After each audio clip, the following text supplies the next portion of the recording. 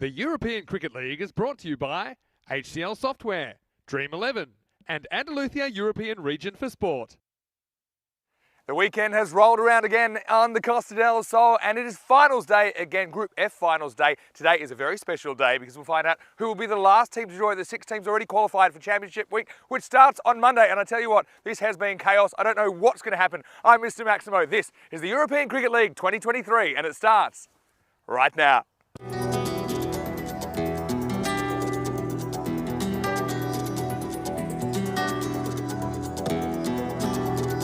Ven conmigo a cruzar su calle, a vivir su ambiente. Ven conmigo a vivir la vida intensamente. Conmigo ven, conmigo ven. Good morning to you wherever you're watching from around the world. Welcome to another huge day in European cricket. It is quite a big day in this tournament, that's for sure, because it's the last day of group action. We've had 6 groups.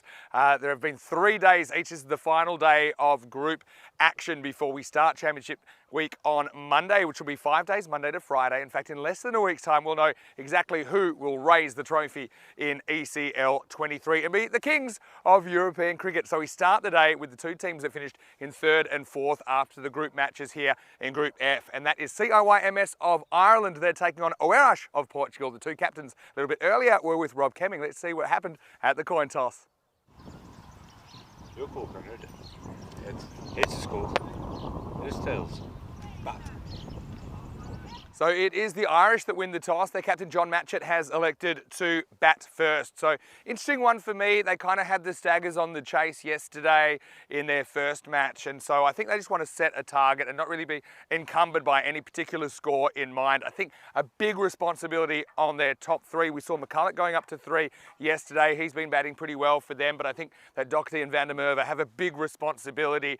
And look, if they fail, you wonder who will step up in the middle order. Again, Matchett's a bit of a wild card down there. Haven't seen too much from him this week, but we know he's very capable. But I think there's just a slight difference in the style of middle order batter required in T10 cricket versus T20 cricket. That has just found the Ireland team kind of wanting in the middle order a little bit. But they do have some pretty good spin options and pace options. I do think that whatever they have, they will be defending it with everything they've got. Let's talk about Oeiras though. I don't think they'll be too worried about that toss. I think they probably would have liked to have chased. We know that they started batting first as a strategy, but they kind of pivoted and they had chased really well lately. I think it's going to be a really, really close game. I think once again, you look at the top 3 or 4 from Oeiras, that is going to be really crucial. I think the Nick Smith's been very good during the series. I think Conrad Grinch's always a very important player. I think Faf Stoneman, watch out for him. He's a bit of a wild card. We'll also see him, I'm sure, opening the bowling with Junaid Khan for Oeiras. Let's talk about the conditions today. I can tell you, beautiful sunshine once again. We've been blessed with such good weather during this ECL. Hopefully it continues all the way through Championship Week as well. We're expecting a maximum temperature of 23 degrees. Currently it's about 20 to get it started. Well, 2 teams, no love lost on the field. I think between these 2, they're going to play hard, but they'll play fair. And here's another very fair man to take you through the first moments of this one. Rico Full will get you to the first ball and tell you the news from the toss. In the eliminator is that it will be the Irish. They've won the toss. They're going to bat first. Over to you. 2 teams arrive. Only one will survive. Over to you, Rico. Let's get ready for Group F finals day. Muchas gracias, Vinny Sandhu. Looking very dashing today. Hello and welcome. Namaste, salam alaikum, sat sri akal, everyone, and buenos días y bienvenido de Campo de Cártama ahí en España, in Andalusia. Yes, hello, good morning. It is finals day here. Hope you have a wonderful Saturday with us. And the first match is going to be this. Well, it's a nervy eliminator, isn't it? Where we got CI, the champions from Ireland, Belfast, taking on Oeiras, the champions of Portugal. A late change there, and that's Adam Healy is coming into the side, and that's because of an injury that was picked up by a key player I think Coulthard will not be playing. He picked up an injury in the warm-up. They're going to miss his bowling. Expected scores, let's have a look at this first. 100 to 96 in favour of the champions from Ireland. But these two teams have met once before. And remember, Oeiras batted first that time, put 101 on the board. And the CI got the 93 for 7, so Oeiras winning by 8. On that day, Miguel Machado for Oeiras was key. He scored 48 with 21 with the ball. Francis Doman took 3 for 18. But for CI, well, the key players was the batter. Carson McCulloch almost got them there, didn't he? He made 40 or 25. But with the bowling, Alan Coulthard took 4 for 7. He's not in the lineup. I think that's going to be a big sort of gap left there in the firepower with the bowling for them. He has been so good, so sensational, the quick bowler. So maybe I think the Irish champions here will be relying a little bit more from their spin bowlers, and maybe someone like Jacob Mulder will be the key for them. Umpires are ready, Charles Croucher and Joe Foster, as we get ready for this one. Asad Ali is the third umpire. Junaid Khan starts the batter with the ball. With the bat is Merv. Goes aerial, and he's going to get 4 runs straight away. 4 on the very first ball. And Jason van der Merwe, we know he's a powerful guy. But I was looking at his arms this morning when he's warming up. I mean, he's got some laddus, I can tell you that. So if he gets hold of the ball, it's going to stay hit. I think the openers here are very key. Chris Doherty is the non-striker. Junaid once more.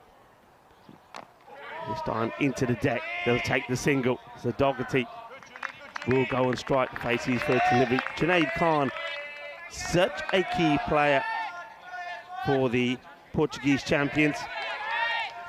It's a player that I've watched and seen over the years, and he always performs on the big stage. This is the big stage. This is a big match. You'll treat this as a final. The winners stay alive on finals day. The loser, that is it. That's your lot. Junaid to the left-hander, Doherty. Doherty, well, plays his way. It's a nice shot. It's not an edge here. He plays at this, just guides it to the man at third, who is on the boundary. It's one of the 2 men that is out. A very good morning to Shrug, and also to James Stewart. Nice to see that a lot of youngsters on the day off from school are here to watching the cricket and trying to find the stats of all the players. Hello, good morning, give us a wave. Liking it. Oh, well, wants to be aggressive. But a little bit of in-swing from Junaid Khan means that Jason not able to get that one away. Conrad Greenshields supporting a very good tash, a bit of much for Greenshields. Key player, I think he's going to be in this one. I think the likes of him, Smith and Machado, one of those 3 would have to perform as well as this man with the ball. Wide. He wants Jason van der Merwe to chase this one, but he doesn't, leaves it be. Just stops the shot at the last moment. As you can imagine, it's going to be quite tense out there. The importance of this match is huge. And this one sliced away, third man, getting into position, does his duty well, makes the stop. Good areas here from Junaid Khan. I think he knows that both batters are pretty keen to attack, or certainly Jason van der Merwe is, but he's not bowling the same ball twice. Really good variations. That's the quality of a good bowler, that he keeps the batter guessing all the time. As I would say, like a packet of Bombay mix, you don't know what's coming next. Now to the left-hander, good delivery, no run. Good over, top over, quality bowling. This is going to be a quality contest between these 2 giants. CIYMS, the champions from Arnold Belfast. Let's have a look at some of the top performers here. You can see just why van der Merwe is key. 116 runs. McCulloch right there as well. He's going to be key, probably coming at number 399. Doherty, well, he's got a point to prove, hasn't he? But on the bowling front, you can see Francis Stoneman, Junaid Khan, and also, well, from yesterday's performance, Group Patel was pretty good. And Patel is in the lineup this time, Ryan, as well. Somebody who now joins me in our dream box is Mr. Vinny Sandhu, looking dashing, and he's got his golden shoes on, everybody. Maybe that's going to be a sign. Yeah, it's my finals day shoes. Only the 6th time I've worn them so far in this tournament. Anyway, it's going to be Faf Stoneman to bowl over number 2. An inside edge onto the pad. Pretty good comeback, actually, when you consider the first ball was banged by Van der Merwe for 4. You think, okay, that's a scene setter, isn't it? But comes out of the over with just 8 runs. And so there's the puppy, Alex Macey, chasing something. But yeah, I think in the end that's a bit of a draw, that first over. They do want the early wicket, don't they? Wicket's super important. Faf Stoneman's worked really hard in his bowling. That's something that I've noticed. He used to be a bit of a part-timer, but he's actually pretty good at both ends of the innings. Here he is, Sadokti. Pushes a bit wide, give him a wrap, and everyone get out of position. That's one issue that he has always had. I have to say, I was talking about this yesterday to Corey as well when he was in the box with me. He does bowl a few extras, and sometimes that can hurt you, and it hurt him yesterday. But when he gets it right, yeah, he's pretty useful. Just got to get the radar right. But having left the right combination there might just throw it off a little bit. Not a bad spot to miss that one. This time it's carved away straight to point. Throw comes in. I don't think I knows about Oeiras trying to create that energy in the field. That's Miguel Stoneman. Picks it up and fires it at the stump. So I just think this is a good old-fashioned street fight between two teams desperate to survive in the tournament. I don't think anyone picked them as the eliminated teams. It's quite amazing. One of them will be out of the competition, out of the running after this, but both teams don't want it to be them. Shot, really good shot. That's banged, and that's 4. Classical cover drive by Doherty. There's a bit of style about this. The timing was there too. There's the boundary in the second over for CIYMS. Yeah, what a delightful shot this is. The fielder, Miguel Machado, does not have far to go here at all. Only a matter of meters, but that has been hit so well. No stopping that. Lovely shot. Shot of the day so far. Made a beautiful sound off the bat, didn't it? Stoneman with a comeback. This time, struck again. Needs to be handled, and it is. One boundary in the over is not a disaster for the fielding team. We feel around that 100th to par. Really depends if someone gets in, stays in. Yeah. We saw Machado was the man the first game between these two that was able to do that. With the difference between the two teams, these two up the top for the Irish side. Very, very dangerous. Oh, great stop. Really good stop this by Krup Patel. He's a bit of a unit, isn't he? But he's pretty agile. And this needed stop. It's a good delivery. He does well to get back onto it. And look at that. That's what you got to do. You got to throw yourself around. You got to want this. Everybody's got to want it. The whole team. And when you see fielding like that, it rubs off on everybody. Well, if Alex Macey's the puppy, I think Krup Patel's the bulldog. He jumped all over that, didn't he? Last ball, the over coming up again. Not a disaster. 8 off it. Make that 9, although they'll probably have a stab at the stumps. They go to the long way. And 9 off the over. So, bit of a draw on points for me through the first 2 overs. CIYMS winning the toss and electing to bat in this eliminator. They are 17 without loss after 2. Yeah, not a bad over. I'm liking the way that the variations are there. They're attacking the stumps, but you can see, especially from the opener, Jason Van der Merwe, he's out there to attack as well. He doesn't want to hang around. This is how the team's got to where they are. Yeah, so 2-2 records for these two. The ultimate mixed bag. Bit of a surprise, but I mean, kind of getting used to being surprised here in the ECL. We had Ariana Keefe of Sweden topping the table ahead of Istanbul KSK, the real surprise packets of this group. So these two in a sudden death matchup. First up on finals day. Junaid comes back. Elevation in this pull shot. Just a single. Want to say a quick hello to everyone. Hello to Shrug, of course. Want to say hello to Kitty as well as watching from the US. Hello to Matt Hodgson. And mentioned, yeah, of course, some of the players not available for CIYMS because of national duty, of course. It's been great to have them here. And hello to James watching from Estonia, to Giri as well. Nice to see you. To Lucifer, always nice to see you. And to Harshal. This is hit, and it's hit harshly. 1 bounce 4. And Junaid hasn't really hooped it as much as he does sometimes so far. So that's no problem for Jason Van der Merwe. Goes up, goes inside out, elevates it 4 more. Intelligent shot. Still in the power play. It's the last over of the power play. Sometimes we see wickets fall in this over because of that. Batters are aware of the fact this is the the last opportunity to play shots like that where you're going over the infield, because he had got the 2 outfielders allowed out. There's nobody out there on the offside, but he nails that. Lovely shot.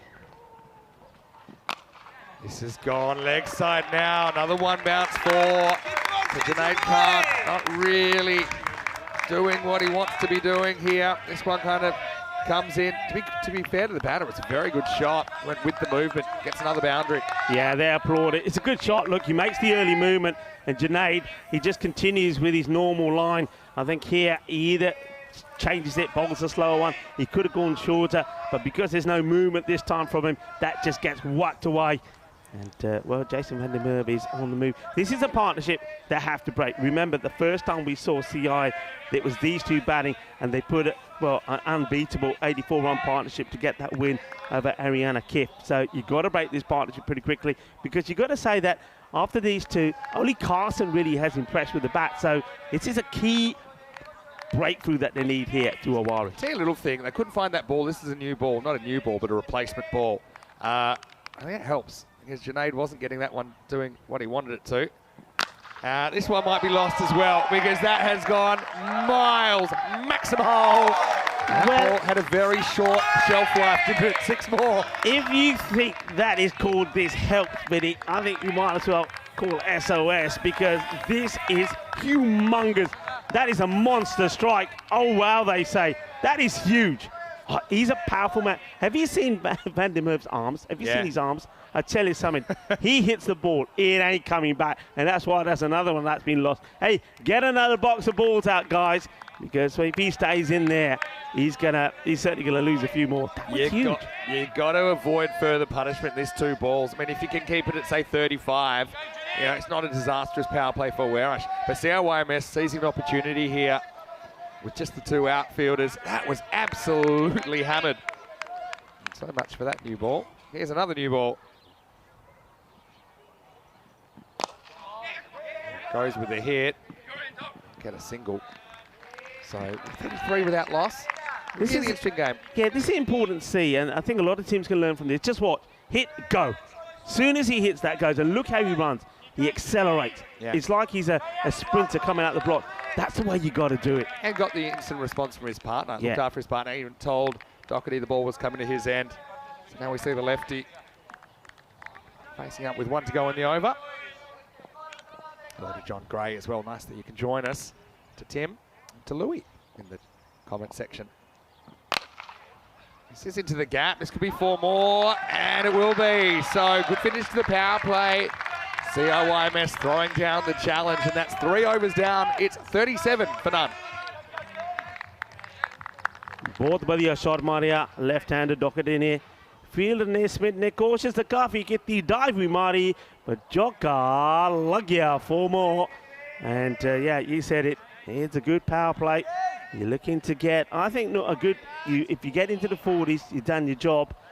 So good morning to John Gray. So giving these mornings to everyone. James Stewart in the chat as well. And Liam Tate, thank you for joining us on what's going to be a super Saturday. And it's going to be a super Saturday. It will be. It's going to be full of surprises. And here's a bit of a surprise bowling option we saw yesterday. Krut Patel coming on in over number 4. So that 3rd goes magical. They go from 17 to 37. It's a very different look now. Patel was very successful yesterday. Don't forget, he picked up wickets in the first match that he really played. Reaches for one that I think would have been a wide. Just a single at the moment. Van der Merwe. Oh, you'd like to have it the other end. Junaid.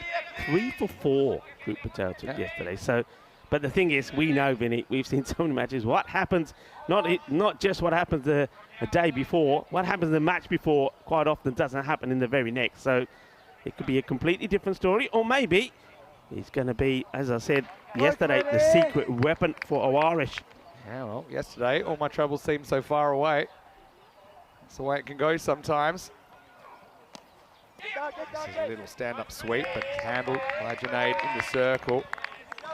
Need this breakthrough, don't they? I mean, this is the thing with the Irish batting lineup. We haven't seen that many of them be destructive. So these two, McCulloch obviously, we've seen flashes from others, but they're big wickets. Yeah, Krut's just keeping it pretty simple. Change of pace, I think, important. I think they're enjoying the ball coming onto the bat. bit more from Junaid Khan. There's Mubin Tariq. He's carrying a slight injury, but he's in the lineup. Wonder if we'll see his off spin at some point. A little bit short, goes for it, doesn't quite get it, and he's gone. It's a big wicket, and Kroot does it again. Well, the Bulldog strikes, and they really needed it, didn't they? It was 40 love, now it's 40 for 1. Doherty goes for 13. Yeah, just taking the pace off. Kroot Patel, the secret weapon, is launched, and a very good catch taken out there by Keegan De Silva. He makes no mistakes, just the little man, and they come into a huddle. Partnership you had to break. I said that earlier. These two, if they get in, can hurt you. And we know all about that. I think Ariana Kiff know all about that when they couldn't to break the partnership. They went on and did the demolition job over them. You can see a little bit disappointed is Doherty that he gets out there. I think probably just saying to himself, why doesn't he roll the wrist on it? Should have played a little bit safer. He'll go for the unlucky 13. 13 for 10, he's not lucky. That bat is going in the fire tonight. Well, I tell you what, it is International Recycling Day. That bat is going to be recycled. Unfortunately, you can't recycle the innings. Yeah, Doherty means a lot to these guys. I mean, it's a cruel game sometimes. I tell you what he's trying to do. They're trying to hit a 6. Just miss-hit it. That's cricket sometimes. Anyway, they do stick with McCulloch in the 3 spot. Just pushes down. Some hesitation, but they'll get the single. I feel like that does put a bit more pressure on Jason van der Merwe now. Now he's lost his opening partner. But Kroot Patel wasn't even really in the 11 at the start of the week. Finds himself in a key situation and once again hasn't gone for runs. Jason wants a piece of him. He'll get a piece and he'll get 4. That was just a fraction short. It was a good shot selection, well executed by van der Merwe, who finishes the over with the boundary. So 4 overs down, this game still hangs in the balance. It's 45 for 1. Crushing pull shot. That ball, you hear it clang into the stronger together boundary boards. Well, that's what both these teams have to be, because only one of them will continue. Only one of them will stay alive in the competition. It's a big day here. We're looking to see which one team will qualify from the group to join the others in Championship Week starting on Monday. Good catch by Keegan De Silva as well last over. I mean, you've got to hold your chances when they come. That was a big moment in the game. It wasn't an easy catch. I had to get down and just get the irons a bit lower. Held onto it well. So now we're going to see some spin, and Nick Smith, he's going to bowl over number 5. His trademark sunglasses from the future. That's a good start, right in the block hole. Yeah. McCulloch's a big wicket as well. We saw him pull 27 off Metic Zaga over against Istanbul yesterday. Got his team in a winning position, but they couldn't quite close it out. It's well bowled to McCulloch. This is the line that he struggled with, remember, against Istanbul.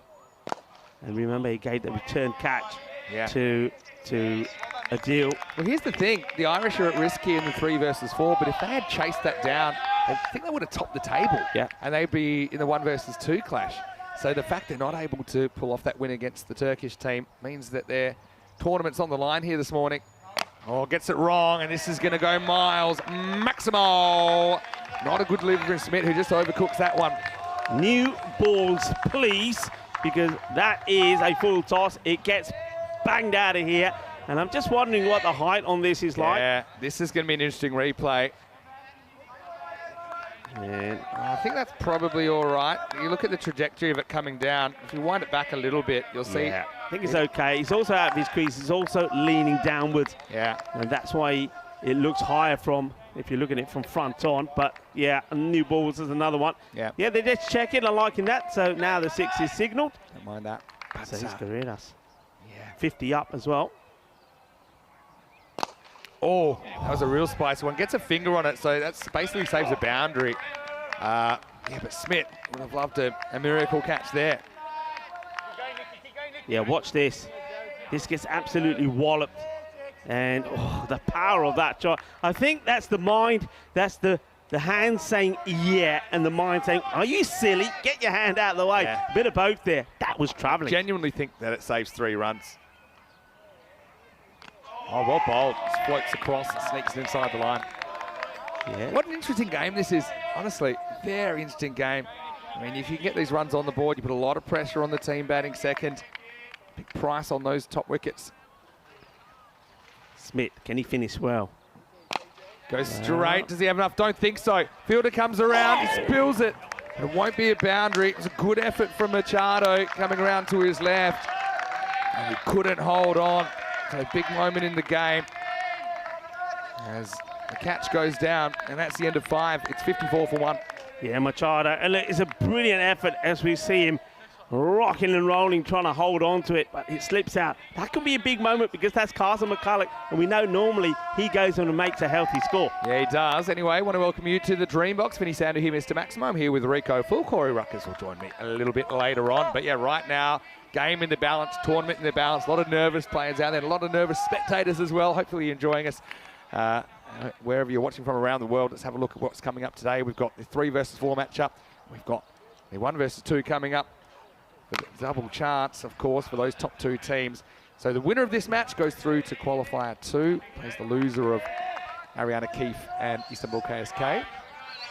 The loser of this match, of course, their ECL 23 is over. There's number 23, Krup Patel. Looking pretty cool. Just can't quite time him up most of the time, can they? He's just getting the ball in the right areas because he's not giving you much pace.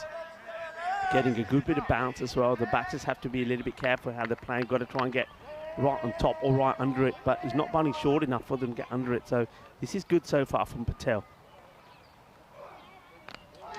Swings a bit too much. It's called a wide. Not a bad spot to miss though. Liam asking about Nick Smith and and Machado for that matter. But of course, remember every team's allowed those 2 wild cards, and Smith's a pretty handy one to have at the top. Machado's also been good. Good way. Yeah, they'll just get 1. Yeah.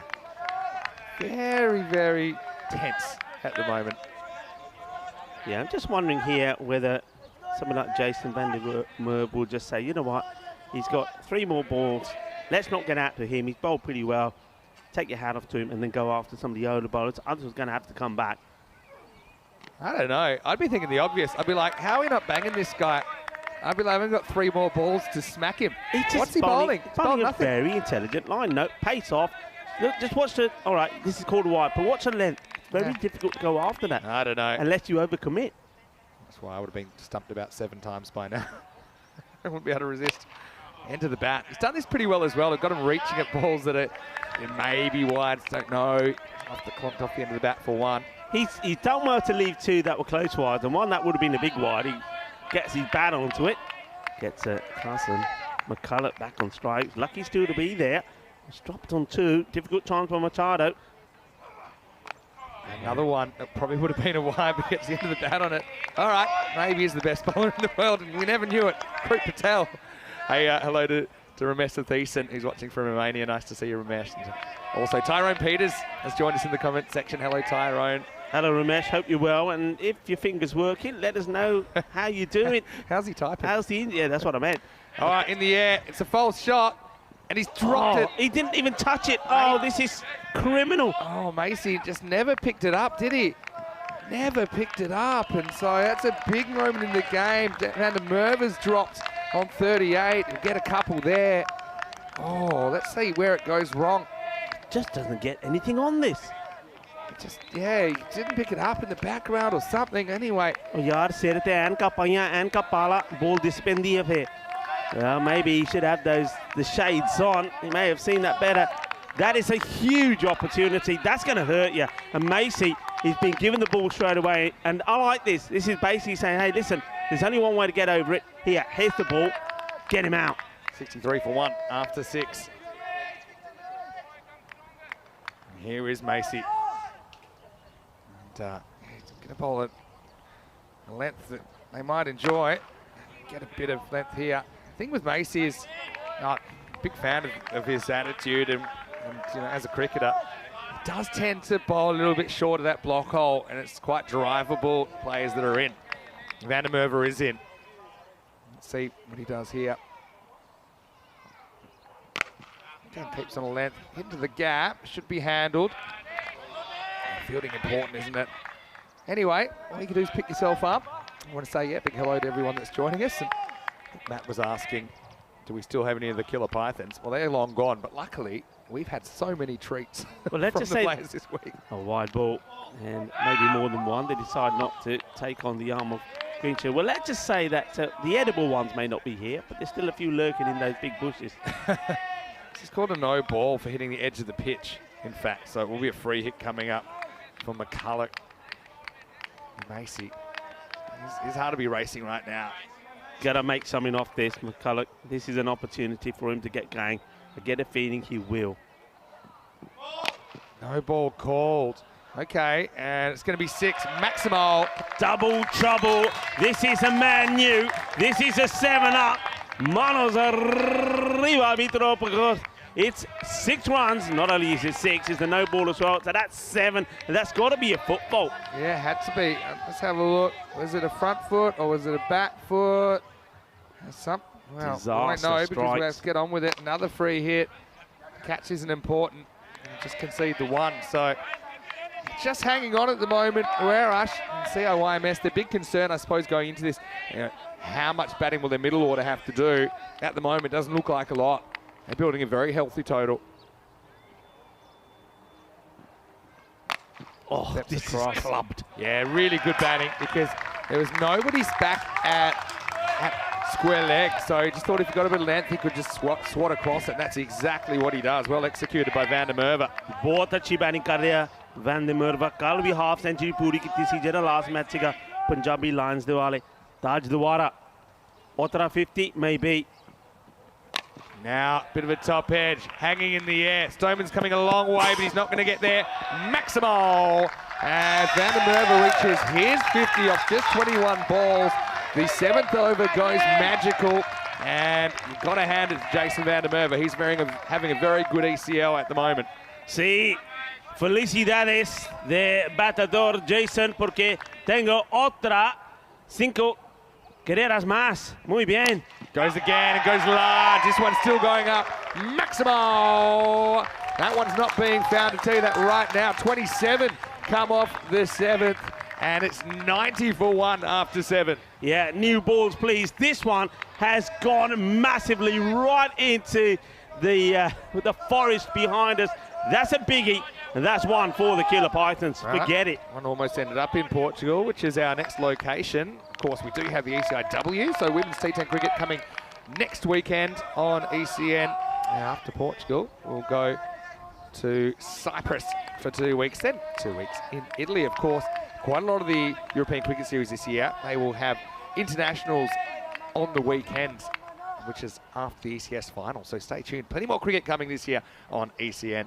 All right, need to stop the bleeding. And here's Smith. Goes after it, but this should be gone. Fielder comes around and drops the catch. Well, Mickey Stoneman, he made good position. Just let it get a bit lower and maybe McCulloch has a life now. These drop catches are going to be costly. Oh, well, that's 3 huge drop catches. And Carson has been dropped on 2 and now 14. Has another one and he can't get there. It's going to be Maximal. 6 runs. Van der Merwe grabs the strike. He shouldn't have been on strike and he swings his way into the 60s. Oh, well, a bit of carnage here now, and it's a little bit of self-inflicted by Oeiras, the Portuguese champions. When you get a chance, you've got to take it. The last over from Macy went for 27. And don't forget, before he got the ball, he put a very simple catch down. Oh, and that's another opportunity. It's just going pear-shaped. It's going to pot here for Oeiras. They've just got to steady their nerves. Yeah, it's a chance. Greenshield's part-time keeper really just needed to catch it. Didn't have to rush. Kind of spent it before he got it there. Still, you just feel this. It feels a runaway train. It's gathering momentum, isn't it? This innings. It's very hard to stop. Throws his hands at this. Just once. I mean, it's very tough. This is where, if it was basketball or something, you'd call a timeout. You know, you'd call a timeout. You say, hey, look, guys, you know, let's take a breath. What's done is done. We're still in a position where we can perhaps keep them to about 120, and we can chase it. But at the moment, you just feel like Oeiras a bit flat because of these missed opportunities. Charge of this, we'll just get one. This is out on this one. Yeah, you're absolutely right. It's almost like, I mean, time-wise, got a lot of time. You know, I'd be even inclined just to get just at the end of this over, say, hey guys, get here now, get together. Come on. We got, what, 12 deliveries to go. Let's make them good ones. Let's get back in this. Otherwise, they could really run off and get to a 130, 140 score here. Hit pretty well. This is 4. Nobody straight down the ground. So another expensive over. Van der Merwe. What an innings from him in this elimination match. He moves to 68. And right now, Oeiras are in struggle town as we get to the end of the 8th over. It's 103 for 1. Vinny, are we going to talk, you know what? Are we going to talk, you know what, for Jason Van der Merwe? Because I tell you what, if he gets enough of the strike, and certainly he's had the luck, he could bring up the magical 3 figures here. He really could, the way he's hitting the ball. Yeah, well, you need 32, and there's 12 balls left in the innings. Of course, he won't be facing this one. Mubin Tariq, he's carrying that slight injury. I think it's more of a leg injury than anything else, but he'll be coming on for over number 9 with his off spin. It's a slightly missed hit, but it won't carry down to Nick Smith. Just a single. It's a tough one, but yeah, it's actually one of the hardest things in sport when things are going against you to try and regroup as a team and to try and pull things back. And right now, this innings going just the way the Irish would have wanted it to. This over could go big. It go either way. He's out or he's going to go big. Goes after it, and he goes big, goes large, straight down the ground. That flies into the España skies. 6 more, maximo time. Van der Merwe, he is in quite the mood here. Yeah, this is another cricket ball that ends up on the beaches somewhere in Marbella. That is humongous. And this man, he is hitting it big at the moment. And, well, I tell you something, if he keeps going, that 100 is on. It is definitely on. Dropped on 38, remember. Fairly simple chance, and he's almost doubled his score since then. Wants to go again, and he will go again. Maximo Mubin, he basically rolls the dice, but snake eyes for him as Van der Merwe hits 80. Killer Python zone, that's big. Hit long, strong, and hard. Swad aa gaya, aj ke nahi swere. Jabardasti batting. Jason Van der Merwe is turning on the style. Not only has he completed another half century, now he's looking maybe to get to the magical 100. How many hundreds have we had, Vinny, at the moment? Just the one this year? Well, miscue, might get lucky. Yeah, we'll bring up the graphic in a minute about the centuries, but yeah, at the moment, it's a bit of a rough one, isn't it? Carson McCulloch knows that he can go wild as well. It's that time now. It's well bowled. He sees the batter move early, does Tariq, and follows him outside the off. So, I mean, despite what's happening here, this is still a good over. When you've got 2 batters that are in, one who was, well, he was in the 70s when you're bowling to him. I think to get a good over in here, he's done well. 15 of it so far. Well, add another 6 to it. It goes magical. It'll be 21.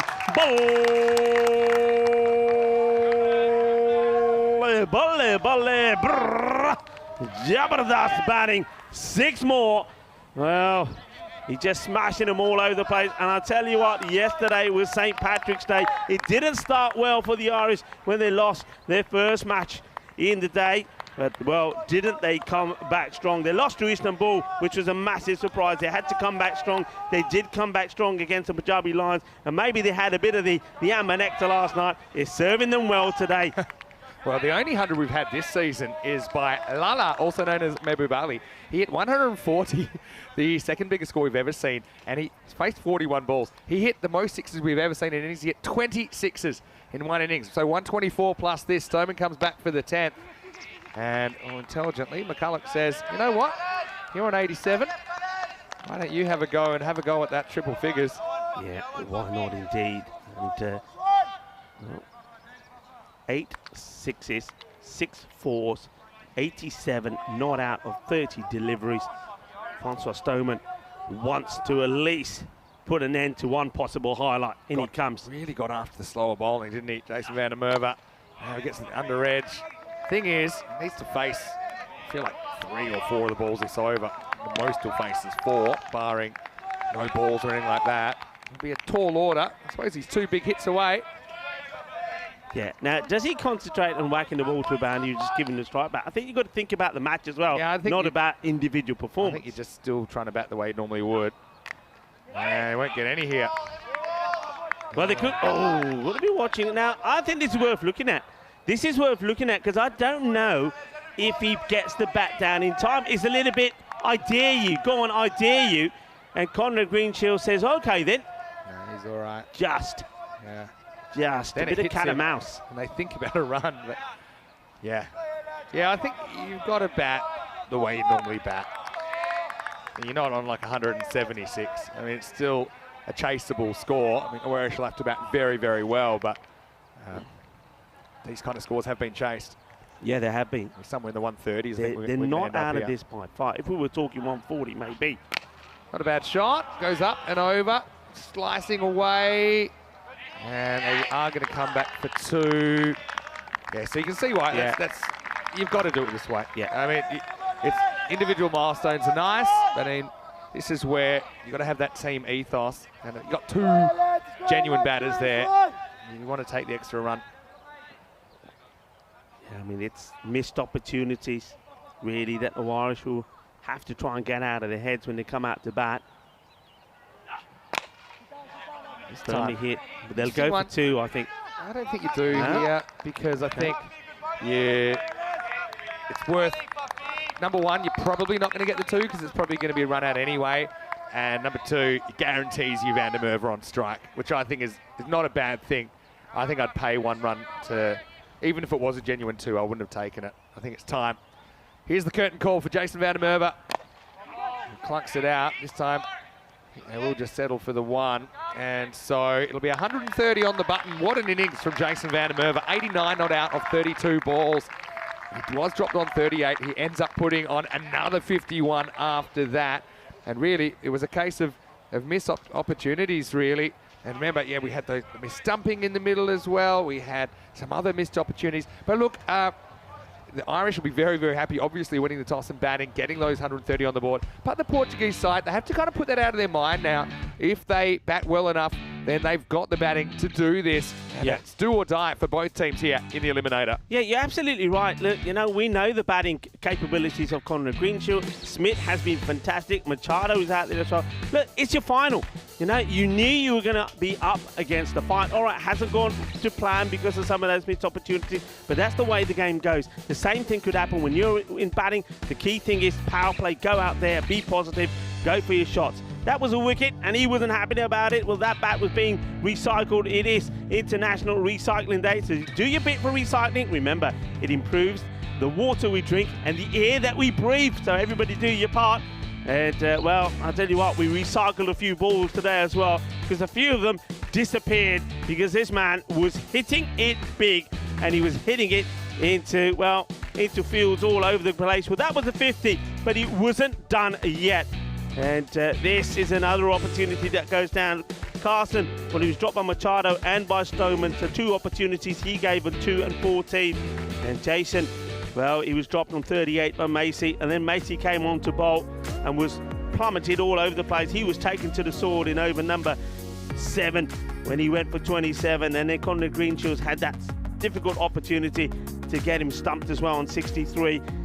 He goes on and finishes on 89 not out of 32, and it was supported well first by Doherty. Doherty then just getting himself out. You saw he was pretty disappointed when he got out for 13 of 10. Then Carson McCulloch, 22 not out of 20, played the ideal supporting role. They've got the runs on the board, have the Irish champions, and let's see if they can defend it. But do remember, they are without their main strike bowler, Coulter, who picked up an injury during the warm-ups before the start of this match. Bowling figures there, the early success. Coop Patel, take your hat off to Coop Patel.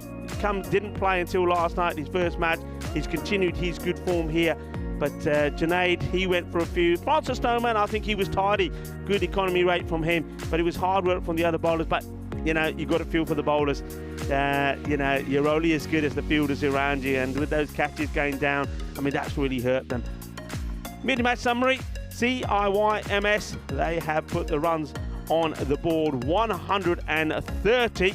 So 131 required for victory for the Portuguese champions Oeiras. Join me, Rico Full and Mr. Maximo, when we return in around about 10 minutes time to see which one of these two teams will survive this eliminator and be seen again in qualifier number 2. Volvemos in 10 minutos. We'll be back in around 10 minutes time.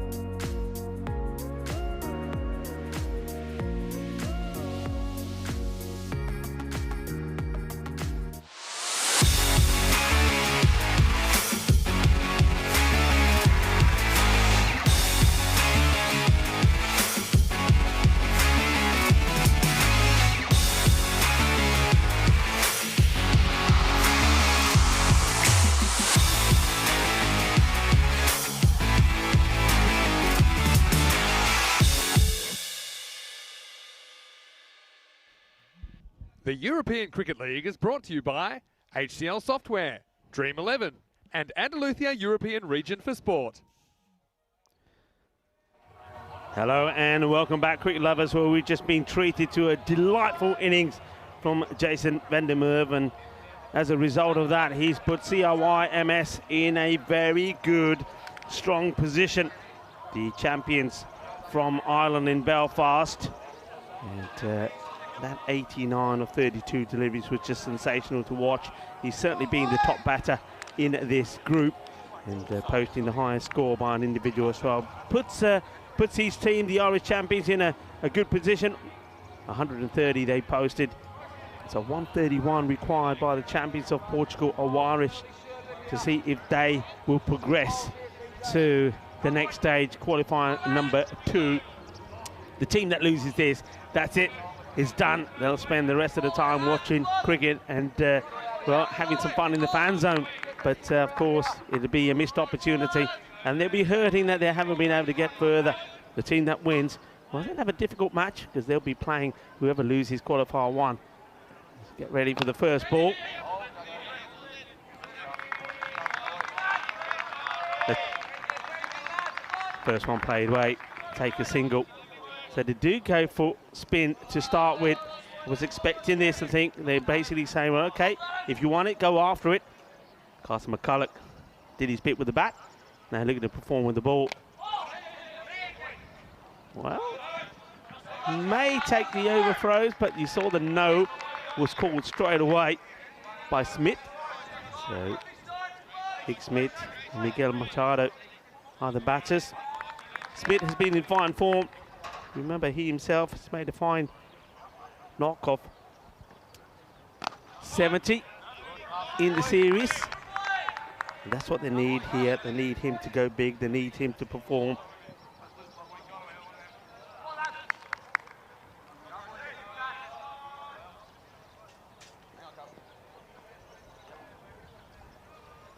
McCulloch. Well, he goes for it and he gets it out of the middle. Ball!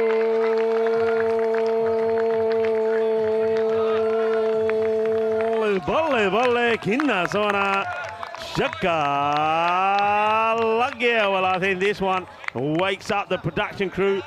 Boom! Shake it all about. Oh, that's going to leave a little bit of mark on the ball. Well, the sheriff says it's okay.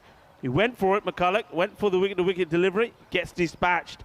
Smith, good shot.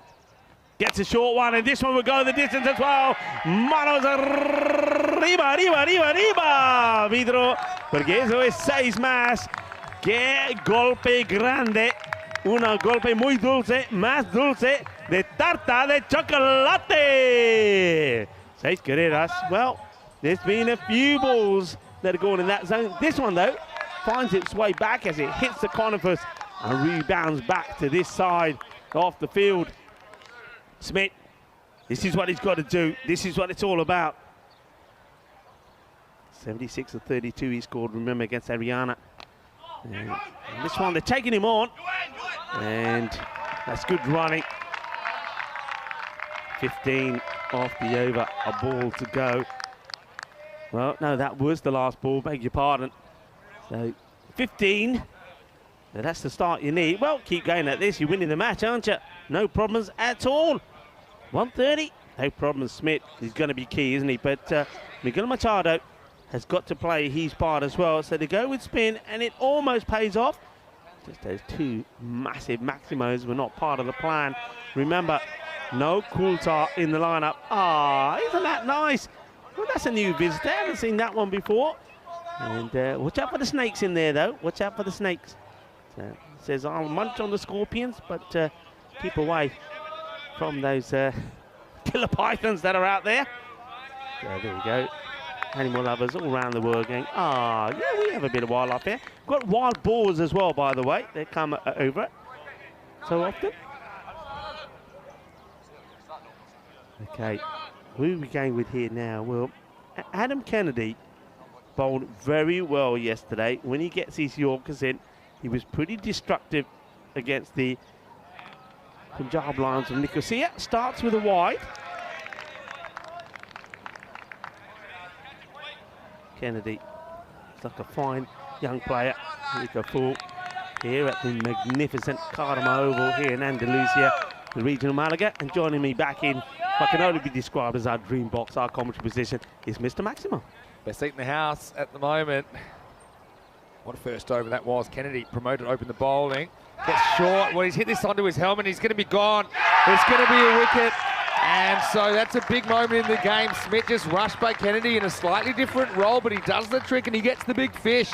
And I'm pretty sure, yeah, he edges this up either onto his shoulder or his helmet. It ballooned up in the air. It was a simple catch, and it's 16 for 1. Oh, well, this is disaster, isn't it, really? Adam Kennedy, though, the player of the match yesterday for CIYMS against Punjab Lions of Nicosia. Took 3 for 8 yesterday, and he gets the key wicket here. And I wonder if we get to see this again. I don't know if this goes straight up in the air or whether it does take his helmet. I mean, maybe we'll get to see it better on the side view, but no mistakes by Carson McCulloch. Well, McCulloch was the one that was attacked, and this time he's the one who takes the catch. I think, yeah, it does. Look at that. Is back, lid, and then out. He has no idea where it is. So wicket taken, huge wicket. Sometimes it's just luck, isn't it? Sometimes you need the rub of the green. Yeah. And talk about green, well, we know that it's the team from Ireland. That was a lot of green about them yesterday on Paddy's Day. And probably didn't get too much of the luck of the Irish yesterday on Paddy's Day. Got a little bit there, Vinny, got a little bit there. Yeah, because that can easily be edged over the keeper for 4. Lucky he's wearing a helmet in a sense, because if they hit him in the head, that would be nasty. But nasty result, isn't it, for Oeiras? Need a captain's innings from Conrad Greenshields. Comes out at 3. This one first up and gets a single. Oh, John saying Kitty Huntley is in the crowd. Well, it's a kitty. I don't think it's the kitty. We saw a nice little pussycat there in the jungle. Yeah, well, they're at the rate. I mean, you got to stay at the rate or die trying. You don't want to fall behind 15, 16, 17. Then you're really chasing their game. Try and make the most of the power play. Machado batted well when these two teams met in the group stage. And he cracks a 6. Well, that's absolutely T-boned out of the ground. Maximo, watch out, Kitty. Maximo, 6 runs.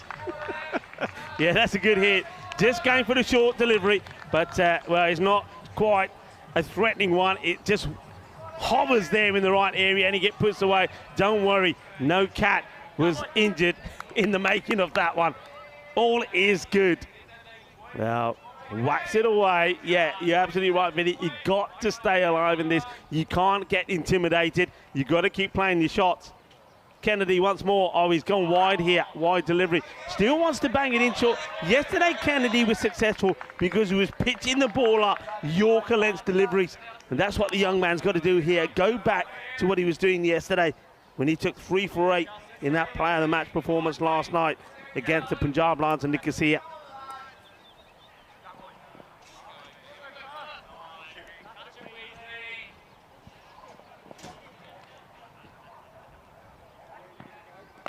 Oh, what a hit. What a shot this is. Well, we've seen, which one is the shot? There's so many good shots here. Is this one the shot of the day? He just whips us away. Well, Machado, don't forget when we saw him first up, he looked pretty impressive, didn't he? They've got the players that can do this. There's no doubt about it. This is a cracking shot. Just clips it away. So there they got a bit lucky with the wicket first up. Well, Machado now saying, well, you know what? It's time for me to turn on the star. Right, Irish aren't the only ones that can go up a gear with the bat. We're seeing Machado striking the ball very cleanly. 2 to come in this second over. Yeah, he made 48 of 21 deliveries in a player match performance in that victory against CI. He was the thorn in the thigh then. Can he be the thorn in the thigh in this one as well? Remember, Oeiras beat CIYMS by 8 runs in match number 3, 101 to 93. Machado made the difference that time. Can he make the difference this time? Kennedy struggling with his line, not getting the Yorker going. This over could go magical. They're right on track with the rate. Better. Yeah, got to pass the ball. I didn't realise that he did. So we'll get the single. Yeah, so it's the power play they wanted. It looks like it'll be 40 plus. I mean, a bit early to call that, I suppose. But Still, just, it's all about, I said it before, batters getting in and staying in. Yep. And Van der Merwe did that in the first innings. And Machado's hoping that he doesn't waste a good start here. Greenshields to face the last ball of Kennedy's over. Cuts this away to the gap. He just loses footing there, the fielder. So that's a bonus 4 as well. Kennedy does go magical in the end, takes a wicket, but bleeds 21. And after 2 overs, it is 36 for 1. Yeah, the over does go magical. Cuatro carreras, 21 off the over. And look at the score on the board as well. 36 for 1 after 2. This is how these two teams ended up in this position, 2 and 2. Weird kind of group, really. Punjab Lions, Nicosia, unfortunately for them, they couldn't get too much going in this ECL. Went out without a win. We'll see Ariana Keefe and Istanbul KSK going at each other in qualifier 1, the second match of the day, coming up around about an hour's time. Right now, very focused on this elimination matchup between two very good cricket teams. Yeah, this is a big over. Still in the power play, the game for spin, and the spin that of the very clever and wily Jacob Mulder. Yeah, this is a big bowling change. Do really well to get a single there. Oh, it's a good bit of backing up as well, because they hit the stumps and deflected away. Mark Best doing the backing up. Yeah, great work, great action. Mulder's economy rate's been in the 6s, and that's even with an over kind of going off the rails yesterday. I think that they bring him on in the 3rd a bit earlier than he normally would, just to try and get that over in, which puts the Irish team back ahead. Going down the leg side. Pushes it through, doesn't he? I mean, yesterday what impressed me about his bowling was that he just kept his variations going all the time against the Punjab Lions of Nicosia. Picked up 2 for 19. Very clever, wily bowler. Very hard to pick. It doesn't really turn a lot. It's a lot of leggies. Just kind of drifts in, has this overspin. I think against Mulder, you're pretty happy if you can just somehow wangle a boundary out of the over. I don't think you have to do anything crazy to him. There's other options, especially no Coulter in the lineup. You have to find another bowler. He's a weapon. They see again. So they'll just take the 1. That's very skillful bowling at the moment. Watch the swing he gets. I know he gets turned. Watch how he swings in. Yeah. That really shapes in a lot. So he's shaping it in, then spinning it viciously away. Yeah, I don't know about the away spin though. I don't think he actually turns it. I think it just kind of curves in. This is up. It's a half a chance. It won't be taken. It's a good effort from the fielder, McCulloch. He bats it, but he bats it out of bounds. It's 4 runs. And so they get the boundary they were hoping for in the 3rd. Yeah, they get 1 boundary. They would love another. Yeah, Carson, ball's always getting away from him. He tries to forehand this back into the court. Not able to. 4 runs. What a match. What a start. Yeah, now I don't think you have to do too many more risky things. Oh, it's good bowling again from Mulder. So he just goes for 7 in the over. And that's the end of the power play. But for me, Oeiras pretty happy with the result of the first 3 overs. It's 43 for 1. Yeah, that's the power play that they wanted. Remember I was saying that the power play is key. Get into the 40s, the 40 to 45 score in the power play and game on. But that's also the over, I think, that CI wanted. They wanted to keep that one low, and now they can spread the field. And now maybe they may go back to pace again. There may be a little bit more protection for the bowler. 3 magical overs. Just eked the score over the 100 mark. If you take those out, it's probably around 100 or so. If they were more normal overs. And that was kind of the result of some missed opportunities. This is going to be the left armer, Mark Best, to bowl over number 4. 3 for 12 yesterday against the Punjab Lions, and you can see another bowler that performed well. The left armer. Steps to the ball, doesn't quite carry. That's well blocked by McCulloch. Just be a single, but you see, Machado certainly has that attacking intent. Doesn't even wait to have a look at Best. He gets down the wicket, gets it on the full. Good fielding though. Yeah, he does very well. Look, has to put his body in the line. He knows that he catches it on. Does really well. Greenshields tries to go downtown. Ends up sneaking it around the corner for a single. You can see they're not allowing or not wanting any batter to settle in here.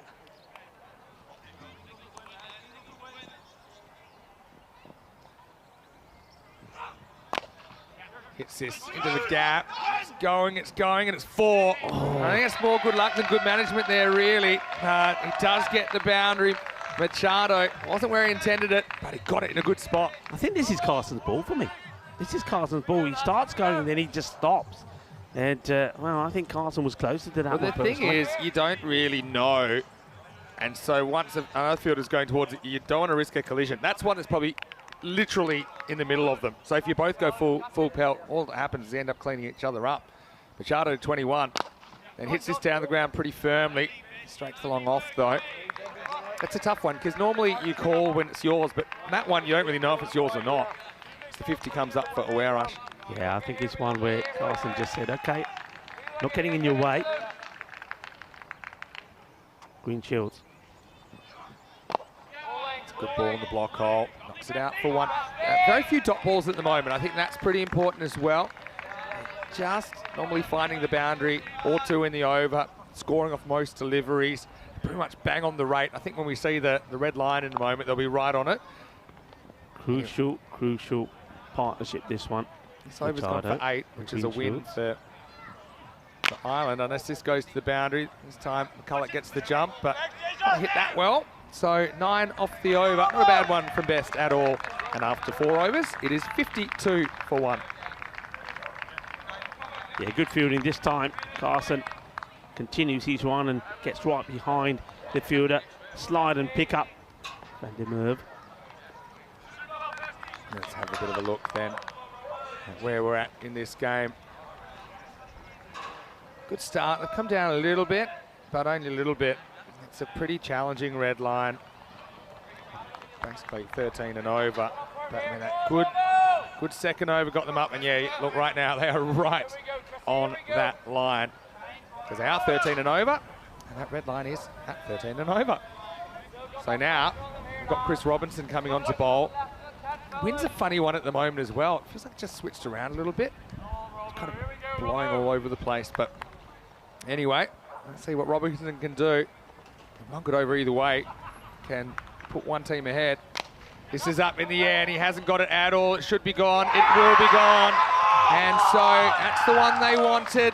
Machado got to 23. Didn't want to have a look at Robinson. Tried to go to the first ball. Simple catch taken. I think that's Mulder that takes it. And so Oeiras lose the second wicket. Both openers now back in the pavilion, 52 for 2. Yeah, Chris Robinson comes on and he wants to go for it. Doesn't get the contact he wants. Slices it up in the air. No mistake from the fielder. And look at the celebration because he knows that is a big wicket. And what a good catch that is from Jacob Mulder. And I like in the way that the captain here, John Matchett, is using his bowlers. I think he knows that one good over from one of these key bowlers and the match really goes and swings in their balance. So he's not giving any bowler 2 overs. He's used different bowlers every over. He's not been worried about using a spinner or a seamer. I think he very cleverly deployed Jacob Mulder to bowl over number 3 in the power play because he wanted to keep it tidy. And now he's got the wicket he wants. I think that's a brave move from the captain and it's worked a treat. And they're going for Faf Stoneman at 4. And well, these two out there in the middle, they had a very memorable partnership for Portugal back in the ECC. They're reunited. I think Faf, he's my number 4. He's a very good technical batter, actually. He's made big runs in the Portuguese domestic competition. It's just a matter of extending that. Saw him doing pretty successfully a few months ago in that international competition. But anyway, Robinson, what a start for him. That wasn't an easy catch. It looked easy, but this wind is all over the place. Well held by Mulder. Played out, and I think with these two, they'll hustle as well between the wickets, particularly Stoneman. He's very industrious out there. But it's also a good ball from Robinson. So yeah, the Green Shoes now, though, will have to become the aggressor, won't he? He's the one who's been out there longer, so he needs to take charge as the batter that's trying to get the 2 boundaries, so they need an over. Pitched up, he goes for another skied ball, and another catching opportunity, and another catch. So Mulder does it again, and Greenshield falls on his sword now. Trouble in the middle overs for Oeiras as they lose their captain for 12. It's 53 for 3. Yeah, well, that's disaster, isn't it? Not only Is he giving his wicket away there, trying to go for the big shot? I know I said he has to become the aggressor, but losing those wickets within a couple of balls of each other, that wasn't what they wanted. So now the two men that really you would have been looking to get close to this target, Miguel Machado, he goes, and a couple of ball later, the captain, Conrad Greenshields, parts again. Same combination. It is Robinson, the bowler, Mulder taking the catch. It's Keegan De Silva coming out at 5. Like I said, they're not a mile behind the rate, but I mean, those wickets could be telling in the wash-up. Disappointment for Conrad, popular personality here on the network, but he's only able to gather a dozen. Couldn't get that in the middle, and it's 53 for 3. Yeah, disappointment for a fantastic guy, great personality, great cricketer, and has done humongous work for cricket in Portugal, not just men's cricket, but women's cricket as well.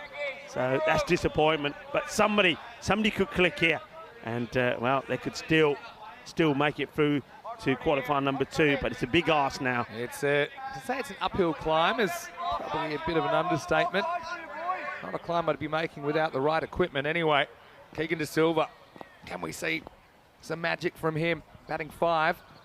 His first one okay, but should be handled by the outfielders, just a single.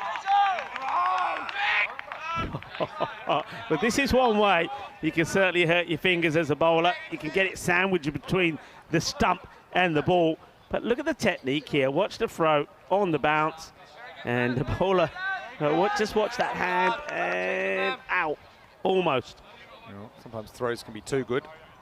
That's probably one of them. But yeah, but Robertson, start of this over, said one significant over could change the direction of this game one way or the other. Certainly swung heavily towards the Irish during this 5th over. Robertson taking 2 for 2.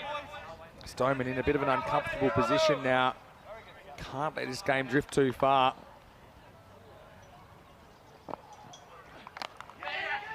Pushes, and he'll get 4. Wow, I didn't think he got that well, but the placement was perfect as he threads the needle. A badly needed boundary. The Portuguese trying to mount some kind of comeback here. Yeah, well, Adam Kennedy pulls the handbrake, says to Angus Farrell, it's all yours. Farrell gets the dive in for the ball, beats him, goes to the boundary, 4 runs. It helps, but they need to join them up, these boundaries now. That rate starting to climb. See if he can close out the over here. Robinson, been a good one. Stoneman hits it, but hits it too well. Now, I'm thinking of a run there. I think Stoneman would have been fine. Keegan De Silva maybe not. So end of 5, and the score is 58 for 3. Yeah, I just wanted to focus on how quickly the fielder comes off the boundary inside the 30-yard circle to back up. That's the standards that you need here. A lot of other teams would have taken the overthrow there, but not against the champion from Ireland, because the backing up is so good, it's so quick. They understand each other really well. Might have been on, but yeah, I think you need both batters to go straight away. I don't think that De Silva was keen. Anyway, today's a very exciting day. I mean, they all are in the ECL, but particularly so because we'll finally be able to complete the picture of Championship Week, which starts on Monday. We have Hornchurch of England, Farmers of Jersey, Beveren from Belgium, Dura from France, Sporting Alphas from Spain, and Pagaikia also from Spain will feature. And the other team will be determined tonight, and wide open is Group F. I don't think anyone imagined it would be quite so close. Anyway, Kennedy, he's back for his 2nd over. First one went magical, but he has bowled well in the middle overs. And so, yeah, I was wondering how he'd go. Hustle here, but I'll just get one. I was wondering how he'd go opening the bowling. Obviously, slightly newer ball. He's been really good at just kind of jamming in Yorkers and endangering the stumps. But he, went for a few. Did get a big wicket though, and you look back. In fact, he did concede 21, but the fact he removed one of those dangerous openers was pretty important. Yeah, and I like that first delivery. It's Fuller. This is what he did well yesterday. He attacked the stump. He was too short in his first over. Tries to get funky. It's off the glove, and he's going to be gone. So now Faf Stoneman's gone trying to manufacture a boundary, but he couldn't get it off the wood. And he basically punches it up in the air. Doherty does the rest.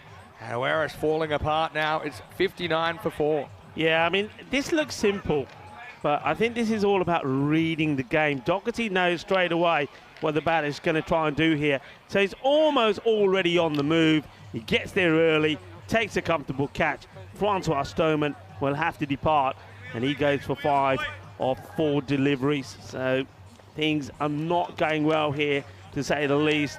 And, I mean, unliking the imagination, unliking him trying to get that to work, it doesn't quite get it right. Never mind that one. According to Green Shields, didn't get a second chance.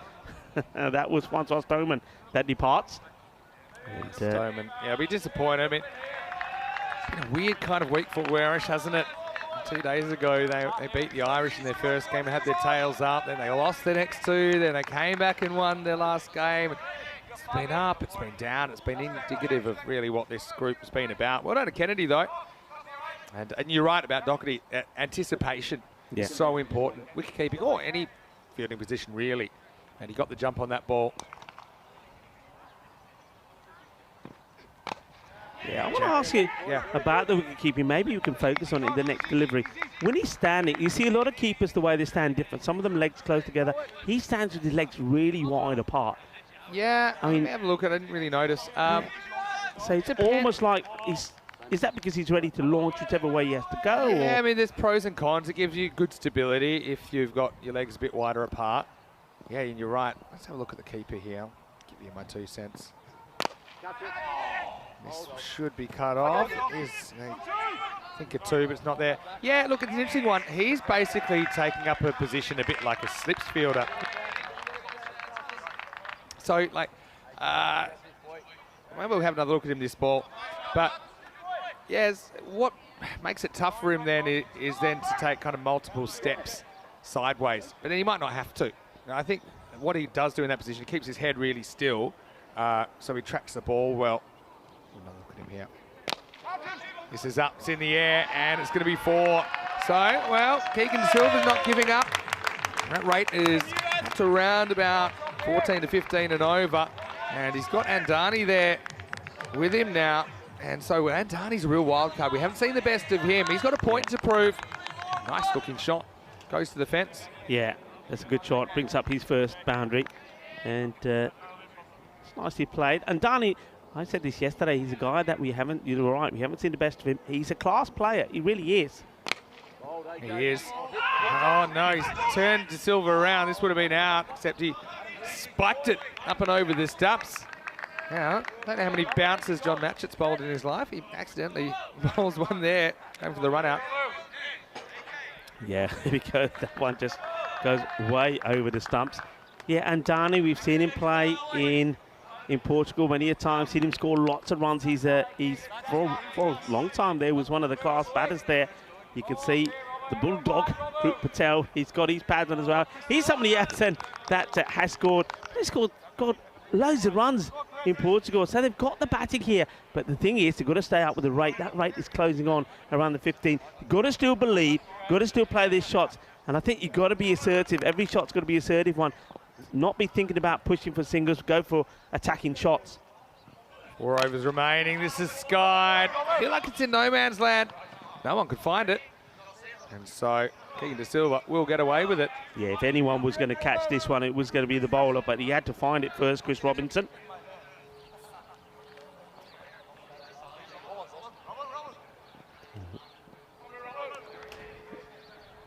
Robinson once more. Once again, it's well hit, but not the desired power or the placement to get it past fitters. Apologies, everyone, just losing our scoreline for a moment. I'm sure that a few gremlins in the works, but we'll have that up for you as soon as possible. Yeah, I hope so, because I don't know the score, which doesn't help. At the ground, they know what's going on.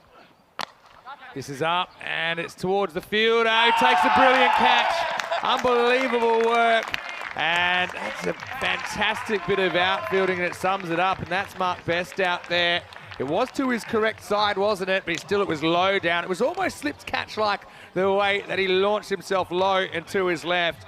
And so, Oeiras, their chances fading away in this eliminator. Yeah, this is quality, isn't it? This is what you expect from the Irish in the field, and we're starting to see it. They're putting on a show. Here we go. Dun, dun, dun, dun. You're simply the best. Oh, what a catch that is. Sensationally done. Superb work. And I like the way he's got his eye on it all the way. He knows how he has to take it. Yeah, that deserves a round of applause. Sensational. Yeah, really good work. Anyway, Silva, feel a bit unlucky. That one gets grabbed, but it's just top fielding, and that's been the difference, hasn't it, really? If you want to say what's been the main difference, I think in this particular contest, the Irish team have held their catches, the Portuguese did not. And now Miguel Stoneman will come in with a score at 67 for 5. Robinson, what a performance from him. Well, he said he bowled very well yesterday. Well, he's got 3 here today as well. A bad shot, first up. Just be a single. Yeah, Miguel, someone. That's the thing though, isn't it, Vinny? I mean, we know a lot of these players, and that's why we're saying, well, this guy can bat, this guy can bat, because they can. These two guys, if they were, they could quite easily be opening the innings. Miguel Stoneman and Azhar Andani. Now, Azhar doesn't get it where he wants it now. He's going to have to go. He never quite found his timing in this ECL, did he, Azhar? But got to say, Robinson, he's having a real heater here in the eliminator. And they had to cover for the loss of Big Coulter. Robinson's come to the party with 4 wickets, and that makes it 68 for 6. 4 for 9. Great bowling. Good players, big players, good teams perform when it matters. And, well, the champions from Ireland are doing just that here now, aren't they? They had to come good when it mattered, and they are coming good when it matters. And, CI getting everything right, and Chris Robinson, he's got a ball to pick up a 5 here. 1 ball left in his spell.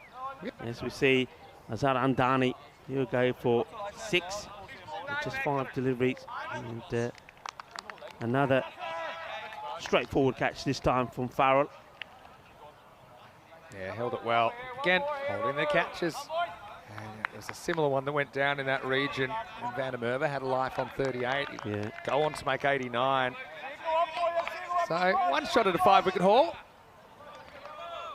And Robinson would love to do it. This is Mobeen Tariq coming out to bat. I suppose you kind of still got to throw the bat at it. They've gone past the point of no return though. About 20 and over required. Robinson searching for a 5th. Well, he might get it, but he might not. I think it's going to be 6. What a shot. Maximal. Well, credit to Mobeen Tariq. He comes out and he tries to reverse the narrative, and he does to an extent. Nice shot first ball against a guy that no one else had really been able to get hold of. And that's the end of the 7th over. It's 74 for 6. 74 for 6, well bowled to Robinson. And remember, this is the one coming up next. This is both these teams a double chance to get into tonight's final. Qualifier number 1, Ariana Kith, the champion of Sweden, taking on, well, the surprise package, you've got to say, Istanbul KSK, the champions of Turkey. Right, so let's have a look. AO is in the team for Istanbul. Looking at that, you've got Adil Raza back in, that makes sense. Ariana Keefe, though, don't forget, they're the only team that beat Istanbul KSK. Yeah. Both those teams with 3-1 record. That's starting in around about 35 minutes as we start a new over. This one's bounced back over McCulloch. He can't quite climb the ladder to prevent the single. Okay, I'm going to enjoy this contest, I think, because Carson McCulloch, after Stoneman gets a single, it's now to Tariq. Tariq is going to want to go after him. He's going to go after him. Yeah. Let's see. Well, you got to. Let's see who wins this battle. Kind of wing and a prayer here. Bunch of 6s is all that can bring you back into the game. He won't get 6, but he might get 4. Thick outside edge, running away. Oh, that's a great bit of fielding. Where does it go, though? Back over the rope. That was pretty good improvisational work, but Farrell accidentally throws one into his own net. Tariq gets 4. Well, he must be double jointed. I mean, how does he catch up with this in the first place? But yeah, he ends up, well, bowling a bit of a googly here. It's a tremendous effort. Yeah, Paul Adams like. Now, up and gone. Another catching opportunity, another catch. And so it's going to be Tariq who goes 6-4 and out. It becomes the 7th wicket to fall. CIYMS well on top. It's 79 for 7. It's what he had to do, really, isn't it? Try and take everything on, maybe get a bit lucky, but maybe, and you know, sometimes it works this way. When you see the dismissal of Nick Smith, the way he got out the first wicket to go when the ball came off his bat onto his lid before the catch was taken. That's the way sometimes it goes, and they just haven't had the rub of the green. And another day, somebody like this man, Mubin Tariq, could have smashed the ball to all parts of the ground, but, well, catch taken by Robinson. And what a day, what a morning Robinson is having. Usually, the night after St. Patrick's Day can be a bit of a disaster, can it, for the Irish? But these boys, I think they were well behaved, went to bed early after their bacon and cabbage, and they've come out firing. Don't think they were taking any chances. Junaid gets a bat, hits this one pretty well, but picks out the fielder. It's going to be an interesting one, isn't it, with the Irish taking on the loser of the next game, Ariana Keefe versus Istanbul KSK. Irish will feel like they're clicking, but remember, only really saw top 3 bats. This is launched high in the air. I feel like this is a catching opportunity, and another catch is taken. I'd love to know how many catches have been taken in this innings. Yeah, in fact, every dismissal's been caught, so that's 8 catches taken. And that is the difference for me. It's the most clear difference in this game, as it's Miguel Stoneman, the next man to fall. It's 80 for 8. And Jason, he's not going to miss these, is he? They're the ones that we see them practicing all the time. A few people asking, CIYMS, what does it stand for? I can tell you, Church of Ireland Young Men's Society. It's a club, a very club that was, of course, started by the church, but now is open to men and women of all religions and dominations. The club consists of 5 senior teams, as well as under 15 boys and girls, under 13 boys and girls, and also under 11 quick cricket squads as well. So it's a big club in Ireland, based in Belfast, and has had a lot of success over the years as well. Yeah, it's the only way you get here, by having success. All Ireland champions in 2022. Here's Kruk Patel getting a hit. He's done some pretty special things in this ECL. Let's see if he has something with the bat. Now he tries. I feel like he might be in a bit of trouble, but he gets away with it. He'll get a run. Yeah, Kruk Patel, the first time I saw him bat, Vinny, he was the, well, exceptional cutter of the ball. You give him any width, he cuts the ball so well. The thing is, though, of course, here, he just knows that whatever comes his way has to be dispatched. But the way it is here now, it seems very, very unlikely, doesn't it? They literally need, well, 2 magical overs, because they need 50 runs of just 12 deliveries. 81 for 8 after 8. You can see he's taken a bit of a nosedive after they were ahead at one point. But yeah, you see the peak was when the wicket of Smith fell. Oh, a pretty guy to bring back as well. Yeah, so here's the thing as well. You can't take away the fact that Ireland have outplayed Portugal in this game. But, you know, Smith edging one onto his helmet. Talk about the luck factor. That's a bit of luck that went against them. And without that wicket, who knows if things would have worked out the same or differently. That's the beauty of cricket, I suppose. Elimination match like this, you only get to play it once. Yeah. I think the CIYMS hitting their straps just at the right time, and they'll get a lot of confidence out of this game, no doubt about it. I feel they can go all the way. This is a pretty nice looking shot into the gap. Looks like maybe the flipper from Mulder, but he overcooks a little bit. Junaid gets 4. Yeah, plays it well. It is overcooked. It ends up being a full toss. Going quite a way down the leg side, but I like the fact that he's still prepared to play in the V. Doesn't go across the line and be tempted to go in the square leg area where there's a man waiting. Finds the gap. Nice shot. Powerful shot. Bouncer. Oh, that's a miss. We might see the bouncer now. Now, I was asking Jacob about a ball yesterday that kind of was dug into the pitch and ended up going for 5 wides over and around the keeper. How's that miss? It must have taken a bit of the back. Yeah, no, it did. It did, right? Little French cut. But he said, oh no, sometimes it's bowl a bouncer because I get angry. Is he angry yet? Not yet. Yeah, this is well bowled. See, Cook's expecting maybe some spin. Not going to get any. Oh, it's going to be a very interesting afternoon of cricket, I think, no matter what. But commiserations to Oeiras. I think they've come a long way. They had high hopes. This is the key match here. They haven't been able to play their best cricket. Haven't been allowed to, though. Oh, I think he's in when he's knocked the bail off. The foot does stay down. And I think he's making a signal, Patel, for something. I think, does he want the cap? Does he want to get rid of the helmet? He'd be good at twister, Krut Patel, wouldn't he? That's the end of the over. It's 87 for 8 after 9. Started so well, didn't it, for Oeiras in this chase? 15 of the first, 36 of the second, but that's when they lost that wicket of Nick Smith. Quite unluckily, you got to say, but even that didn't stop them. 21 then came off that second over. They finished the power play 43 for 1, still on top. They brought the 50 up inside the fourth over, 52 for 1. But then, well, it was Robinson that spoiled the party. 2 wickets in his first over, 2 for 6 is what he took. And after that, really, that CI have never looked back. Best gets his second over. Thick inside edge. He's going to run to the boundary. So Junaid with some consolation runs coming at the back end of the innings. Yeah, and no, that significant finish. I mean, look, you know, they want to try and make this respectable. They're into the 90s here now. A couple more boundaries. They could even bring the 100 up. That would be a good finish for Oeiras.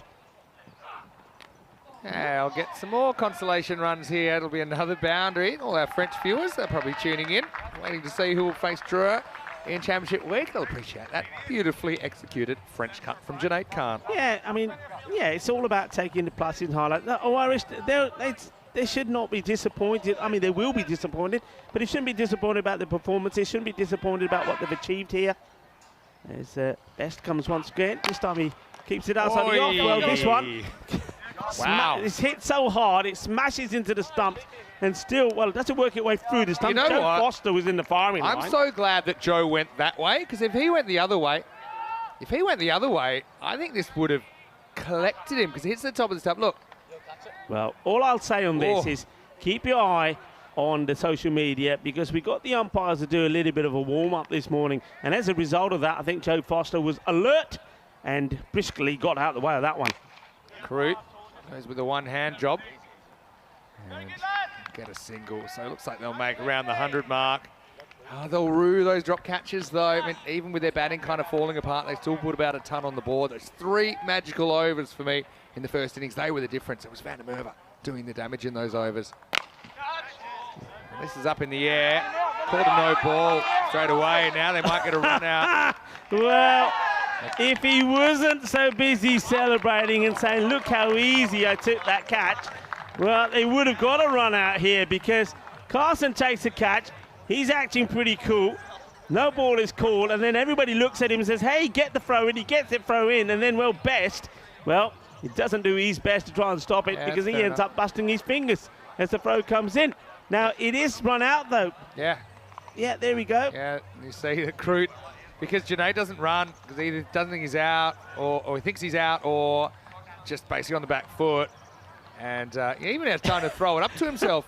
Does he get extra points for throwing it twice? That is the cool. I mean, Patel, look, he thinks the wicket's gone. He doesn't realise no ball's being called. He's running back. And, well, I thought he got back, but he doesn't. Well, that you never see anything like it. You see a batter who doesn't realise it's a no ball. You see the fielder who doesn't realise it's a no ball. And then eventually the throw comes in and he gets run out. You've never seen anything like it. Only on the European Cricket Network. Free hit next ball, so they go to 99. See if they can bring up the 100 here. Yeah, you'll only see this stuff on the European Cricket Network. I love that he threw it to himself and still had time. Mr. Cool, Carson McCulloch, isn't he? Okay, put it down. Let him get 100. Nah, not going to happen. Okay, it's another wicket. And it's Best who picks up his first wicket. Well, he took a bit of pain from the throw from McCulloch to get the run out, which, of course, he gets fantasy points for. Well, he'll get a few more for this wicket as well. So he doesn't go wicketless. He gets 1 for 21. Oeiras, it'll be, in the end, again, all out off the very last ball. 99. They finish on 99 all out of the last ball. But it's a very emphatic victory for the CIYMS team. CI, they say, callers.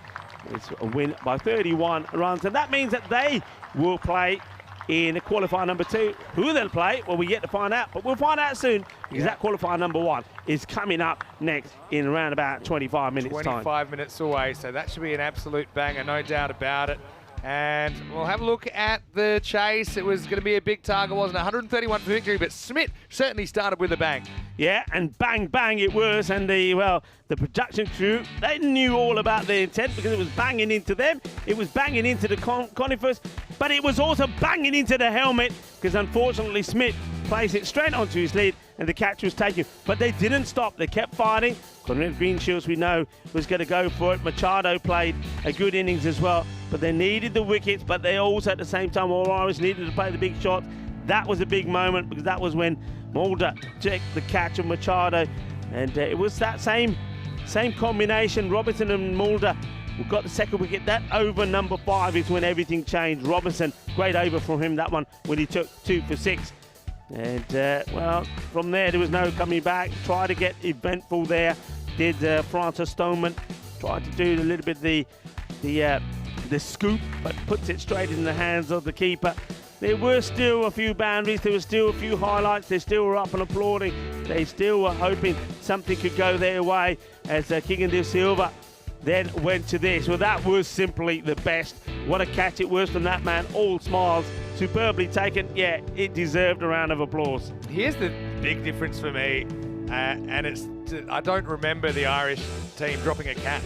I actually don't think they dropped a catch the whole time, and Portugal dropped a bunch, and that just allowed CIYMS to keep building pressure, keep turning the order around. Meanwhile, of course, with those big runs on the board, they were kind of pushing that run rate required out. Joe Foster may be a bit lucky to survive this, but Crook doesn't survive this. It's like the solo. If you've ever watched any GAA sports, hurling or Gaelic football, a solo, a little play it to yourself and then throws it in. And bowler did the rest, and that was the last ball, so couldn't quite get the 100 in the end. 130 to 99. That's how CIYMS, they outplayed the Portuguese. They thoroughly deserve their spot in the top 3, and there are only 3 now in Group F that can potentially qualify for Championship Week on Monday. Ariana Keefe versus Istanbul KSK. Well, stop whatever you're doing. Make sure you're back here in 25 minutes for this one. Ariana Keefe won the toss. Darmenda looked confused, like he didn't have a plan. Eventually he said, we'll bowl first. Don't think he was planning on winning the toss. I think they don't care.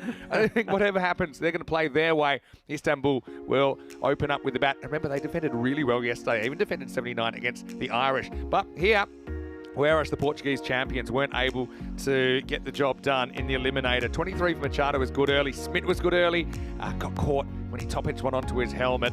Double figures down the bottom. Tariq with 10 in quick time and 16 on out for Junaid Khan. Greenshields, again, his match win on his day, but he could only contribute 12. Look at the extras, only 3 wides and a no ball in the innings, and that no ball came late in the piece when the game was well won. So I think it was a very good team bowling performance, especially with no Alan Coulter in the lineup at the start for me. Chris Robinson, 4 wickets. Yeah, he bowled really well. I think Chris Robinson, he impressed. Adam Kennedy picked up 2 as well as Carson McCulloch. McCulloch still, once again, underlining the fact that he is a key player. If they're to do well, if they're to go all the way, if we're to see them again next week, I think their performance and the performance really there of Carson is going to be absolutely key. But one thing I will say, Vinny, I think you've touched on it already, when you play these matches, when 2 top teams come together, all-star cast on both sides, I think what's very important is when you get those chances, you have to take them. Remember that partnership between Jason van der Merwe and also Carson McCulloch. Both batters would drop twice. You can't afford to do that. If you don't take your catches in these type matches, you're not going to win those matches. Yeah, and you can practice catching all you like, that's one thing, but I suppose when the pressure's on, they're the times it's different, you know, and unfortunately, Oeiras not able to hold their catches. Unfortunately for the CIYMS team, who thoroughly deserve their place in the top 3 in this group, and they'll want to push even higher. Just quickly to all the Oeiras guys, we'll see you guys in Portugal soon. I know they'll be really disappointed that they went out this way, but they certainly had some highlights in there. It must have been a bit of a surprise packet of a group, to be honest. So you will be in Portugal soon. To Conrad and all the guys, keep going with your cricket. Keep plugging away, keep improving. And I think if you look at the improvement of the Portuguese club this year over last year, it is pretty significant. So wishing them all the best. We'll take a quick break. We'll be back in around about 20 minutes, taking you to qualifier 1. Like I said, stop whatever you're doing and make sure you're watching, because this should be a fun one. Vinny Sandu, Mr. Maximo with Rico Full. Corey, he'll be here a little bit later on as well. We'll see you shortly for more Group F Finals Day action on ECN. You're watching the European Cricket League.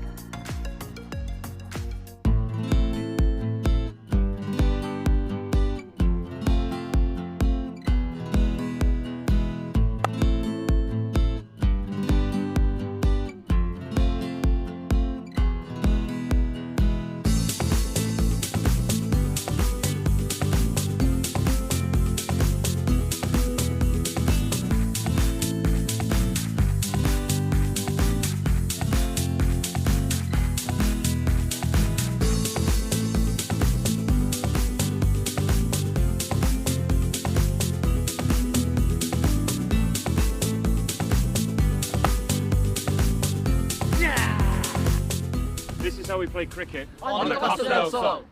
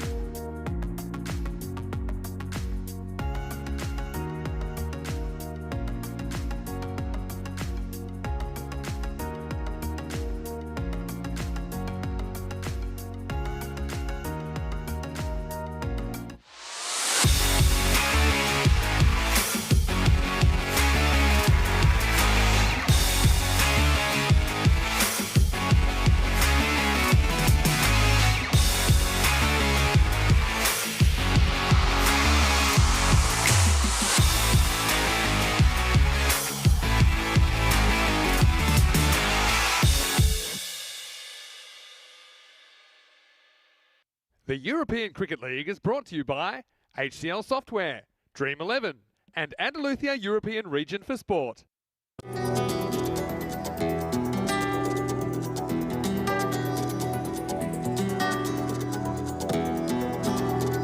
Ven conmigo a cruzar su calle, a vivir su ambiente. Ven conmigo a vivir la vida intensamente. Conmigo ven, conmigo ven. Hello and welcome back to the Costa del Sol Group F Finals Day. Today is the day that we determine who the 7th and final team in the Magnificent Seven will be in Championship Week, which starts on Monday. So now we get to have a look at the two top teams in the group based on their group performance. And a bit of a surprise really to a lot of people, maybe not to these teams though, who had confidence that they could work their way to the top. And it's going to be Ariana Keefe of Sweden taking on Istanbul KSK of Turkey. Should be a very interesting coin toss as well. Rob Kemming has the two captains. Let's see who wins the coin toss here in qualifier 1. Your call. Andalusia. ECN cricket. We're gonna bowl first. Gonna bowl. So it is Dharminder Singh of Ariana Keefe. The Swedish skipper has won the toss and he has elected to bowl first. I mean, it looked like he wasn't really sure what he wanted to do. Maybe he doesn't care. He just has so much confidence in his team. And let's not forget that Ariana Keefe are the only team here in Group F that have actually beaten Istanbul KSK, spoiled their perfect record yesterday. So look, the fact that they've put the Turkish team into bat means the Turkish team will get to defend. They certainly did that really well yesterday. They even defended 79 against the Irish side, CIYMS. I mean, quite an incredible performance. But I think that Ariana Keefe, they do like to chase. I think they're not too intimidated by chasing. They'll still go out there. They'll be super aggressive. Look, plenty of players to watch on both teams. I think that, look, for me, it's a matter of can the Turkish team put a competitive score on the board, and we need some more of their batters contributing. I think that has been happening slowly, but it's going to be a carnival, that's for sure. The top team in this match will go through to the final and qualify automatically. The team that doesn't win will have to go the hard way through qualifier 2, and that is a road that neither of these teams would want to tread. Anyway, Rico Full will take you through the first moments of this one. Qualifier 1 spot in the Group F final on the line. The news from the toss, Ariana Keefe of Sweden have won the toss and they sent in Istanbul KSK. It's over to you, Rico. Let's get ready for the start of this match. Thank you very much to Mr. Maximo. And here we go, qualifier number 1. Both these two teams have earned the right to have the double chance to get into the final later tonight. As you see, the Swedish champions, Ariana Keefe, they're making their way on to the field. They'll be fielding, and you see the two batters, the two openers, and that's Ishak Alek, and just behind him, Mohammed Fahad. Now they're hoping to give their team a good start with the bat. Fahad has been sensational. You can see that he's got a number of fantasy runs to his name. In terms of other batters, well, we haven't seen too much from Alek, but maybe I think Ali Turkman and Ozbek could be key here. Ariana Keefe are fancied to win this one, 95-88. Well, that's what the bat versus ball wall tells us. A lot to do with that, I think, is what happened yesterday when these two teams met. Istanbul KSK did bat first, and on that occasion they made 80, 6 wickets down, and Ariana Keefe knocked them off with 19 balls to go. One thing I will say though about that match, I think Istanbul KSK, going into that match as the only unbeaten side, they made a number of changes to give some of their other large squad an opportunity to have a hit and a bowl out there. So they're going back to full strength here now. They've had an incredible, historic run in the group. They have been the group sensation. Whatever happens, not just in this match, but whatever happens today, they will not be forgotten. They've already exceeded all expectations, and there's plenty of hype about them. There's going to be plenty of hype about this match as well. But Ariana Keefe, they're a strong side with some key players. Nasir Baluch, look out for him. He'll be opening up. He's one man that has taken a hat-trick in this tournament. I think Dhiraj Malhotra, he's somebody that could come big. You talk about big players coming good when it matters. He could as well. The Bachan Dash is being in good form. Here's the first ball. It's nicely played away. Good field set though to the bowler. They've got that man out sweeping on the boundary. Not too many captains have deployed this field. They tend to go with third man back and long on, but he knows what his bowler's going to deliver. And therefore, got a man back there already, but they will be applauding every single run, Istanbul KSK. And I think everybody that's neutral, they're their favourite side. They've got a lot of support. In comes Baluch once more. Swings at this. He'll take the single. And give the strike back to Alec.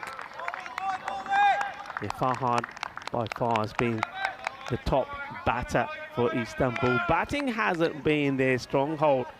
That's been the incredible thing about their story.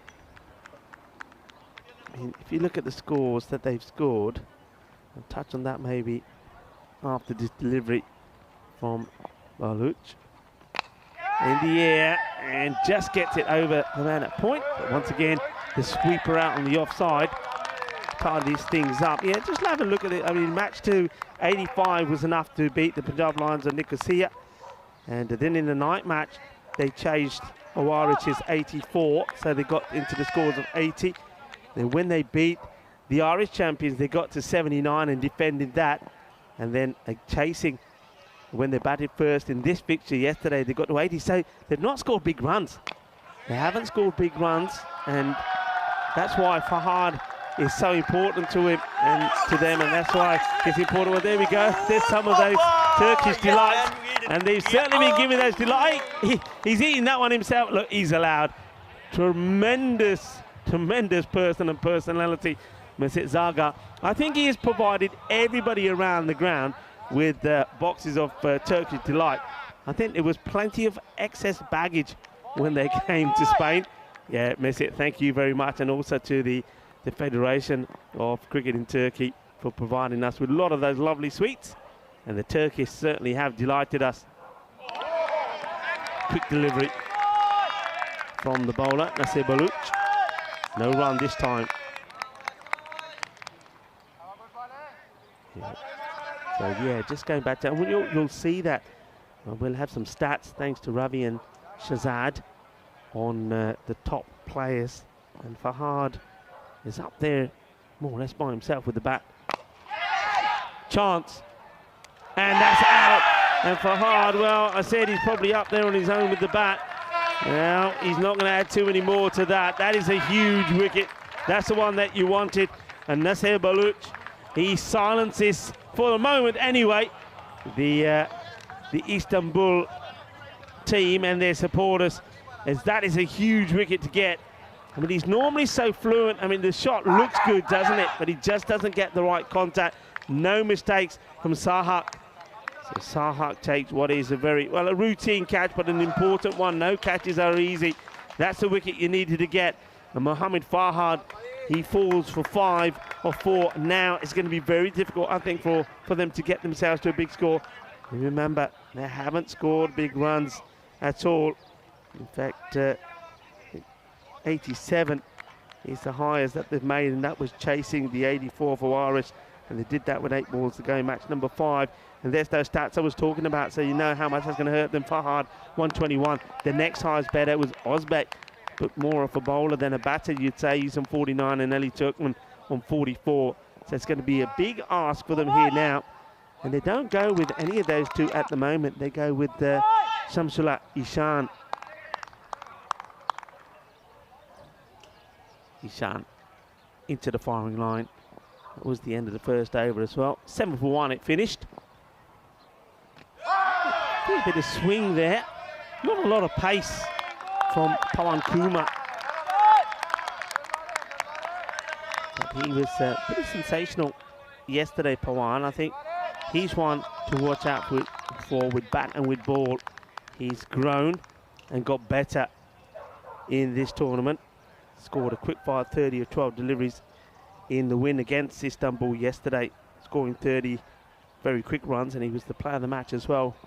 As a result of that, gets this one through as well. It's just those variations.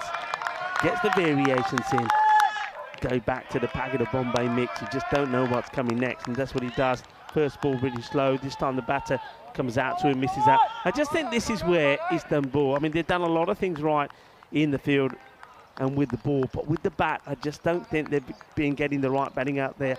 I think somebody like, you've got to go with Ozbek, the captain himself, has to get out there early as well. I think those two batters have to be there. And don't forget Mesut as well, who's at the moment out there eating the Turkish delight.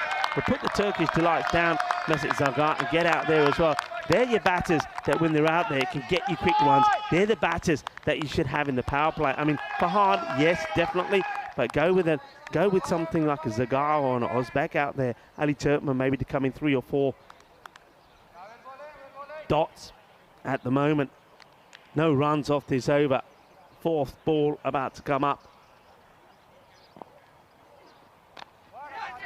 And they do go for the single here. Plays this with soft hands and gets a single. And applause, as it'll always be, from Istanbul KSK, the Turkish champions.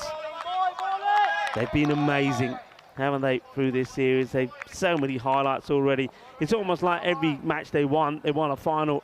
Every match they won was like finals day on the European Cricket League. They've earned their right to have this double chance. Big shout of no this time from Alec, as Ishan is desperately trying to get off the mark. The ball to go in the second. And this is where it hurts you. This is why I think they're a team that are finishing with scores in the high 70s and early 80s. They're just not making use of the power play. You can't, for me, you can't have the likes of Ozbek and Captain Turkman or Zagar sitting on the bench. Oh, he's running nowhere. I mean, I think this time there probably is a single. But just have a look at the non-striker.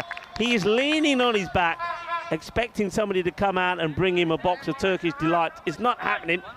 I tell you what, one man who's not delighted is Ishan, because he's still not off the mark. End of the second over. It's 8 for 1.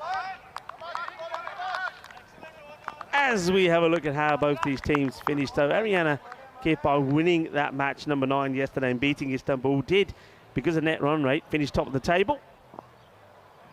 Go back to the action. A bit of a swing and a miss. Balut just getting this one inside.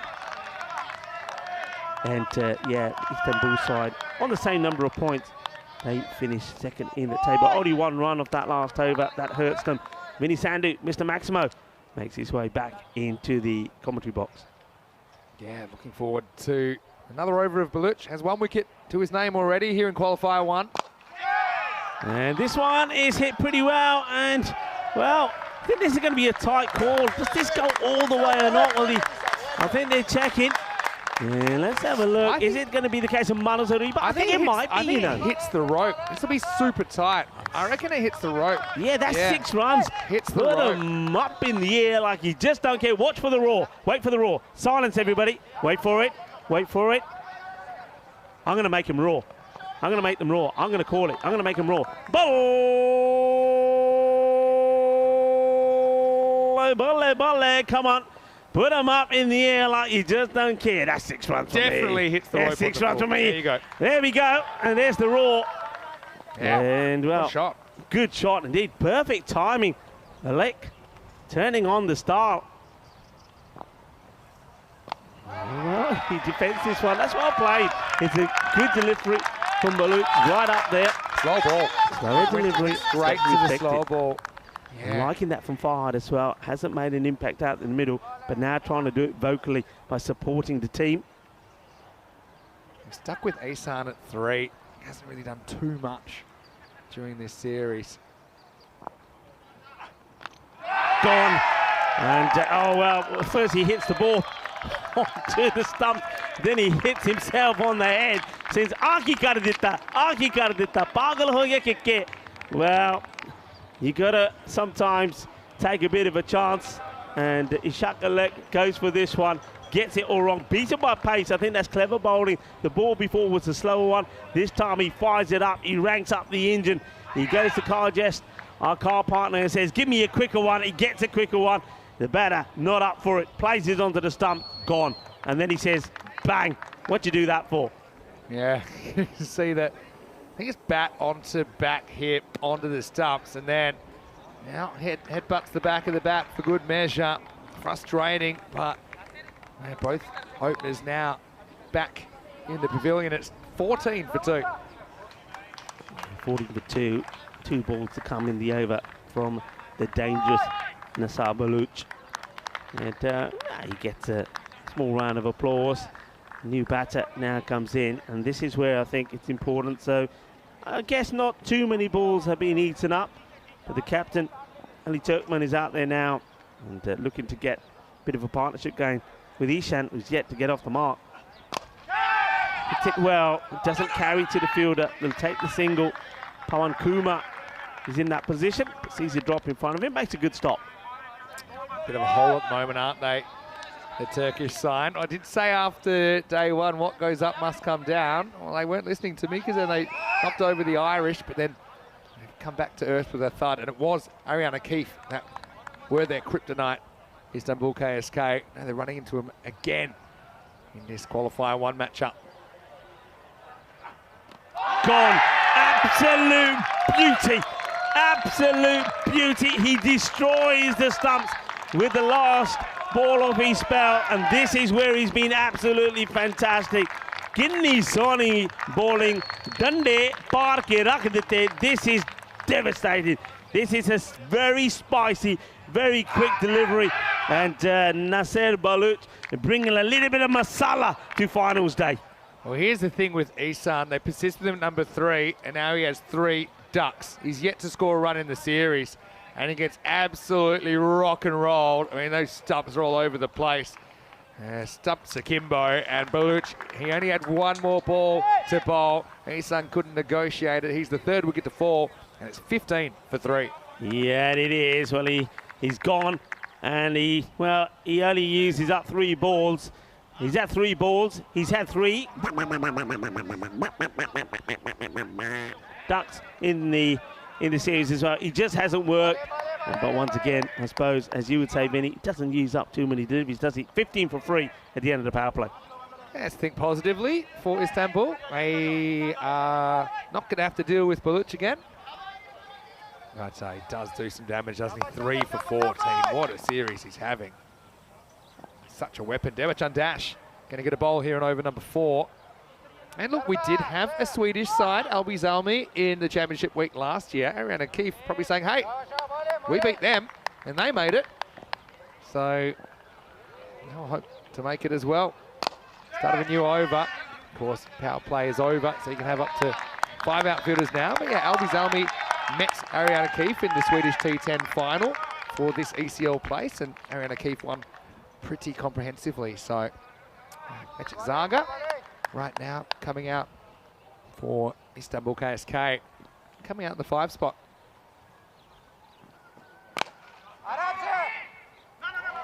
No run, just hits it too well, doesn't he? And Deraj Malhotra makes no mistakes this time. Is he going to come good for the Swedish champions on finals day as well? We know he's got the potential. Hasn't really clicked yet. Zaga, good shot for nothing. This time plays it with softer hands, just pushes it out on the offside, takes a single. But of course, Ariana, they are not going to be bothered about singles at the moment.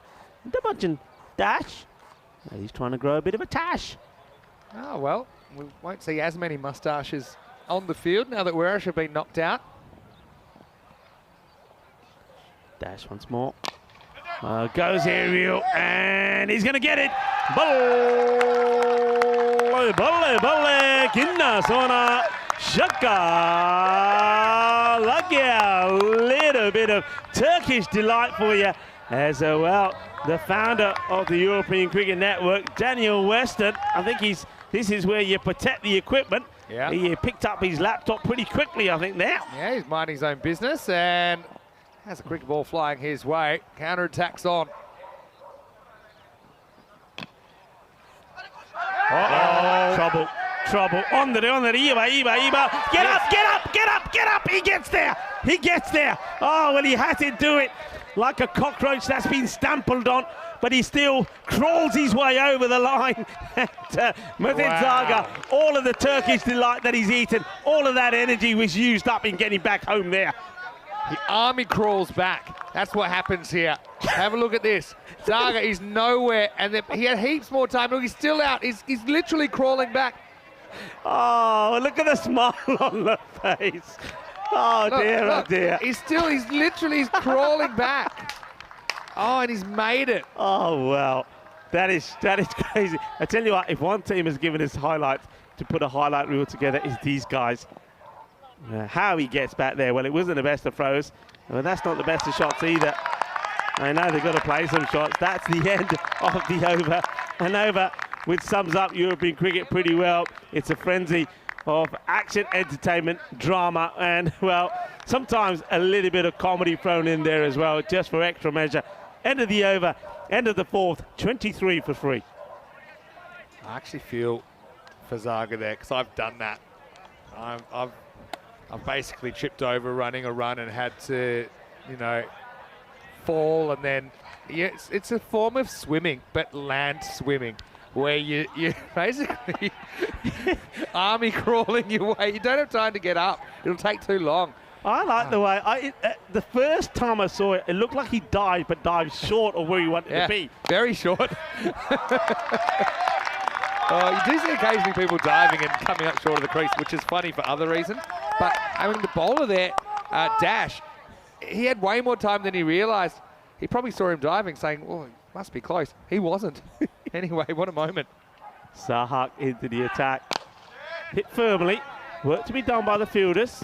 And deal with it pretty well. It's even cost him. And Zaga can hit a long ball. We've seen that. He's been so improved this year over last year, where he captained the Zeytinburnu Zafer club from Turkey.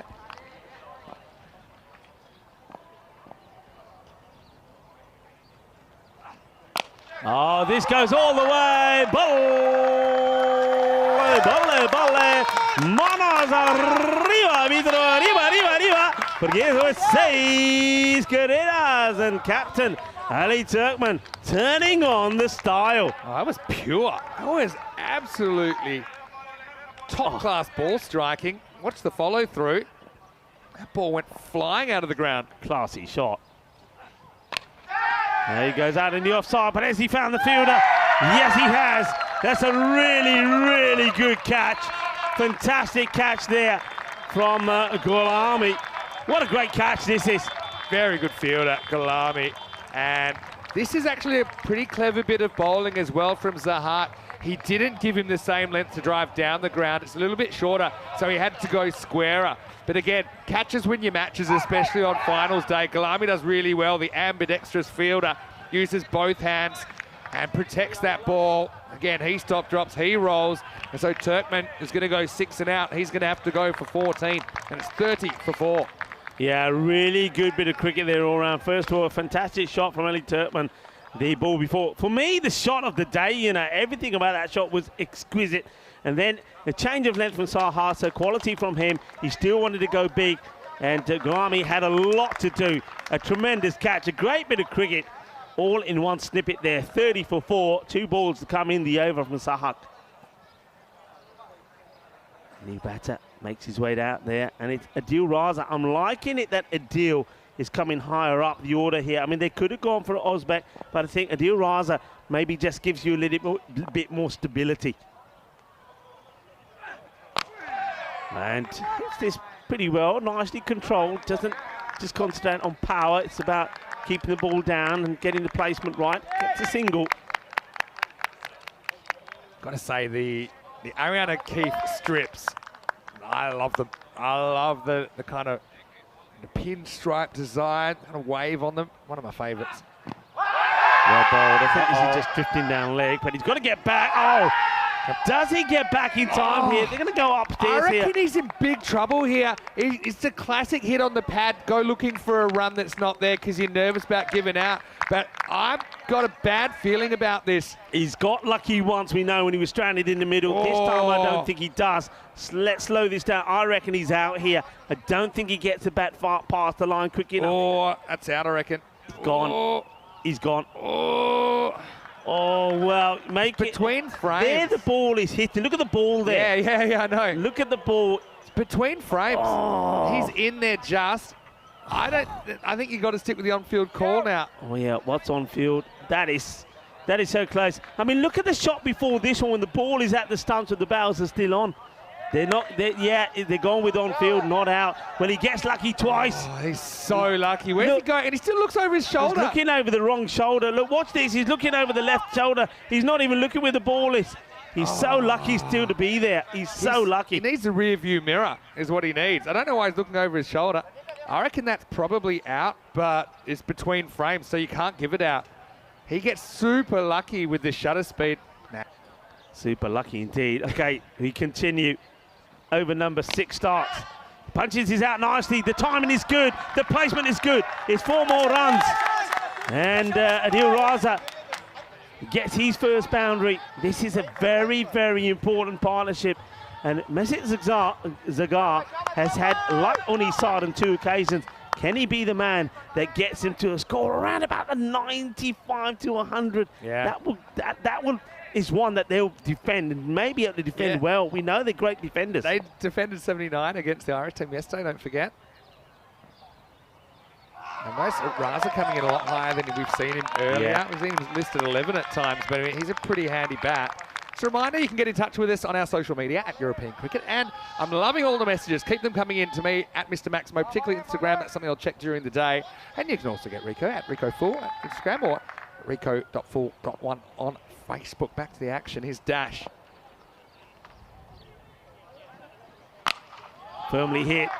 Work to be done for the fielders. They're not going to get there, you know. And maybe if there was a bit of a dive and slide there from Madhu Varapu, perhaps. But that is a powerful hit. Couple of pull shots that Raza has played here now, which is sending out a message to the bowlers. Don't bowl short to him. Don't bowl short. Exactly. Raza cracked that. Perfect timing and perfect placement. Hello to Avinash Pai. Nice to see you in the comment section as well. It said, looks like Zaga got saved by a frame. I couldn't put it better myself. But Raza making a difference.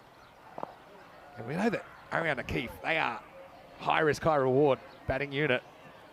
Wide ball. Right area to try.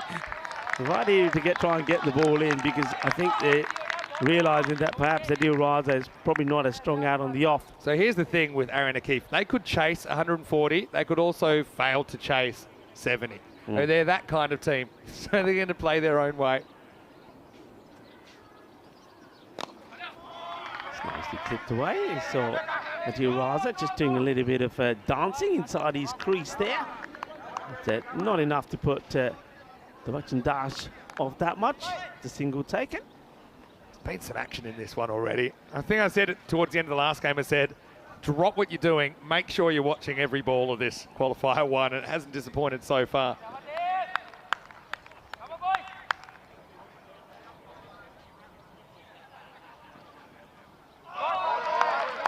Just doesn't get his feet going in the right direction. It's the right shot to play for that delivery, but he just needs to take a little shuffle outside the off stump and then play it. He's too far away from it. Dash will be looking to get the last delivery in exactly the same spot again, the last delivery of his belt. The last one of this over number 6. Yeah, I was going to say, it's really nice to have Adil Raza and Mesut Zagar batting together, because they struck up a friendship. That's how Adil's actually playing for Istanbul in this series. Edge. Oh, well, he dives under it. I think he dives under this. I mean, he has to go early. He has to anticipate. But the ball, I think, actually goes over his glove. I think it's a pretty good effort, to be honest. I don't think it could have really gone further. We'll see what it looks like. It's a big deflection. And the keeper, Vierik, let's have a look at this one from this angle. It's going to be a remarkable catch. It's almost past him by the time he gets there. So whatever Adil said to Zagar, it worked as he nicks a boundary. And after 6, it is 45 for 4. Yeah, a little bit of luck. Hay poquito de suerte. Otra vez for Zaga. Well, more luck for Zaga. Mesut Zaga, it's certainly his day. Mr. Nice Guy. Well, if you're a nice person, if you're a nice bloke, well, nice things come your way. Well, plenty of nice things, or plenty of luck is coming the way of Zaga at the moment. Raza, though, is starting to show his class. Sahar comes back for his second. He's bowling to Raza. Has he got enough of it? He's got the placement, and he gets a boundary as well.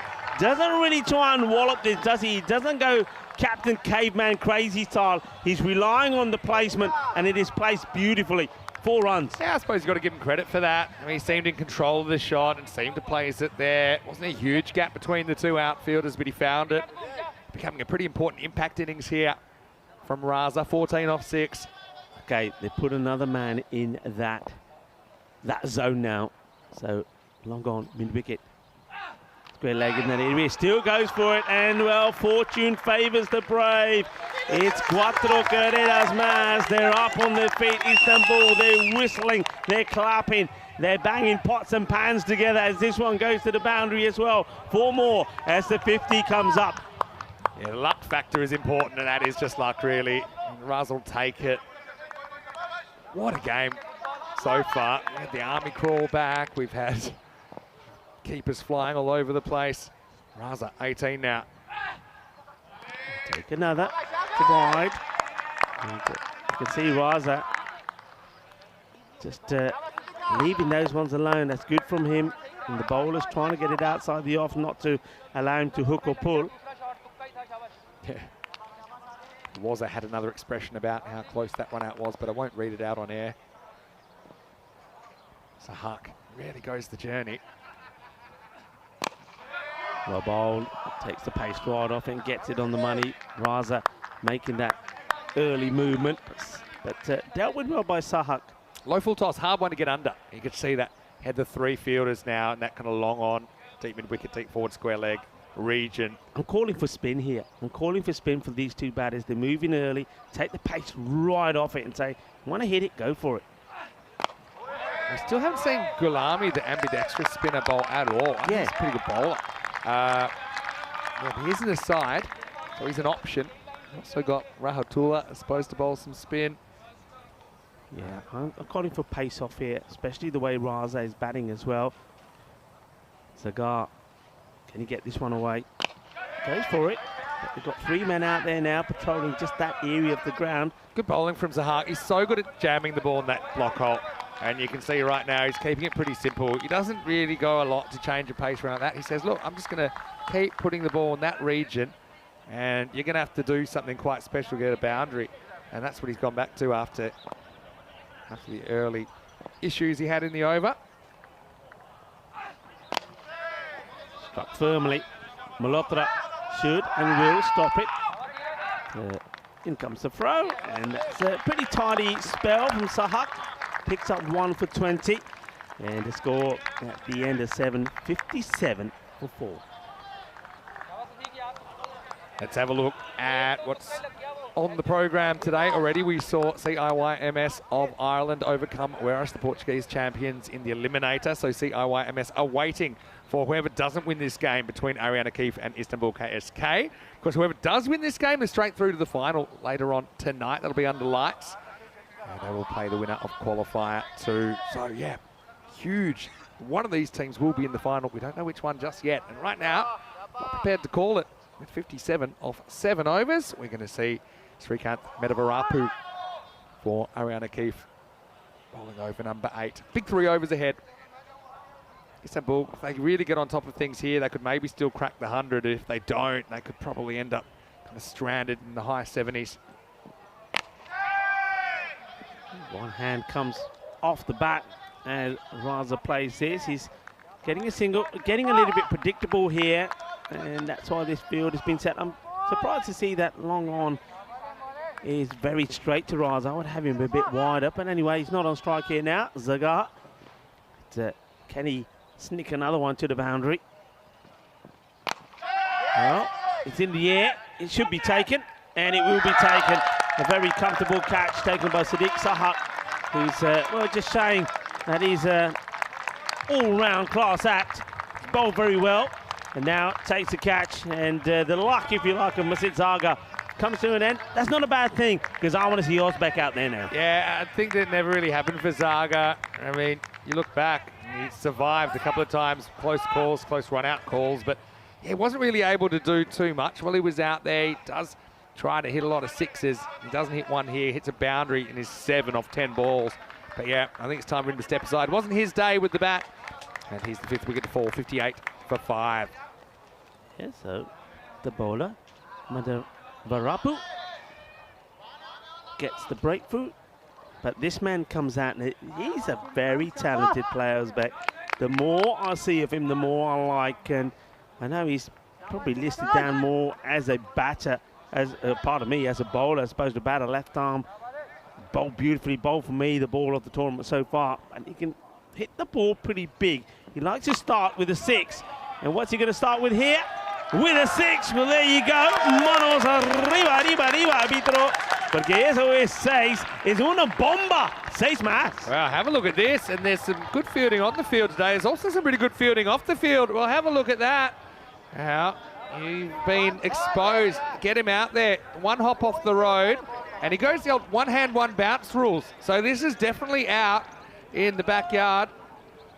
So very nice bit of fielding. Good to see plenty of fans in for finals day here. Yeah, in Group F. loving it. I'm liking the old, the Argentinian looking sort of shirt. Yeah. It's a nice touch there. And Sahak is now having a chat with the bowler. But yeah, I mean, Uzbek, this is what he does. You know the song, it started with a kiss. Well, with him, you'll have to write another one. It started with a 6. That's what he likes to do. Yeah, we're loving that work. Big hello to everyone in the fan zone. Hopefully you're well. Saying hello to you from the commentary box. And well, plenty more action coming up today as well. Anyway, one hand, that's the way we do it. That's the way we do it off the field. Only need one. That's the way you do it when you're catching it. You're due for one, except yours hit the... Mine would have, well, I had a few out. obstacles to try and get to it, but if I got to that, would have sandwiched my hand. I'm glad you were here because Corey would have jumped out the window and forget his You would have been holding three his stories legs. up. Anyway, here's the comeback ball from Medavarapu. Nicely dealt with by Uzbek. It wasn't there this time. Pushes, gets a single.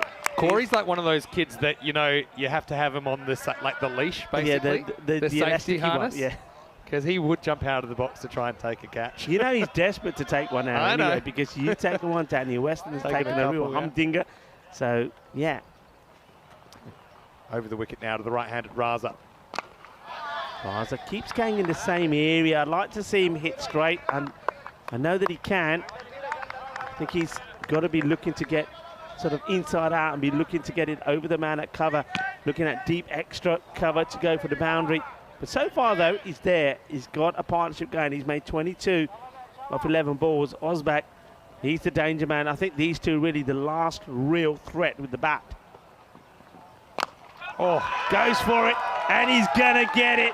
Manos arriba, árbitro, porque eso es 6 más. A boom, boom, boom, shakalaguea. Eyo. Well, beautifully hit.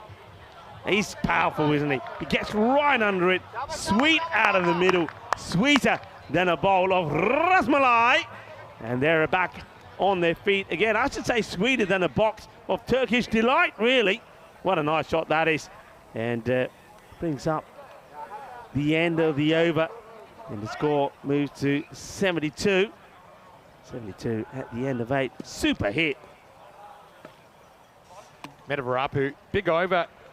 Big finish to the over, really, because they end up going for 15 instead of 9. So that makes a big difference at this stage. And what could be a low-scoring match, we don't really know. It depends how the second innings goes, of course. But with 2 overs to go, 72 for 5. Let's see if they go for a slightly slower option here. I thought they might, but they've got plenty of options, don't they? I think they might go back to Pawan Kumar here in the 9th, and he only conceded 1 run when he bowled the second over earlier on. Bowled a really good one, 5 dot balls in there, and just the single. So, yeah, 72, like I said, if they bat really well from here, they could maybe still get the 100. If they don't, they might get stranded in the 80s.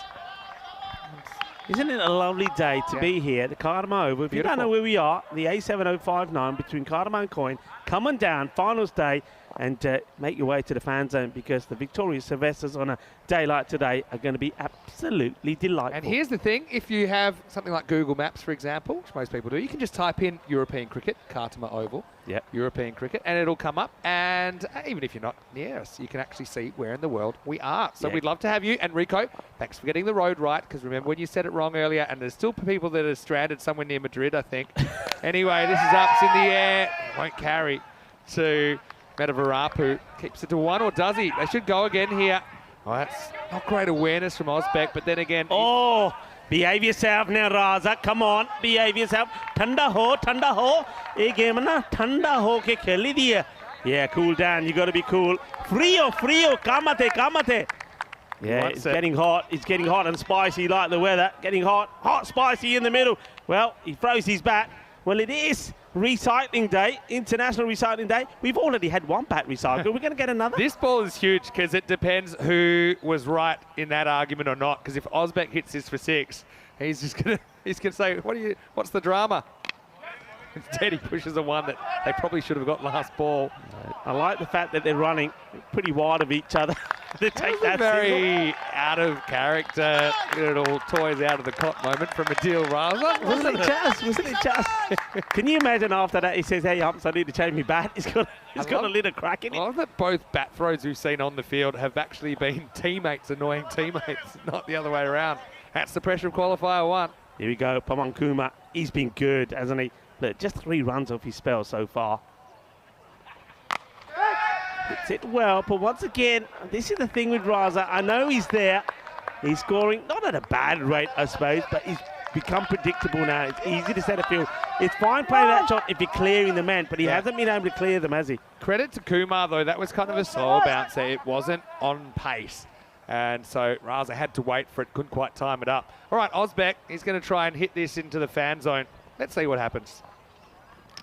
Well, he's going to lose his stumps. That is a boogie, oogie, grizzly fireball as he knocks over the stump. Jagade Hutte style. Osbeck will have to go. Yeah, and it does kind of favour that leg side a little bit. This looks like he's trying to hit this over long on. But, you know, credit to Pawan Kumar. I think he's bowled really well in this series, and he tilts back the off stump. See, Osbeck, you know, question about his intent to send that over the ropes, but he'll go, and it'll be the 6th wicket to fall in the 9th. It's all happening as usual. It's 75 for 6. Yeah, and Osbeck, as he walks off, well, he didn't waste too many deliveries, 14 or 5. One thing that he said to the new batter that goes out there, Ilyas Atatullah, it says, don't upset him. Don't make him angry, because Adil Raza, when he's angry, starts to throw his toys out of the pram. Atatullah, he is the new batter. So they're having a little chat together. Adil Raza saying, we've got to get every run we can. He's absolutely right. Look, the one thing I will say here is that Istanbul KSK are on track to posting the highest score that they managed to score so far, whether it's batting first or chasing. So just got to keep believing, haven't they? Got to keep believing. Dot balls won't help, but that's a very good delivery. You see it, Atatullah. It's probably, Raza's probably said to him, look, just get bat onto ball, try and take a single, but this one is right at his body, good length, and literally can't get anything onto it. And Raza once again goes up to him and says, remember what I said? He's probably changed his mind now. He's probably said, look, a ball to go. Now I'm telling you, swing hard, just go for anything, because I don't want to take a single. I want to be on strike for the last 6 balls. Big ball coming up, last ball of the 9th. Ouch. Oh, well, they do run. I'm surprised here, Vinny. Why would you run there? It's the last ball of the over. Surely Raza wants to be on strike for it. Yeah, well, sometimes he wants to strike, sometimes he's not fast. That one hits him in the belly button. And a bit of social distancing issue. But it will be the end of the 9th over. So the score is 76 for 6. Yeah, just look at the bowling figures there. Nasir Baluch was the man that started everything off. 3 for 14, magnificent. Remember, he's a bowler that took what I would call the perfect hat-trick the other day. It was quite sensational.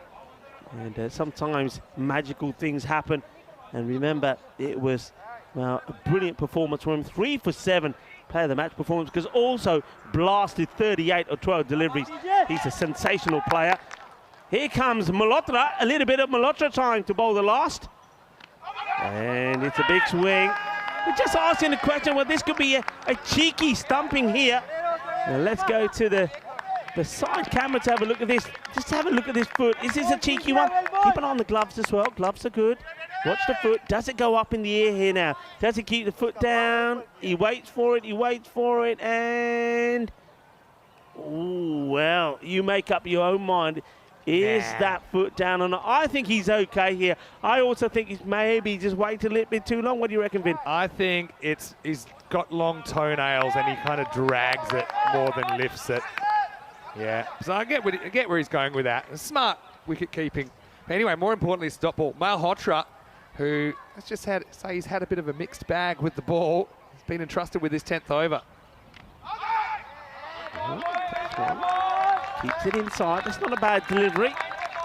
And the keeper thinks about taking the bails off this time, but decides against it. The foot stays in, but good bowling. 2 dots. Well, I was saying they may be going to get to a higher score that they managed to get to so far. Well, that's all changed, isn't it? With the wicket going down. Atatullah does get bounced on the ball, and it's going to go all the way to the boundary. Cuatro carreras. They're into the 80s. Into the 80s. Raza will settle for that. He probably would have wished for just a single so he could get on strike. But that's why I was, yeah, I mean, that helped. But that's why I was surprised he took that leg by of the last ball, because we've seen 2 balls wasted. Atatullah, though, has to hit the next one to the boundaries. In a Grady 80 situation, we know that Istanbul defended 79 against CIYMS yesterday. Hits this well, and they're going to get another 4. Listen to the roar. The Turkish delight is up and about again. Oh, they're loving it. And we move to 84, so maybe still they will post the highest runs they've done so far in this series. What a lovely shot this is. That's a great shot off the back foot, and it's very hard to get power into that. Crunched it, didn't he? 2 to come. And, well, the perfect lob. Will they go for 2? They'll take it on. Raza will get there. Fumbles. Yeah, fumbles. Fumbles the ball, fumbles these shades. Not a good look on camera for Kumar. Well, he is human after all. Now, wherever you're watching from around the world, I'll let you go boil the kettle in the break, but make sure you're back and you're comfy for this second half, because it's going to be explosive. Game on. Here's the last ball, the 10th. Well, it gets played away and catch is taken. Well, we'll let you see that again. And guess who? Well, one man who makes his own personal highlight, Khalid Mohammed. Yeah, I think it might be a rare 2-handed catch. We know he doesn't like putting both his hands in the air because of the extra energy that he expends when he does that. But this one just falls into his gravitational field. It's because he's been on the hype, and he's had a few hypes, and he takes a hypersonic catch with a little bit of a hype light for him. Nicely taken. Pretty nimble across the ground. I really hope he bats in the top 3, because, you know, he's my favourite. I have no issues with that being known. It will be the end of the 10 overs. So Istanbul KSK, 86 for 7. Pretty good second half. Remember, they were on the ropes. They lost 4 wickets in the first half. Only had 31 runs in the first half. They rebound to get 55 off the second. So, yeah, for me, you look at these 2 teams, probably 10 under par. But still, we know that this Turkish team, they'll be fighting with every atom of their beings to try and make it straight through into the final. And neither team, Rico, wants to run into the Irish this afternoon. Absolutely, the Irish are pumped. And, well, 87 was their personal best. They almost got to it, just 1 short. But, yeah, they are known as the great defenders. They will defend this no matter what comes. Let's have a look at some of the highlights here. Well, the few youngsters around the ground. A lot of kids doing a bit of training here. Well, there we go. That's the Turkish delight. That is what we're powered by, says Masit Zagar. Well, I tell you what, it gave him a little bit of energy that he needed. We'll see that highlight coming up in a moment. But they were up and about. It was a good start, wasn't it, for Hard, getting the boundary. But then he gets cleaned up by one man we know has been on fire, Nasir Baluch. He has really bowled well, picked up 3 wickets. And this was the batter, not just hitting the ball onto the stumps with his bat, and then hitting his bat onto his head. This was an absolute beaut. What a delivery that was, knocking over the stumps. Then some efforts in the field, wasn't able to stop it. 6 more runs. They were up and about again. But one man who needed to be up and about was Masit Zaga. He goes down, but he gets up again. Well, not quite. He crawls over the line. Well, how about that? That's one way to do it. It was like watching a baby giraffe just being born, and he was trying to make the ground, found a way to do it. You can see there are a few face-in-hands jobs over in the Istanbul dugout. But then, look, the runs came, didn't they? And I think you can't underestimate the impact of Adil Raza batting a little bit higher. Yeah. 24 off 13. I think he's super important there. Turns out to be their top scorer. I mean, Ozbek made an important contribution as well. This is where Zaga got lucky again. I don't know why he turns around. Just run. He didn't, but he I- made it, and he was saved by a frame here, I think. Yeah, I reckon the Turkish Delights he's on are the ones that have got a bit of liqueur in them, because he was certainly on something. He was falling about all over the place. But, well, this was a good catch taken, wasn't it? I think Kumar certainly has been good. But then Ozbek comes in, and you know all about Ozbek. He starts with a bang. That was blasted out of here. Yeah, good crowd fielding as well. Toys out of the cot side for Adil Raza. He'll be put to his bedroom for 5 minutes after that, after the game. But, you know, when it came down to it, you know, both these teams mean so much to them. And that was a bit of an awkward bounce. That leaked to the boundary, getting the runs they wanted in the last. So running out of resources. They do get 2 boundaries on Malhotra. Having said that, you know, Kumar bowled a really good ninth, only went for 4, 10 in the last. Malhotra closing it out. 86 for 7. Anil Raza, like I said, he batted a little bit higher than we've seen him. 4 boundaries in his 24. Apart from that, you see pair of 14s, Ali Turkman and Murad Ozbek and Ataullah with a couple of handy ones late on. Pretty disciplined bowling, though, when I think about it. The fact they only give away 2 wides in the entire innings. They weren't giving away for free. But that man, Nasser Balic, what a series he's having, Rico. Yeah, absolutely fantastic. He's been brilliant with the ball. Well, we've seen everything, haven't we, in that one? We've seen, well, a bit of woodwork flying, not just the stumps, but the bats as well. Yeah, 3 for 14 for Balic. And what about that spell from Pawan Kumar? For me so far, he's my player of the match. Just 4 runs conceded in the 12 balls he bowled, and he's been very good in the field and as well. he bowled this second and second last, so that was a very good effort just to keep it down in the 80s. Also wickets for Sahak, Medavarapu and Malhotra late in the piece. We'll take a break. We'll be back in around about 7 minutes with the second innings. Both teams battling for that automatic qualification place. Well, the loser of this game, they're going to run into the Irish, and they have woken up as well in this group. Vinny Sandy, Mr. Maximo with Rico Full. Enjoy the break. See you shortly for the second half of Qualifier 1. You're watching ECN, and this is the European Cricket League.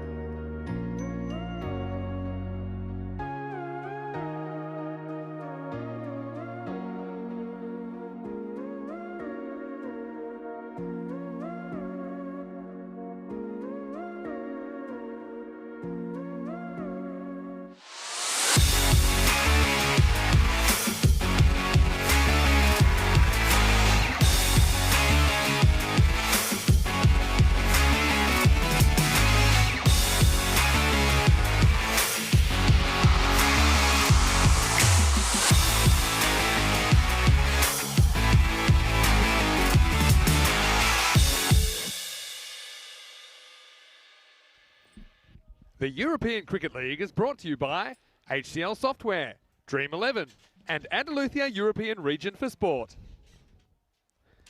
Buenas tardes, mi familia, and welcome back. Bienvenidos. Allí en España, de provincia de Andalucía y de region de Málaga. This is the Carnival Oval. And, well, we're right in the middle of Qualifier 1. One of these two teams, Ariana Kif or Istanbul KSK, will book their place in the final. The other one will have a very difficult match in Qualifier number 2 against the Irish champions, CI, who made a good statement this morning when they beat Oeiras in the eliminator. The way this one is poised at the moment is that Istanbul KSK have got to a score which, which has been all about them, is in the 80s, grady 80s. 86 or 87 will be the target. They are the great defenders, Istanbul KSK. Can they do it again? Can they be magical in the field once more and set this place alight again? Cardomania has been, well, storming around the world, and these guys, Istanbul KSK, has certainly been part of that this time round. They've been magnificent in the group, and well, will they get their place booked in the final? First time of asking, or will they have to try again later against the Irish champions? The same, of course, applies to Ariana Kif. You heard Mr. Maximo say they're a side that this sort of score, they can knock it off in around about 6 overs if they get going. They really can be that powerful. But on other days, well, that power doesn't really spark, and they can be skittled for a score of around about 70. Which Ariana Kif are we going to see here today? The openers are ready. Pawan Kumar, he's already had a good afternoon out there. A good batting performance gives him a player of the match performance for me. Ozbek has other ideas. Starts with one just outside the leg stick to Kumar. Can't be LBW. When he gets it right, Ozbek, oh, he can be lethal. He gets the ball wide outside off and it comes in. You can see there the late swing he gets. And I think Kumar knows what Ozbek can do. So, here we go. Ozbek. In the same areas again, but just a little bit too leg-sided at the moment. You can see Kumar, he's trying to meet the ball before the swing comes in. But the issue with that is, especially with these ones on the leg side, what he's doing is he's stopping himself playing the shot on the leg side, also spawning a wide. So he's far better off for me when he picks the line that is going down the leg side, is going back in his crease and try to whip the ball away, or better still leave it, because it's a difficult take for the keeper as well behind the stumps, Munir Wakas. And that's what I'm talking about. But this time he just allows it to go through. Wakas does well. Good stop from him, smothers it. And well, gets some well-dones from one or two of the players around him. And I think that was Fahad that gives him a little gentle pat on the head. It says, well done. Ozbek has got to get this ball starting wide outside off and coming back in. Can he get this one right? Better and respected by Kumar. They don't have to go mental. It's only around about 9 and over to start with, or just under 9 and over. Dot balls will help. We'll bring it back. And another man who's back is Mr. Maximo. Looking dashing today, I must say. I'm loving the blue. I like the shirt and the golden shoes. Are you trying to make a? Yes. Are you trying to get the golden ball started? My finals day shoes. In the air, but it will go all the way. 1 bounce, 4 runs. Good shot to play in the power play, especially when you got mid-on inside the 30-yard circle. And they're up and running. First boundary of the innings. Yeah, what a shot. Now, you said they don't have to go crazy or they don't have to go mental. They will anyway. So that's because that's the way they play their cricket. So they don't care if they're chasing 80 or 180. They're going to go large. And whether it comes off or not, we'll have to find out. Kumar is away with his first boundary. Swing and a miss, and not the way to try and stop it for the keeper.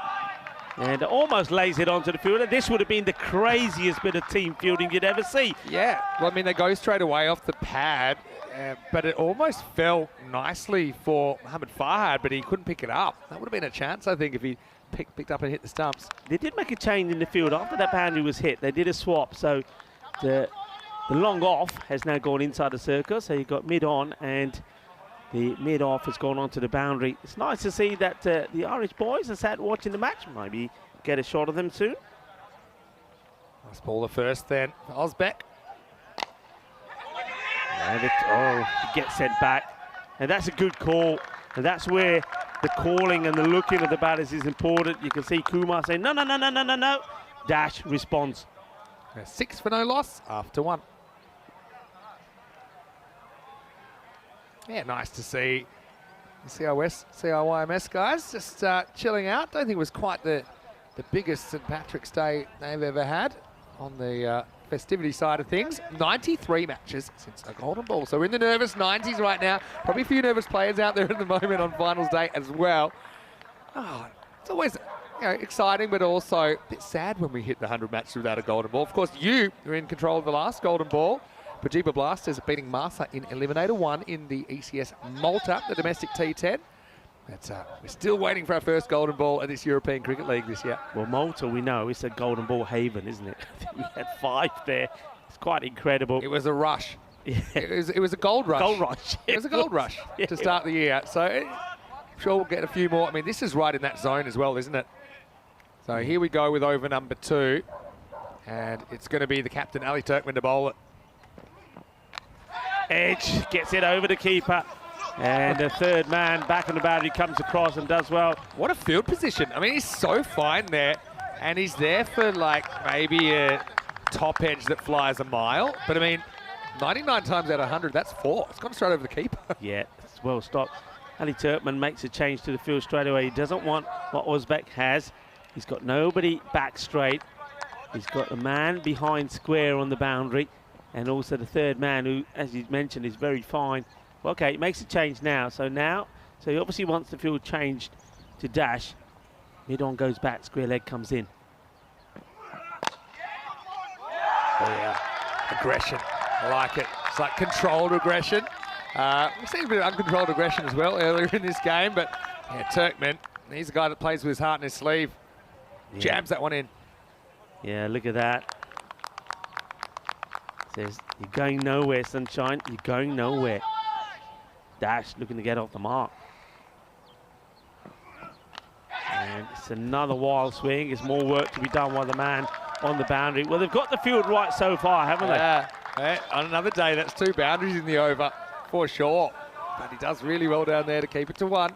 Yeah, just looking at Ali Turkman, he's looking at his thumb a bit there when he stopped that ball. I'm trying to see if there's maybe a little cut or something there, because he seems to be nursing that hand a bit. He just picked up a bit of topsoil from the ground and rubbed it in there as well. And that'll help. Still making, okay, he's saying to his fielders, hey, come on, you know where you should be to the different batters. So behind square goes back again and long on back into the circle. Huge over this one.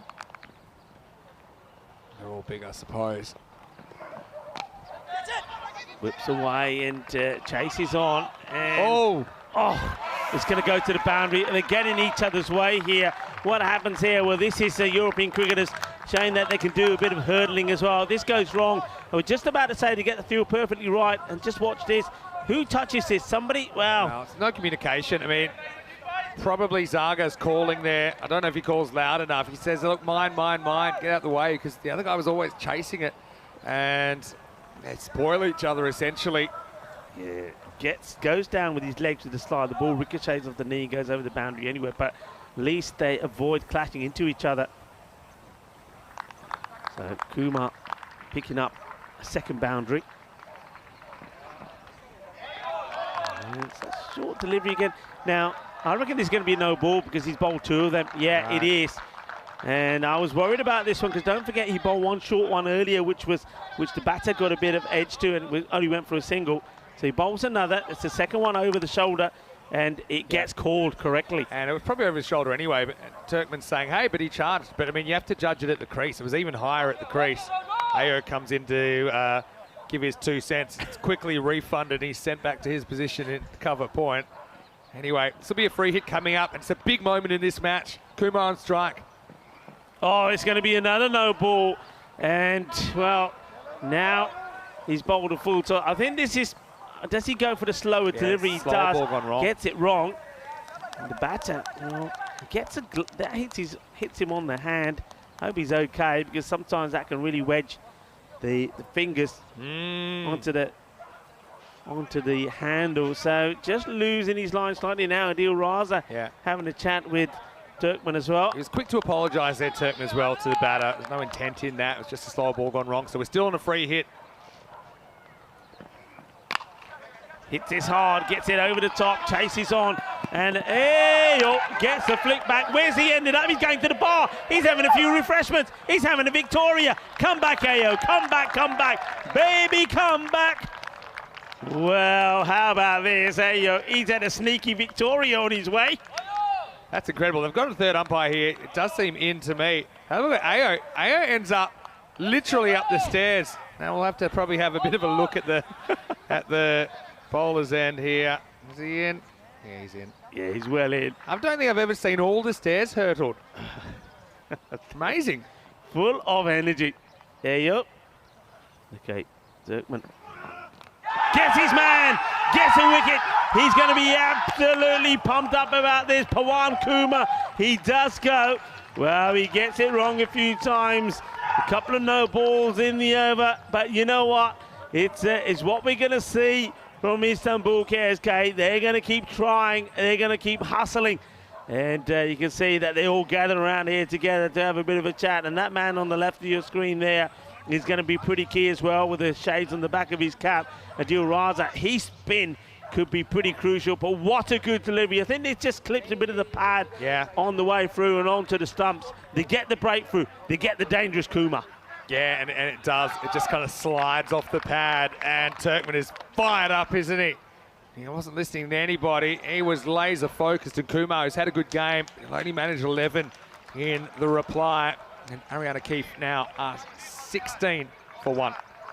And they go with Malhotra. I mean, we've seen them at this point sometimes get Nasir Baluch out there because I know he's in cracking form with the bat at the moment. But they're going with what they would normally do here, Malhotra, and they're probably feeling, look, he's got to shine at some point. Now is as good as time as any. Yeah, now Malhotra is a pretty good player. He hasn't done too much this week, but 2 overs down, 16 for 1. Now, what do? They're going to go to Zaga in the third. I want to say a quick hello to Chris Smith, who's watching, as well as Wazza, and to Egan Dantis, I should say, pardon me. Also, John Gray hanging around, Luke as well, and a few others. Anyone I missed? Let's get ready for the third over. Hits this high in the air and, gets put down. He's throwing himself at this is the fielder. And that's Turkmen. Throws himself forward. He gives the apologies. But look, this is a tremendous effort from Mohammed Turkmen. Yeah, well, it is. He should hold it. He gets 2 hands to it. Just spilt it at the critical moment. He does well to get there, but he catches it at a pretty comfortable height. If anything, he didn't have to run in as quickly. So Zaga creates a chance, but it's put down. Yeah, and well, Devajan Das is not a guy that you want to give opportunities to. Down on one knee, up in the air, taken, and his Malhotra will go, and he'll go first ball. He'll go for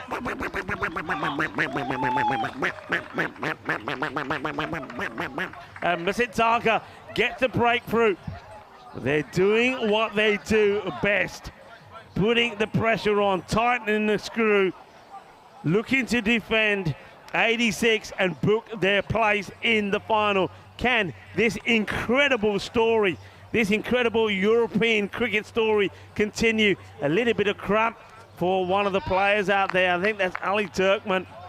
But 2 off the big fish sent back. Malhotra, okay, hasn't really clicked, but we know he's a classy player. Goes for it. And Masit Zaga, he loves these celebrations. Malhotra, nothing to celebrate. Yeah, you got a feel for Malhotra. Cops another golden, but I suppose, just uses up the 1 ball. Took on the mid-on, but couldn't get the contact. He's a talented player, but only 30 runs in this series so far. This brings Hardik Vick to the crease. That's the kind of cricket they play. Like I said, you were saying earlier, no need to go crazy here, but I said they will go crazy anyway. And you can see that's the shot of a man that wants to get this done quickly or get out the way. So Dash survives the chance. Malhotra doesn't, as Masit Zaga takes his first wicket of qualifier 1. This one is okay, he sneaks it in. It was an interesting looking shot from Vert. I'm just wondering here whether whether they've made an error here and you just go with Nasir Baluch and say, look, you go in when there's no pressure really. If they lose a few more wickets and send him in, well then there's pressure. Yeah, it's a good point. I suppose only batted 4 people so fast on the 3rd over. Oh, this is out. I'm sure this is out. Yeah, it is out. I'm sure there was a noise on there, and it's been confirmed by the umpire. So not only have we seen Malhotra go for 0, now Hardeep Vert will go for 0 as well. And this fairy tale story looks like for now it's going to continue, because Istanbul KSK get another one. Hardeep Vert has to go to the far end of the ground where the lake is, the lake end. That's another.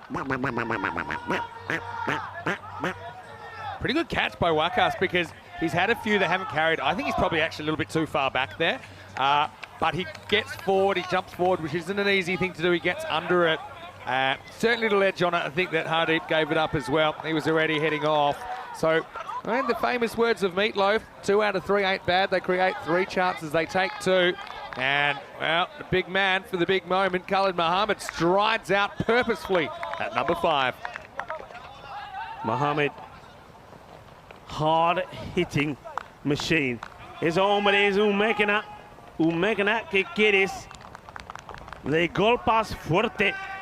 And makes his way out there now. And this is all about go out there, hit big, take a bit of tension off. If he doesn't work, well, then I think they are in the spot of bother. 17 for 3. But yesterday was the 17th of March. It was St. Patrick's Day.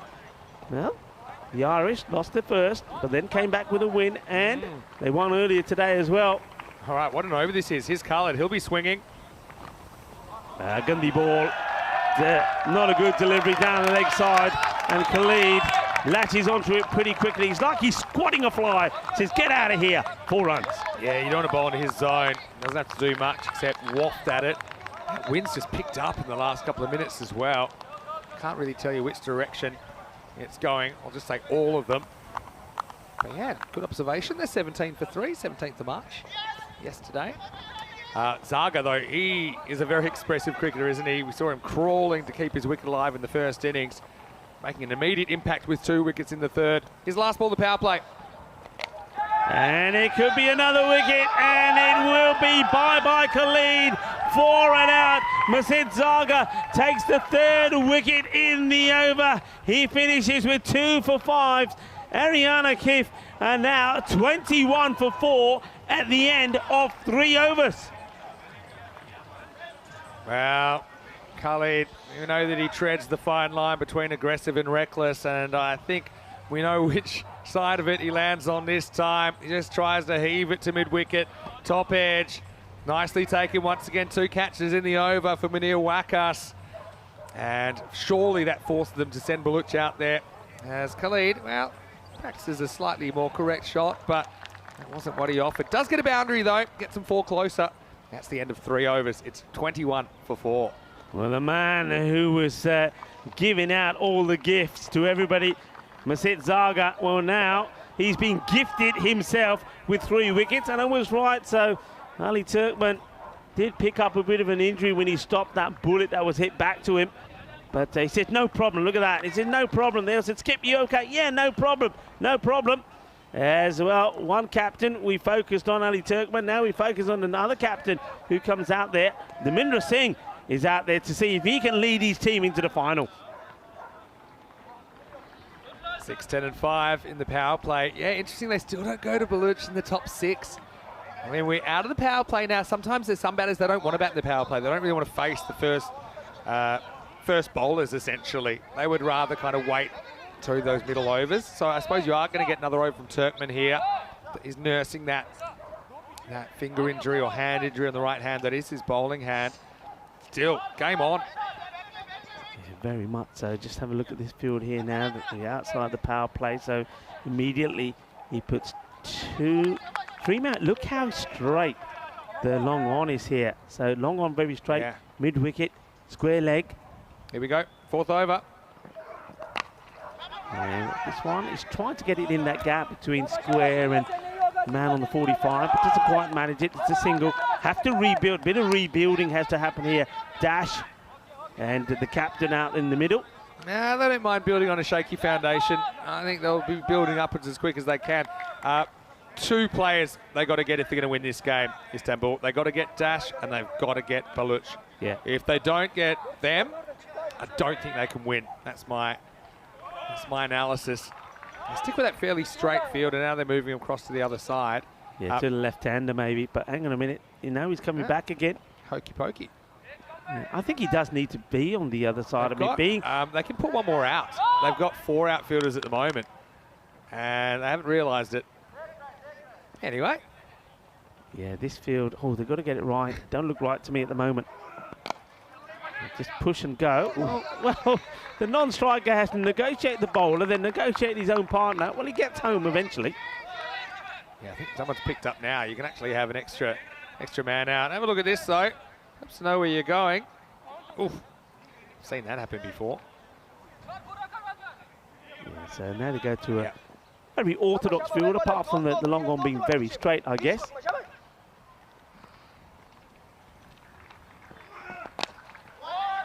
Again, just angling this into the pads of the batter, and the batter Dash at the moment is being kept pretty quiet. We know he's a hard hitter.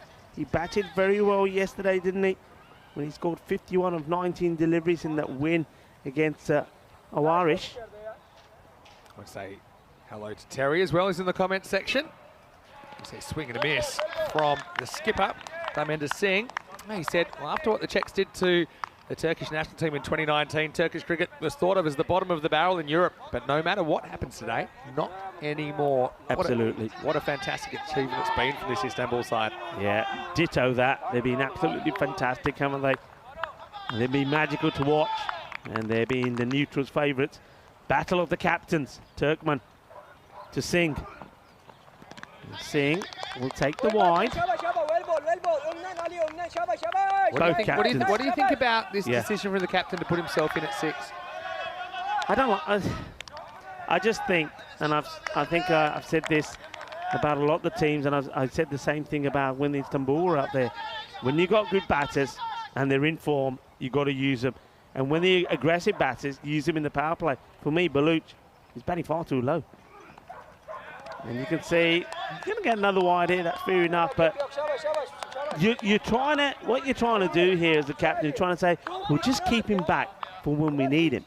But the problem with that is well, if you use him earlier, job done. Job done. It's like putting out a fire that shouldn't have started. Yeah, right? absolutely. I've got a couple of things. I mean, I don't mind a captain taking responsibility, which I suppose that's a positive thing. Yes, he's a left-hander, which kind of throws the bowler there. So wide down leg side. But I agree. I mean, don't want to let the game drift too much. Dharmender's just probably thinking that he's like a good option to feed the strike to Debachan Dash, and maybe doesn't want to have the two big fish, if you like, out there at the same time. Yeah. He thinks, okay, I can get here. I can just bring a little bit of stability to this chase, because they are an explosive combination of chemicals. He's the key batters. Nicely played. Extras. Just got to be careful with the extras here. Eddie Turkmen, you saw he was very disappointed with himself the ball before that one when he bowled another wide. But I'm just wondering how much of that maybe control issues he's having because of the injury to his hand. He gets to that pretty quickly, but the batter was always in. Now this is important for me. Dash at the moment, 6 balls, 4 runs, hasn't quite got going. Hasn't faced much though, to be fair. He's only faced 6 balls out of 23 in the innings. That's this one away. Should be stopped, and oh no. Well, I think this is the fielder. He delivers a dummy. He delivers a dummy to the man that ends up on the deck. So this is where Özbek does the dummy, and Oeiras just gets totally bamboozled by it. It takes a bit of his foot, that's what it is, and then ends up going over the hand of Isaac. So that's a gift, really. It really is. Third over, plenty of wickets in the third over of this game. Look, I think it's just a genuine misfield from the fielder in front. Özbek, I think it was. You know, the backup fielder's there as a backup, but should have been fielded the first time. So 32 for 4 after 4 overs as they try and creep back towards that required rate. And looks like we'll get some spin now in over number 5. Adil Raza coming into the attack with his leg spin. Yeah, good time to employ Raza. I think you're still requiring Ariana, that is, over 9 and over. The field can be pushed back. It's up against a batter who hasn't really got too much bat on the ball at the moment. Dash hasn't really got going either. So it's a good time to deploy it. And Raza has been good. Remember, that victory, famous victory against the Irish was all down to this man. He came onto bowl after the over before, was smashed for 27. And he picked up an incredible call and bowled, getting out Carson McCulloch. And with that wicket, a sealed victory, a famous victory that'll probably be talked about for a long time against the Irish. In the attack, he comes, Raza. Here we go. Gets worked away by the captain, the left-hander. This is right in the balance right now. Yeah, that 3-run misfield essentially be costly. A dash. It's time for him to put the foot down a little bit. I mean, he is the opener. He's one of the premier batters in the lineup. He's a very good bowler, though, in Raza. Asking the question, but you can see Dash is, well, he's absolutely no worry look on him. He knows his foot, or believes his foot has stayed down, and it has stayed down. So the stumps have been taken by the keeper, Munir Wakas. It's just extra work to be done. Be careful he doesn't reach in front of the back of the stumps. I think he was close to doing that, but he was just okay. And Dash takes on a pretty good ball. It's just someone stepping over the pitch microphones that you're hearing right there. Don't worry. It wasn't me. Shuffling under some blankets in the commentary box. Stefan Gooch puts the stumps right. Stefan Gooch and Asad Ali are the umpires.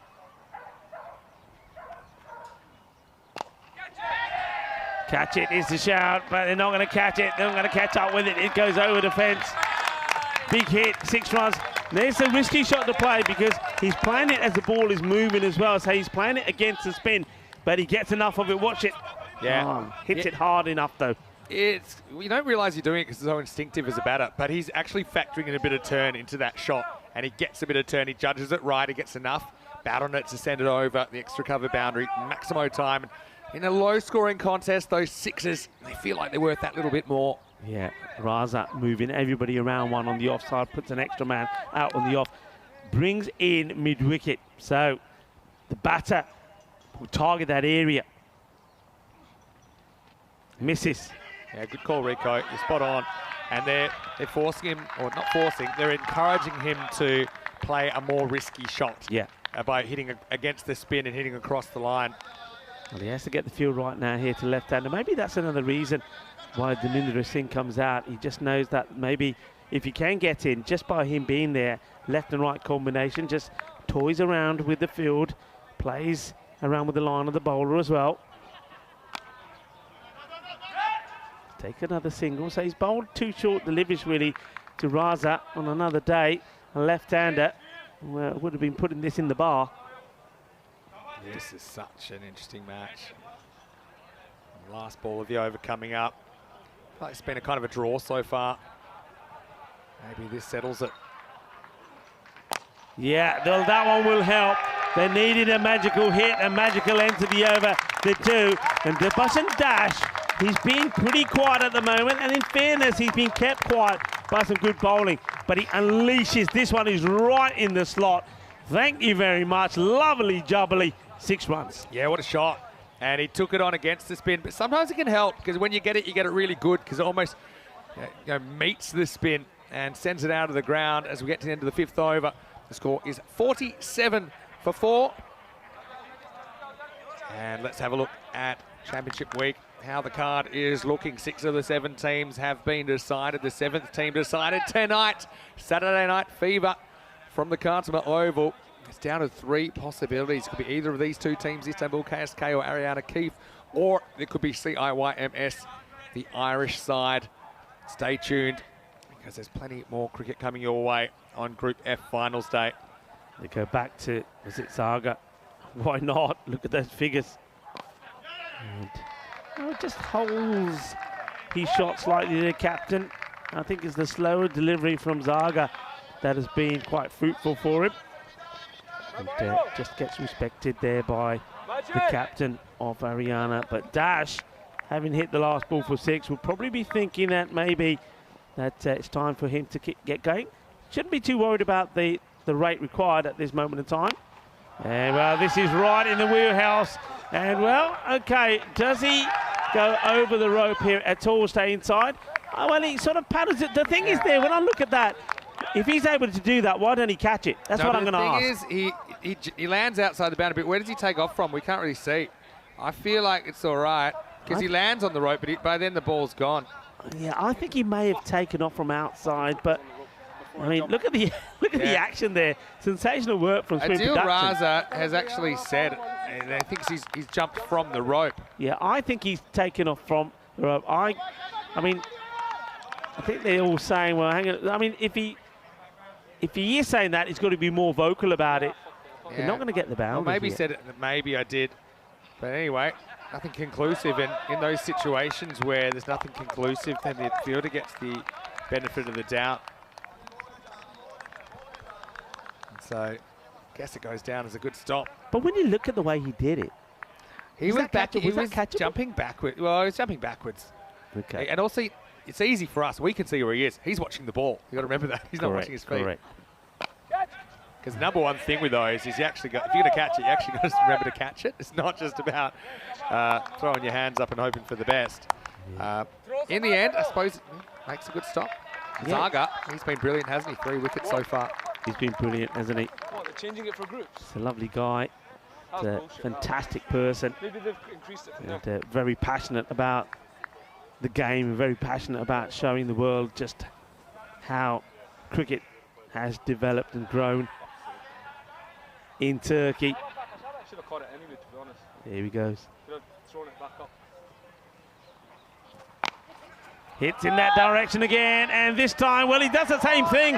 Well, he's like leaping around. But look, I'm looking at Vinny. When I'm seeing this, I'm seeing a catch. I'm seeing a catch. That one I'll give you. But I mean, again, he doesn't know. If he catches, he doesn't know because he's kind of jumping. He doesn't know where he's going to come down. He can see after the ball's gone. Safety first is what he's thinking at this stage. No, but catch it and throw it back in the air if you're not sure. I'm seeing that. Maybe the first one, okay. That I think is an opportunity. You're probably right, but he just probably doesn't even want to risk it. But the reason why I'm saying you got to try, it's Dash. Yeah. If it was one of the other batters, I don't worry, but it's Dash. Yeah. You get Dash out, you get the game maybe. Takes us into the 6th over. Interesting one. 50's come up during the over. It's 52 for 4. Yeah. Great spell of bowling, you got to say, from Masit Zagar. I think he's been fantastic. 2 overs, 3 wickets, 10 runs. He's kept him in the match. But this one, Vinny, is one of those. 2 wickets in and over. Istanbul become favourites. 16, 20 in and over. It goes to Ariana's favour. There is so much in the balance. They're right on the red line right now. They are right on that red line. And yeah, it's going to be big. And look, no Baloch yet. I mean, he's still an ace up your sleeve. You feel like you've got to play it at some point.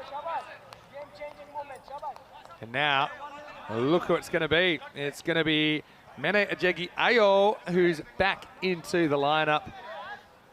Had a thumb injury that kept him out of last night's game. So, a big moment for him to come on. Serbian national cricketer coming on in the 7th. Good start. He gets a good bit of shape on this as well, you know, right on the money. Right up in the block hole. Well, good bowling. Yeah, I wonder if it's even entering Dharmender's mind to maybe make a strategic change. Oh, no ball. That's too high. And he gets called straight away. And the only thing with this one is that when you see it so high, I think, all right, he's moving down the leg side. You've got to try and get bat on it, you know. Straight away, you know you can't be out from it. Also, if you're a fan of keeping all your teeth, though, that can be one that costs you if you're not wearing a helmet out there. Yeah, good point. If he top edges that into his face. All right, free hit, big opportunity. Hits it pretty well. It goes all the way. Balle, balle, balle. Kinna sona. Shakka lag gaya. Captain Saab. Shakka Maria. Looking to get his team into the final. Well, is this the over that Ariana can take control of the match? Yeah, what a shot from the skipper. Had the immunity cloak. And he's saying, well, who needs Nasser Baluch? I can hit them myself. Drags himself into double figures. Ayo with the comeback ball. Well bowled. That's really good bowling because he's looking at what the captain's doing, looking at where he's moving, looking at where his feet are, and he's saying, you know what, if you're going that way, I'm going to put this over here. You're not going to get anywhere near it. And that's exactly what happens. Well bowled, good comeback. Yeah, moved away from it, you're right. Thing is, though, if you know that's what the batter's doing, then you don't want to be bowling it there because that's where he wants it. Yeah. But it just gets a single there this time. Dash. Well, he's been patient. How patient will he be? 22 of 13. We know what his capabilities are. I think at the moment he keeps looking at that rate. It's around 8 and over. So he keeps telling himself, I don't have to go crazy. I don't have to go crazy. Ayo is actually a dual international. It's also played international cricket for Nigeria. Well, this will go all the way. Manos arriba, arbitro. Qué bueno. Qué grande. Eso es una máximo 6 carreras más. Gets the length wrong. You think about the first ball, the over. That was how to do it. He got it right up there on the crease. The batter was forced to jam out. Now Dash getting into his business, isn't he? And he gets that little angle in that helps him just work it to the leg side. Yeah, but so Ayo, interesting. He's played for 2 different countries because his wife is Serbian, and that's how he's qualified to play for Serbia, which he does currently. All right, last ball, the over. Hits it firmly. This is going to be 4 runs. 4 más, 6 and 4. Hungry for more Dash. That is the over they wanted. And that is what I was talking about. 1 over, maybe 2 wickets in one, or an over that goes for 16 plus. That changes the context of this match, and it comes, and it's Ayo is the one that they target. He'll go for 18. Ariana now are 17 runs away. End of the 7th over, 70 for 4. So can't fill this in just yet, but certainly they're in the box seat now, needing 17 off 18 in this last 3 overs. But the winner of this game goes straight through to the final tonight. The loser will have to play CIYMS, and that is not going to be an easy proposition. If things roll away, it looks like they're rolling. It'll be a rematch of yesterday's game between the Turkish side and the Irish side, that the Turkish side held on 79-73, pretty low scoring affair. But stay tuned. It's a bit of a break between this game and the next game. It'll start in around 1 hour and a half from now. Who would you go for here? The game with Raza or Uzbek? Let me get back to you on that. No, you can't. Now you're going to say Uzbek. Obviously you're going to say Uzbek as this one gets smashed and it goes big. Well, they're up and standing. The umpire puts his hands up in the air like he just don't care. 6 more. For me, you have to go Uzbek. You've got to go with the man you know can deliver. They go for Raza. And he gets attacked, and this time the captain, he goes the full Monty. Yeah, it's gamble to go back to the spin for sure. I mean, the left-hander probably doesn't help. How about Mender, though? I said taking on the responsibility himself.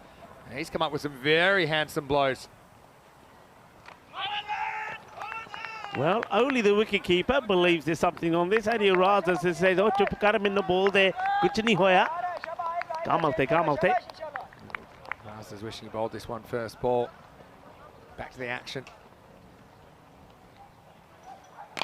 Up in the air, opportunity taken.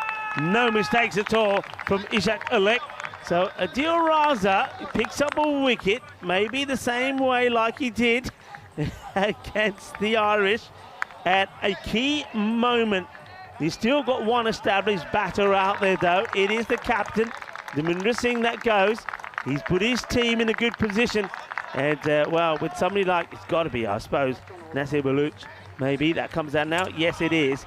You think that from here on in, they should bring it home. So well batted by Daminder Singh. Bahut achhi batting kitti. 20-run banale, and he lays a very good foundation for his team to progress into the final. But funny things can happen. We know about Istanbul. Well, when they get one, they normally bring up a few others afterwards as well. But this man, Nasib Baluch, has been quite outstanding. They have pulled it back from the beyond before. Don't know about this though. I mean, 2 big hits and this game's over. Raza does get a wicket. Now he's going to have to deal with Nasib Baluch. And let's see how aggressive he is from the get-go. Well, he goes big, and he's going to lose his wicket. Is he? Yeah, what a great catch. Baluch will go first ball. And what a great catch this is from, I think that's Ozbek, that's back there, the man I was saying. I like to see him with the ball. He walks in, realises it's going past him, and then casually walks back, holds his shape, holds his position, gets his balance, takes the catch. Baluch will go. This match is not done yet. Would you like a side of late drama with your main meal? Because there might be some on the way. Baluch going first ball, puts Adil Raza on a hat-trick. So we thought this was done and dusted. Sadiq Sahak will replace him to face the hat-trick ball. Nasser, unfortunately, went for the fences, couldn't quite get it. So it's 76 for 6. Well, the man who last got a hat-trick is the one that puts the bowler, Razaz, on one. He'll go for 0, but yeah, that's a Baluch, 3 for 7. That's a pure hat-trick. We also seen William Peafield off the Independents in the European Cricket League also pick up hat-trick. But what about the top 2 there? Well, you saw Reginas, and we both saw Umar Tariq. Yeah, Umar Tariq taking 2 hat-tricks in the single innings. That's not a misprint. Had everyone writing into me saying, hey, you put that guy on the list twice for the same game. You know why? He took 2 hat-tricks and he took 6 wickets. And Regina taking that one in the, that was a great the moment women's as well. Really. ECIs. And remember, more ECI action coming up here after. Yeah, ECIW action coming up next after week. Anyway, right now, hat-trick ball, Sahak on strike. Well, it gets a fair bit of turn on this, but a little bit short, works away. He'll take a single. Sahak gets himself off the mark and puts Dash on strike. Now, this is important. Yeah. This is important. I mean, what we got left? A ball, last ball of Raza, Dash on strike, Dash. Well, he's the man that holds the key here now. Just take a single unless it's really Gundy. You can't resist. Oh, well, he's not listening. Well, you know the way these guys play. He just throws everything at this. Never change. That's the end of 8 overs. The score is 77 for 6. Quite amazing, isn't it? The first ball off it went bang for a massive 6, and I thought, uh-oh, that was the error you had to go with Ozbek. And then after that, the next 5 balls, a wicket, or a couple of wickets, and just 1 run. A bit of the Dow Jones about that line, the white line. The odd stumble, but then trending upwards. But they'll be hoping for a crash. Istanbul KSK, and it is the main man, Ozbek, coming back in the 9th. Let's see who they've got to bowl the 10th. No, because, yeah, Ayo didn't work out too well. I wonder if they've got some other options they might consider. Should we get that far? That's the thing. Yeah, I mean, what are we at here? 10 required of 12. I'd have someone else saving a single here to Sahak. I think you're trying to dot him up a few times. Ozbek, can he stay away from the leg side? Well, he can. Gets an edge. Well stopped. In comes the throw, but they get the single. Oh, here's the battle, man. I mean, they're playing from well behind here, the Turkish team, but they've done it before. It's going to be Ozbek to Dash. And how Debashan handles this could determine whether his team go through or not. Fielder does well.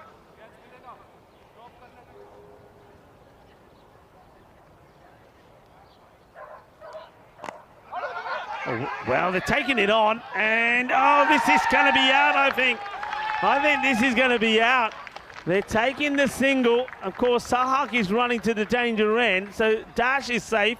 I don't think Sahak is. This is so well done, really so well done. Yeah, he's gone. He's gone by a mile. I think it's a bat plug, not that we ever got that far. Interesting that he actually went for that end. I would have been tempted to turn and throw it Dash. Yeah. But I mean, what he does do, he saves the run. You can see it was just a hit and run job from Dash. So he doesn't do it with his bowling. He does it with a bit of underarm work. Ozbek can pretty much do it all, this guy, can't he? And, well, late drama is served. Sahak run out for 2. It's 78 for 7. Yeah, and the crazy thing about taking that run on is, okay, I know it's not the key batter running to the danger end, but new batter will go on strike. Yeah, look, an extra minute for that. I know some people are concerned about the clock. I think they'll be all right. Not sure if that extra minute's gone on yet. How cool was Mr. Miyagi there? Oh, yeah.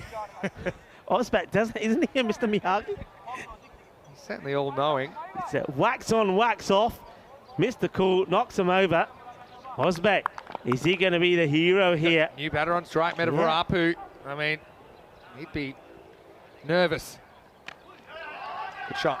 Yeah, does well, doesn't he? Just gets back on ball. And Ariana, well, they're biting whatever nails they got left here at the moment. Everything to play for here. One of these two teams will make it through to the final tonight. Will it be Ariana Kif, the champion of Sweden? Will it be Istanbul KSK, the outstanding, unbelievable team from Turkey that have already, well, exceeded all expectations?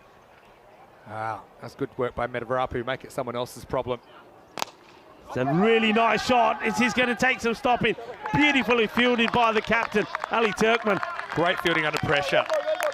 And now, you know, if we get to the last over, they're going to have a problem about who's going to bowl it. Do they go back to A or not? That's a problem they want to have because they want to just get there first. Metavarapu, again, he's just thinking, get one, get me to the other end. I don't want to be here really at the moment, staring down Osbeck. Plays this nicely. It'll be just another single. Good shot. What does Dash do here? If it's there, does he go for it? Does he take the single? I think if I'm thinking clearly and I'm Dash, and who knows if he is or not, I'm thinking get one. If it's really there to hit, then go for it. But the thing is, they're going to have to bowl their fifth bowler or a sixth bowler in the last over. Yeah. You don't want to get out here if you Dash, and you don't really want to dot to expose Metavarapu, although Metavarapu's looked good so far. Big ball coming up. Well, he gets the single, which is probably a good move. It puts him back on strike. So, end of the ninth. Tension in the air. Tension around the Cardamom Oval in this qualifier one. There's two teams battle to make it through to the final. Which one will it be? And right now, it is 82 for 7 at the end of 9. So they need 4 for a golden ball, 5 for the win. And so you can see that if there is a tie, we haven't had one yet in this ECL, it'll be decided by golden ball. We'll decide who goes through to the final straight away and who has to go through CIYMS. Yeah, well, a lot of people are having a think. And wow, looks like a movie star there. Oh, has he gone camera shy? Hiding behind the sunglasses. Well, here's another guy. Like this. That ball has passed hands about 4 or 5 times. You have it. No, you have it. No, you have it. No, you have it. Well, in the end, they're going with Mohamed Fahad. Can't work if everyone wanted the ball or no one wanted the ball. Anyway, so you've got 5 to win. If you score off every ball, you can't lose. Field's back. They're so happy if Dash just takes a 1, and they're hoping they can get on top of Metavarapu. But I think you're going to have to start seeing a few more fielders in and trying to cramp the batter, trying to prevent that single. All right, here we go. 5 to win. And it's Fahad with the ball. And that'll do it. It's done. Now he comes up, he rocks in, he bowls an off spinner, and it's all over. Maximo time. And would you believe it? After all that setup, he just needed 1 ball, and Dash was done. He'd done his dash. And Ariana Keefe, the Swedes, through to the Group F final. Yeah, just took the 1 ball. I think that ball was passed around from one set of hands to another like it was a hot potato. I don't want it, you have it, you have it. And in the end, Fahad said, give it here, I'll bowl it.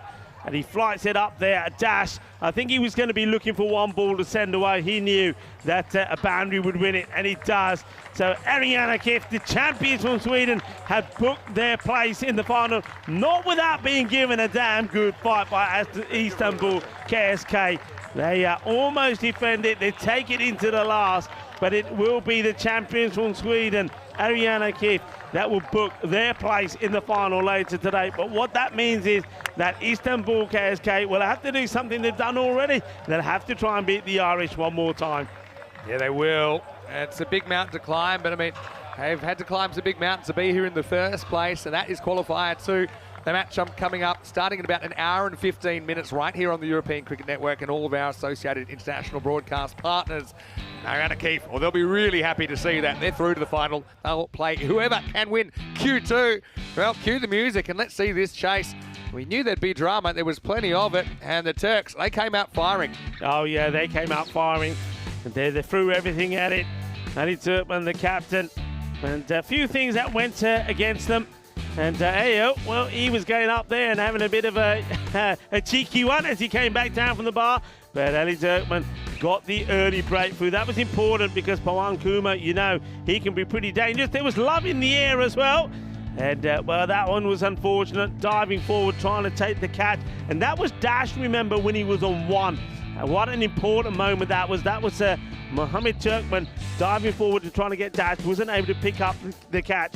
And that ended up being a decisive moment in this match. Yeah, look, I think for the most part they held their catches. Khalid Muhammad came out. We know the way he plays. He swung one away to the leg side boundary, but he wouldn't survive the next ball. He just skewed it up in the air. I mean, Zaga was brilliant through this middle period. Really kept the team in the contest. He took 3 for 10 off his 2 overs. I think Wakas kept very well. Took a couple of good ones. Adil Raza, a bit of a mixed bag for him. They timed him up a couple of times.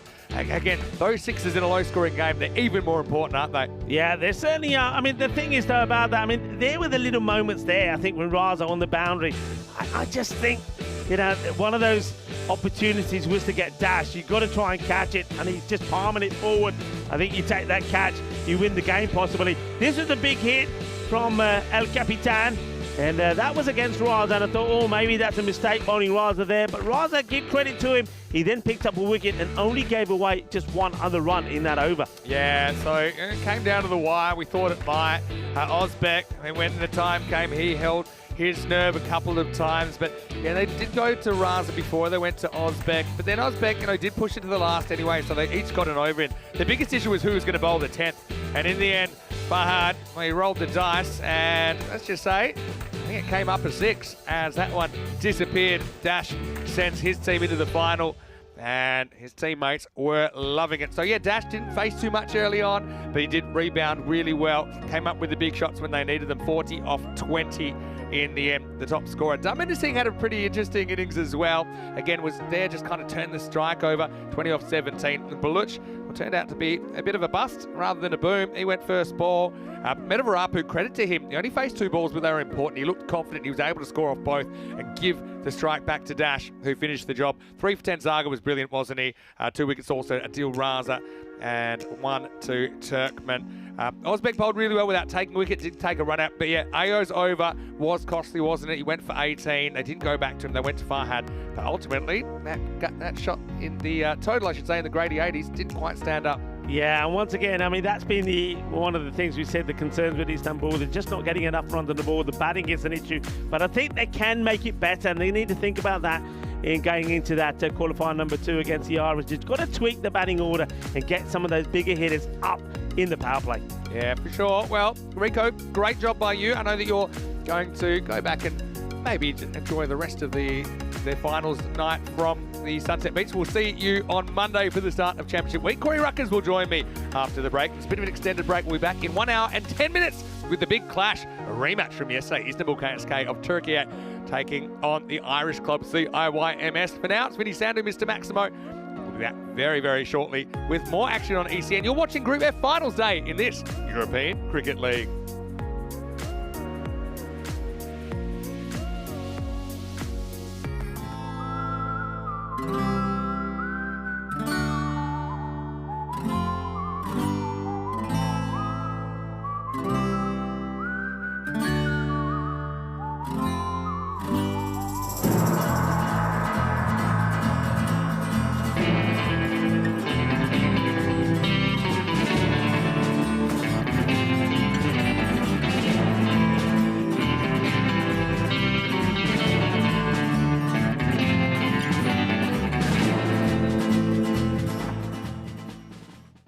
This is how we play cricket. On the Costa del Sol.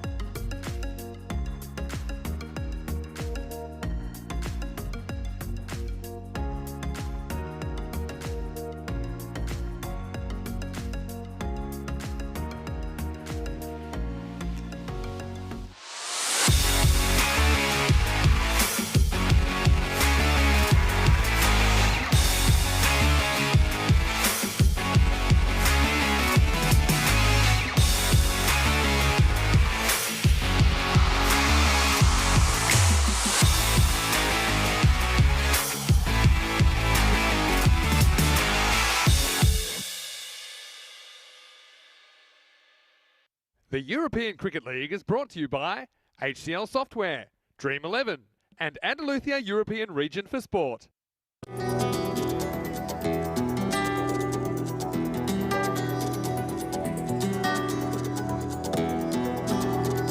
Ven conmigo a cruzar su calle, a vivir su ambiente. Ven conmigo a vivir la vida intensamente. Conmigo ven, conmigo ven. Hello and welcome back to the Costa del Sol Group F Finals Day. Plenty of drama has already happened. Plenty of drama still to come as we head into the second half of Finals Day. So now it's time for Qualifier 2. Now this is the loser of the 1 versus 2 matchup. That's Istanbul KSK of Turkey. They are taking on the Irish champions CIYMS, who won that sudden death eliminator earlier in the day. They finished in 3rd position. Now the two teams that finished 2nd and 3rd in the group stage will do battle for the right to meet Ariana Keefe in the final later on tonight. Let's see what happens at the coin toss. Rob Kemming has the 2 captains. It's a big toss. Let's see who wins it.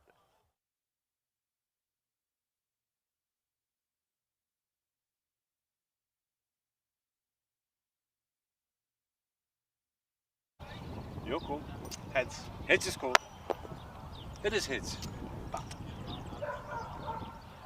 From the toss is that John Matchett has won the toss for CIYMS and the Irish team will bat first. Makes sense to me. I mean, they batted first earlier this morning. They sent Oeiras packing the Portuguese champions by putting 130 on the board and just applying that scoreboard pressure. I've got to say that Van der Merwe was brilliant opening the batting, though he had a couple of chances along the way. He struck the highest individual score in this ECL so far, 89, not out. I think Doherty's a big wicket as well. I like that right-hand, left-hand combination up the top as well. The question for the Turkish team, can they get those early wickets, get into the middle order? And we know the Irish team have struggled a little bit once they've lost wickets, but the difference this morning was they didn't lose any. They lost 1 along the way, but McCulloch has been pretty solid and he's batting 3 at the moment for CIYMS. I think the Istanbul KSK, they would have liked to have batted first. That's how they beat the Irish team yesterday, beat them by 6 runs in a bit of an upset, but it's all to play for with a spot in the Group F final on the line. Ariana Keefe are waiting for the winner of this game. Well, I've been waiting for this guy, Corey Rutgers. He's finally arrived here on Group F Finals Day. Well, Corey, hopefully enjoyed your rest, but now it's time to wake up because with that spot on the finals on the line, I can tell you that it is the Irish team. They won the toss. They want to put on some big runs. It's over to you. Let's get ready for the start of Qualifier 2. Hello and welcome back everyone around the world for this T10 match. And it's a big one, Istanbul KSK versus CIYMS from Ireland. And what is a do-or-die encounter? One of these teams will be going home in around 90 minutes time. The other will be off to the final tonight under lights at Kardama. And looking forward to this. Haven't they been good, Istanbul KSK? But CIYMS coming good at the right time. Let's have a look at the 2 lineups. And, well, let's talk about that top 3. Van der Merwe, Doherty, McCulloch, or however you say it, and match it at 4. It's up to those 4, isn't it? We haven't seen too much batting after that. The question mark will be, can Istanbul KSK take some early wickets? Supercomputer's saying it's going to be a close one, and I think it will as well. Both teams have had moments in the tournament, and the question will be who can answer each other's matchups the best and find the right answers at the right time. Good opportunity to welcome back everyone around the world, especially those in India. Vi Fanco and everyone on the chat. Good afternoon or good morning, wherever you might be. And welcome back to all our network providers out there. Hope you're ready for this one. Should be a good game of cricket. Istanbul KSK, unbelievably, still in this tournament. They've shocked so many. And there's a man on your screen, a bit of a crowd favourite, AO. Watch him split step and walk here, and one of the most attacking fielders I've seen out there. So we're almost set to go. It's going to be Jason Van der Merwe on strike, who played a match-winning innings against the Portuguese this morning.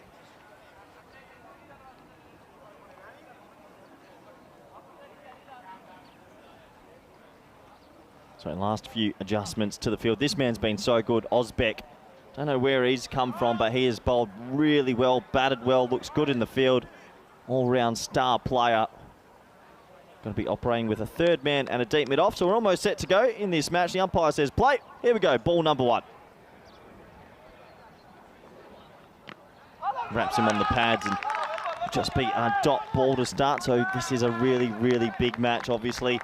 We will have to say goodbye to one of these teams, and neither of them want to go home just yet. smelling the final just around the corner. The Swedes are waiting there. Ariana Keefe played a pretty good game before, won comfortably in the end. How good's Osbeck been? Really talented bowler.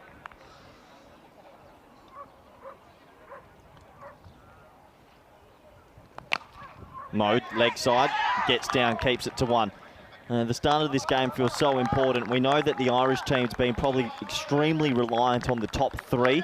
No one else has played an innings of substance, has to be said. So can they get some early wickets, Istanbul KSK, and get ahead in this game? Or will it be Doherty and Jason van der Merwe? They're going to take it away.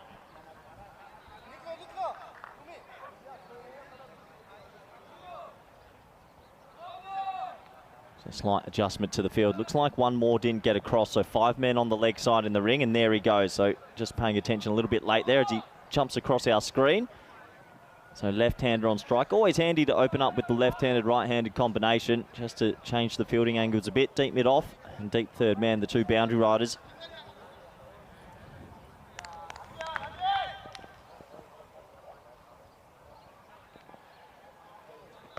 Pulled hard.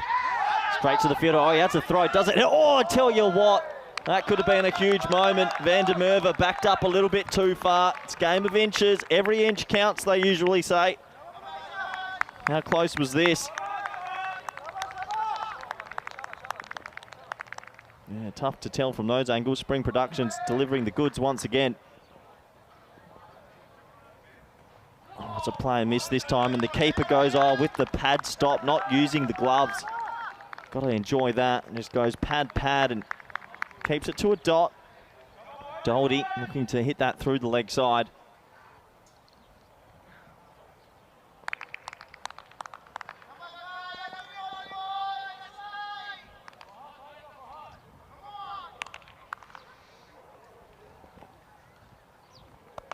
Cut, nice shot, gorgeous shot. It's in the gap and you can't turn and chase. You've just got to dive at it.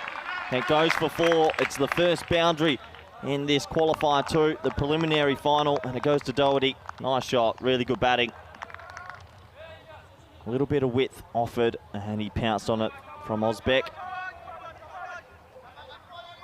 Can't stress the importance of early wickets here are needed for the Istanbul team.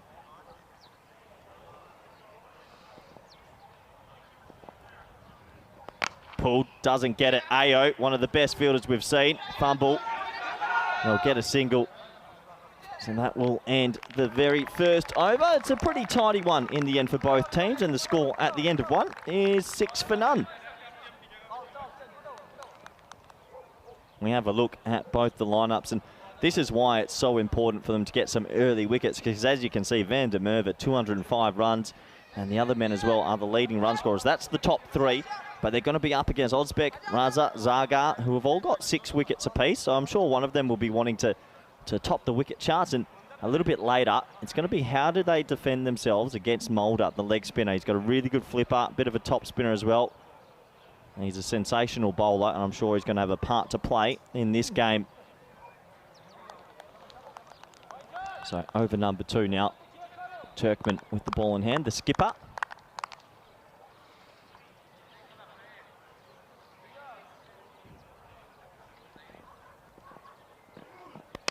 Hit hard, straight to mid-off, and just lets that go through to him for a single. Does Osbeck, doesn't attack it. Brings back on Van der Merwe, and what an innings he played this morning. Yes, he had a little bit of luck, but he sent the Portuguese packing, unfortunately for them, who will be disappointed. They had a good tournament, and they looked like they had a good team, just didn't click at the right times, and some catches maybe let them down today. If Van der Merwe plays a 20-30 balls, you just know how destructive he can be. Up and over. Thanks for coming. 6 runs. It's a gorgeous shot. And that's the first big one of this match. The opening pair getting themselves in here. And that's a gorgeous looking stroke. Van der Merwe reminds me of the old South African batsman, Richard Levy. He's very strong. Just whacks it. That's a gorgeous shot over wide, extra cover.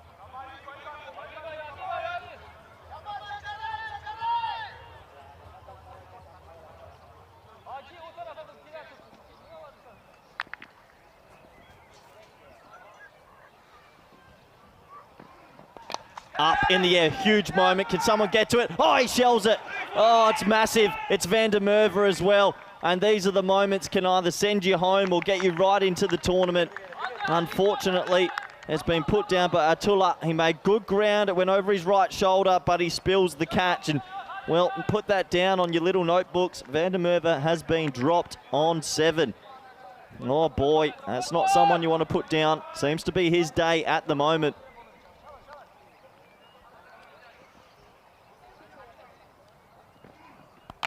In the air, and that might be goal. Ayo's the quickest man, but he can't get there. And when it rains, it pours. He gets dropped, and then he puts the next ball away for 4. Big moments in this fixture.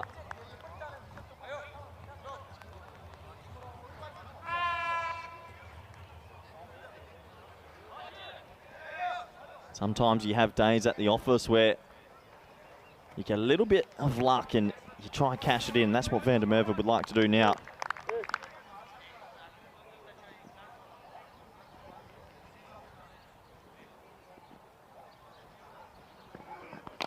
High in the air. This is tough. This is real tough. It might even go for 6. It will.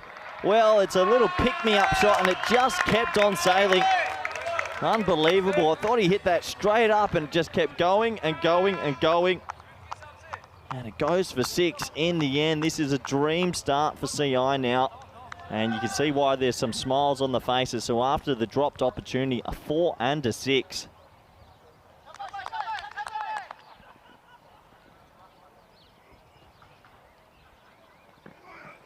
And he strays down the leg side, just trying to over-adjust. Van der Merwe getting confident here. Sometimes it's just your day, and it feels like it could be for him.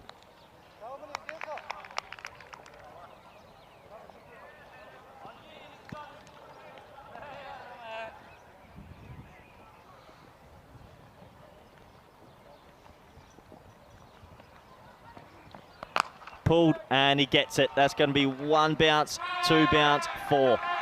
So in the end, the drop catch is going to hurt them massively because the over turns into a big one. It's 24 off it, and the score is 30 for none. This is what's happened today. This is what's remaining for the day. We're at the qualifier 2 stage. Ariana Keefe booked their ticket to the final a little bit later tonight, and looking forward to seeing who's going to join them as I welcome back good friend, co-commentator, Vinny Sandu. Thank you very much, Corey. Nice to have you in the comedy box today. Yeah, so Ireland, their club CIYMS, twice they've won the toss, twice they've batted, and twice they've come out of the blocks pretty fast. And you can see it means a lot to these guys. They'd love to be able to stay here and extend their Spanish adventure. Hey, that kookaburra turned into a cat. That'd be cool. I'll tell you what, there'd be a few cats roaming around if that's how it worked. It's good little sun trap there. We always love a bit of the National Geographic Wildlife Watch from our crew at Spring Productions. Right, here's Zaga. He's coming off 3 wickets in the previous game. Bowled really well. They got to do something and quick, don't they? Yep. Yeah, starting to look a little bit dangerous, this opening pair again. Oh, it's short. It's a Gundy ball, and it gets the treatment. The opening pair are clicking today for the Irish, and they're racing away in this one. Yeah, what a shot. And the boundaries just keep on coming. Yeah, not looking too good at the moment. 34 off 13 deliveries altogether. We know that their bowling's been really good, Istanbul KSK, but the question marks to be, can they chase up north of 100? I'm not so sure. They've only lost 1 wicket today, CIYMS as well. I mean, that's the way to get into them. You have to kind of expose the soft underbelly of the middle order. They're very capable. I just don't think they've had too many opportunities. This is going to be bad. And it's going to be 5 bonus runs, a bit of a gift. And Zaga gets it wrong initially, but Wakas couldn't handle it on the second bounce. Yeah, just not working out for them at the moment. It's a poor ball down the leg side and lands in an awkward spot for the keeper, so it's a minimo. And since that dropped catch, the runs have just piled on. 18 and over the current rate. This power play's up and out of control. Yeah, I know what you're saying about can they chase those kind of big runs. I'd say it's unlikely, but I feel like nothing's impossible with this Turkish team.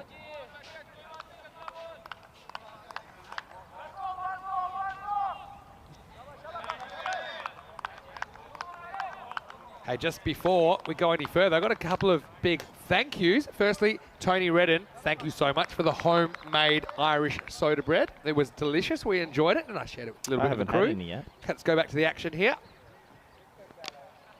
This will just be a single. So yeah, big thank you out there to Tony. Look, the other thing I want to say is congratulations to our very own Shazad Mansour, who is celebrating his wedding today. So congratulations. Shazad, hopefully you have a wonderful lifetime of happiness. And of course, you already know you're going to get a lifetime of cricket here on the European Cricket Network. So have a great day. Enjoy your wedding day. See you back at work soon. Does that mean we don't have a statistician for today? We got a few people covering Shazad. Takes 3 or 4. How many hours is he allowed off? I think he'll be allowed 1 for the wedding and 1 for the honeymoon, but he'll be back in 2 hours for the next game. Well, very nice indeed. Congratulations, mate. 40 love. This was the score earlier.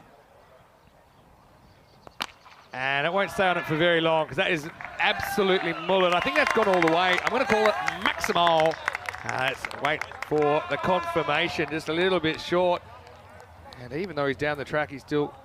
That's 4. I'm going to have to... Oxium. I'll just take that Maximo back and I'll say cuatro carreras because that was faster than a speeding bullet. At real time, I thought it went all the way. Still, another boundary for CIYMS.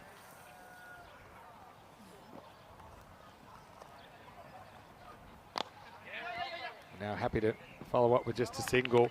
The question can be, will they be able to pull something out again, Istanbul KSK? Because right now they've been taken to the sword, and it makes me worry for their tournament life. And the question always has been, you know, like we said the other night on Monday, what goes up must come down. I mean, Istanbul KSK, they were undefeated through the first 3 games. They put a few rotations in game 4 last night, and they haven't won a game since.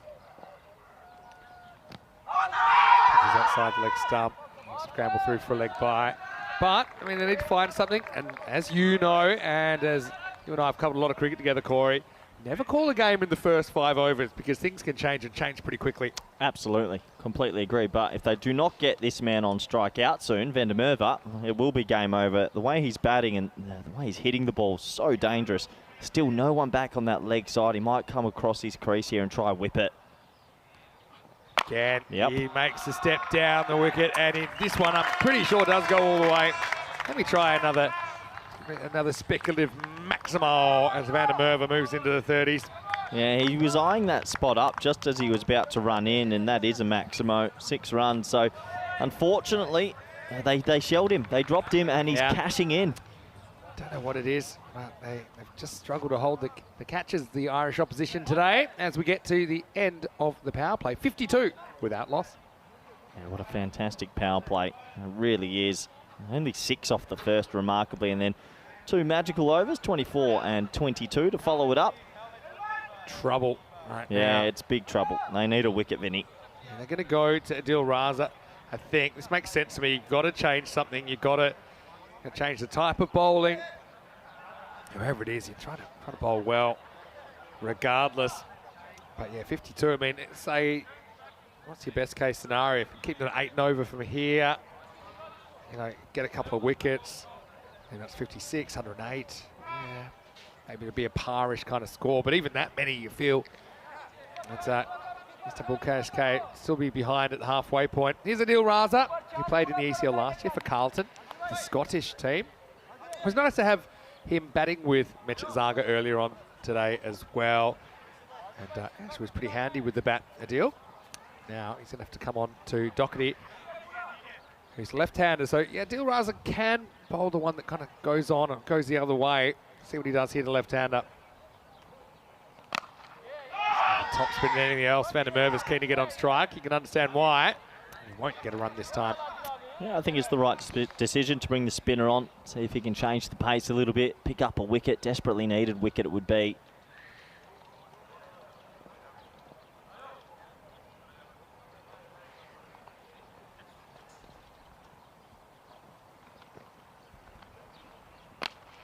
Next one is to Ao, and he cannot handle it. Well, like a 4th division goalkeeper, this one bounces about 2 metres in front of him, and he just wafts the hand at it. Look, it wasn't easy, but It seems like everything at the moment going against the Turkish side. Yeah, I reckon it might have spun just a little bit as well. It's an awkward one, but he probably should stop it. And, well, they've been so brave, Istanbul KSK, this whole group stage. Can they fight back once more? They're going to need to right now. Doherty launches this into another universe. Well, I've got no idea where that's going to come down. That is a proper hanger. A sky shot from the keeper back. That was power. That's massive. That is really, really big. And, well, they brought the leg spinner on to try and cause something different. That was a wrong and going across him, but it was in the slot, and that's huge. What a shot. Quite a remarkable shot, because you have to do this kind of internal calculation about where you think the ball's going to spin and how much. Whatever he did it perfectly.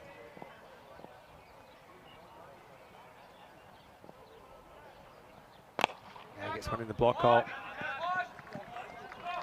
Just get a single, but his horse is bolted. They're playing catch-up, Istanbul KSK. There's a lot of damage that's already been done. I mean, there's still 6 overs after this. They're looking at 140. I don't know if Istanbul have the cavalry to chase something like that. They've got to take some wickets, have a big last 6 overs with the ball. Irish cricket fans hoping for something to shout about after going down to Bangladesh in the match today. Right now, the T10 form's been very good. Was it ODI today, was it? Yeah. Went down by a fair margin from what I saw. Can't quite time this one. You heard OMG from Van der Merwe, who wanted to send that into the jungle, and said he just gets a single. Yeah, it does bring on the left-hander again, who's starting to tick as well. It's looking good here for CI. Yeah, it's not a disaster as yet. It's gone for 12. That 1-6 was miles in the air, but Dil Raza gets one more crack at Doherty. Wicket potentially can spark something for Istanbul. Charles Croucher, bowler's end out there with Joe Foster. So 2 Czech-based umpires handling qualifier 2 today. He wants it again. There's more work for AO, who did something unusual earlier. He tried to field the ball and ended up at the top of the stairs. Right now he stays on the field, and at the end of 4, it is 65 without loss. Yeah, this is a dream start. Dream start for the Irish club team. Everyone was saying today, if they get that top order to click, you still got to look out for them, and they've clicked in 2 games consecutively. They are climbing north and climbing in the right direction for them. Yeah, bring your climbing gear. That's quite the slope. On 162 pace at the moment. What did you get up to last night, Corey? Not too much, actually. A little bit of a dinner. Yeah, relaxed. Was going to go outside, not to. Just easy. Caught up on some rest. It was nice to have the evening off and the morning off. Yeah, there's some of our other players. Some still in the tournament, some not. Where are the Portuguese, actually? That's what I'm worried about. They've probably... Sinead's hanging around there. Find me the Portuguese, because I guarantee Conrad and a few of the fellas have had a couple in the last few hours. They're mostly down in the domed area. I want to load all of our crowd here today.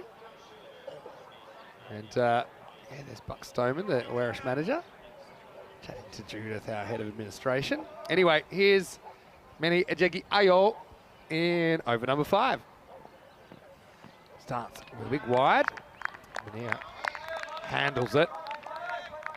Oh, that's my worry. There's the group you got to look out for.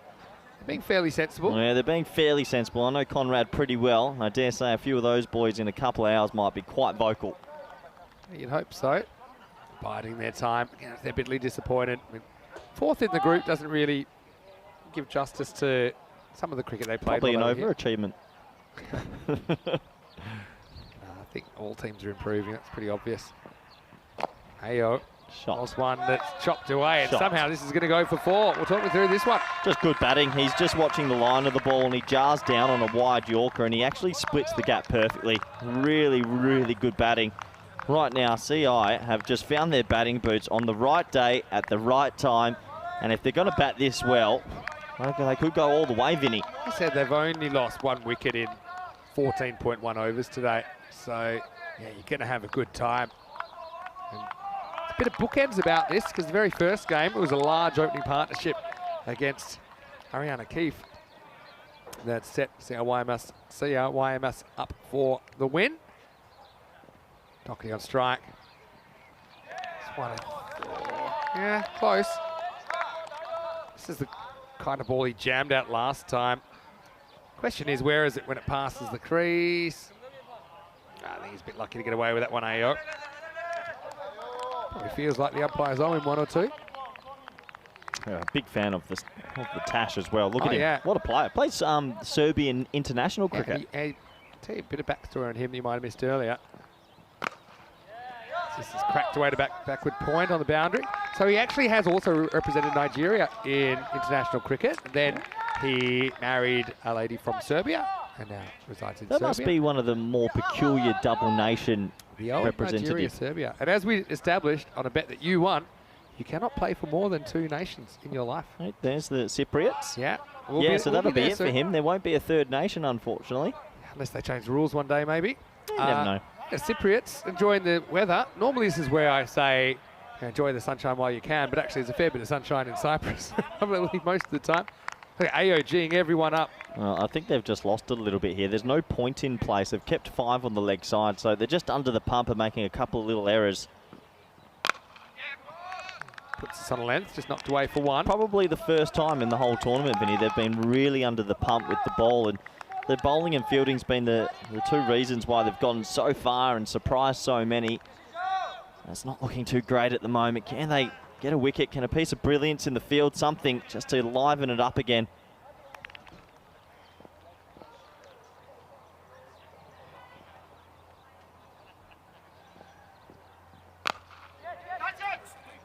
Goes after this. Just a single. Yeah, just the one there. Doherty not getting that one out the middle. Van der Merwe is striking at 300, having a day out.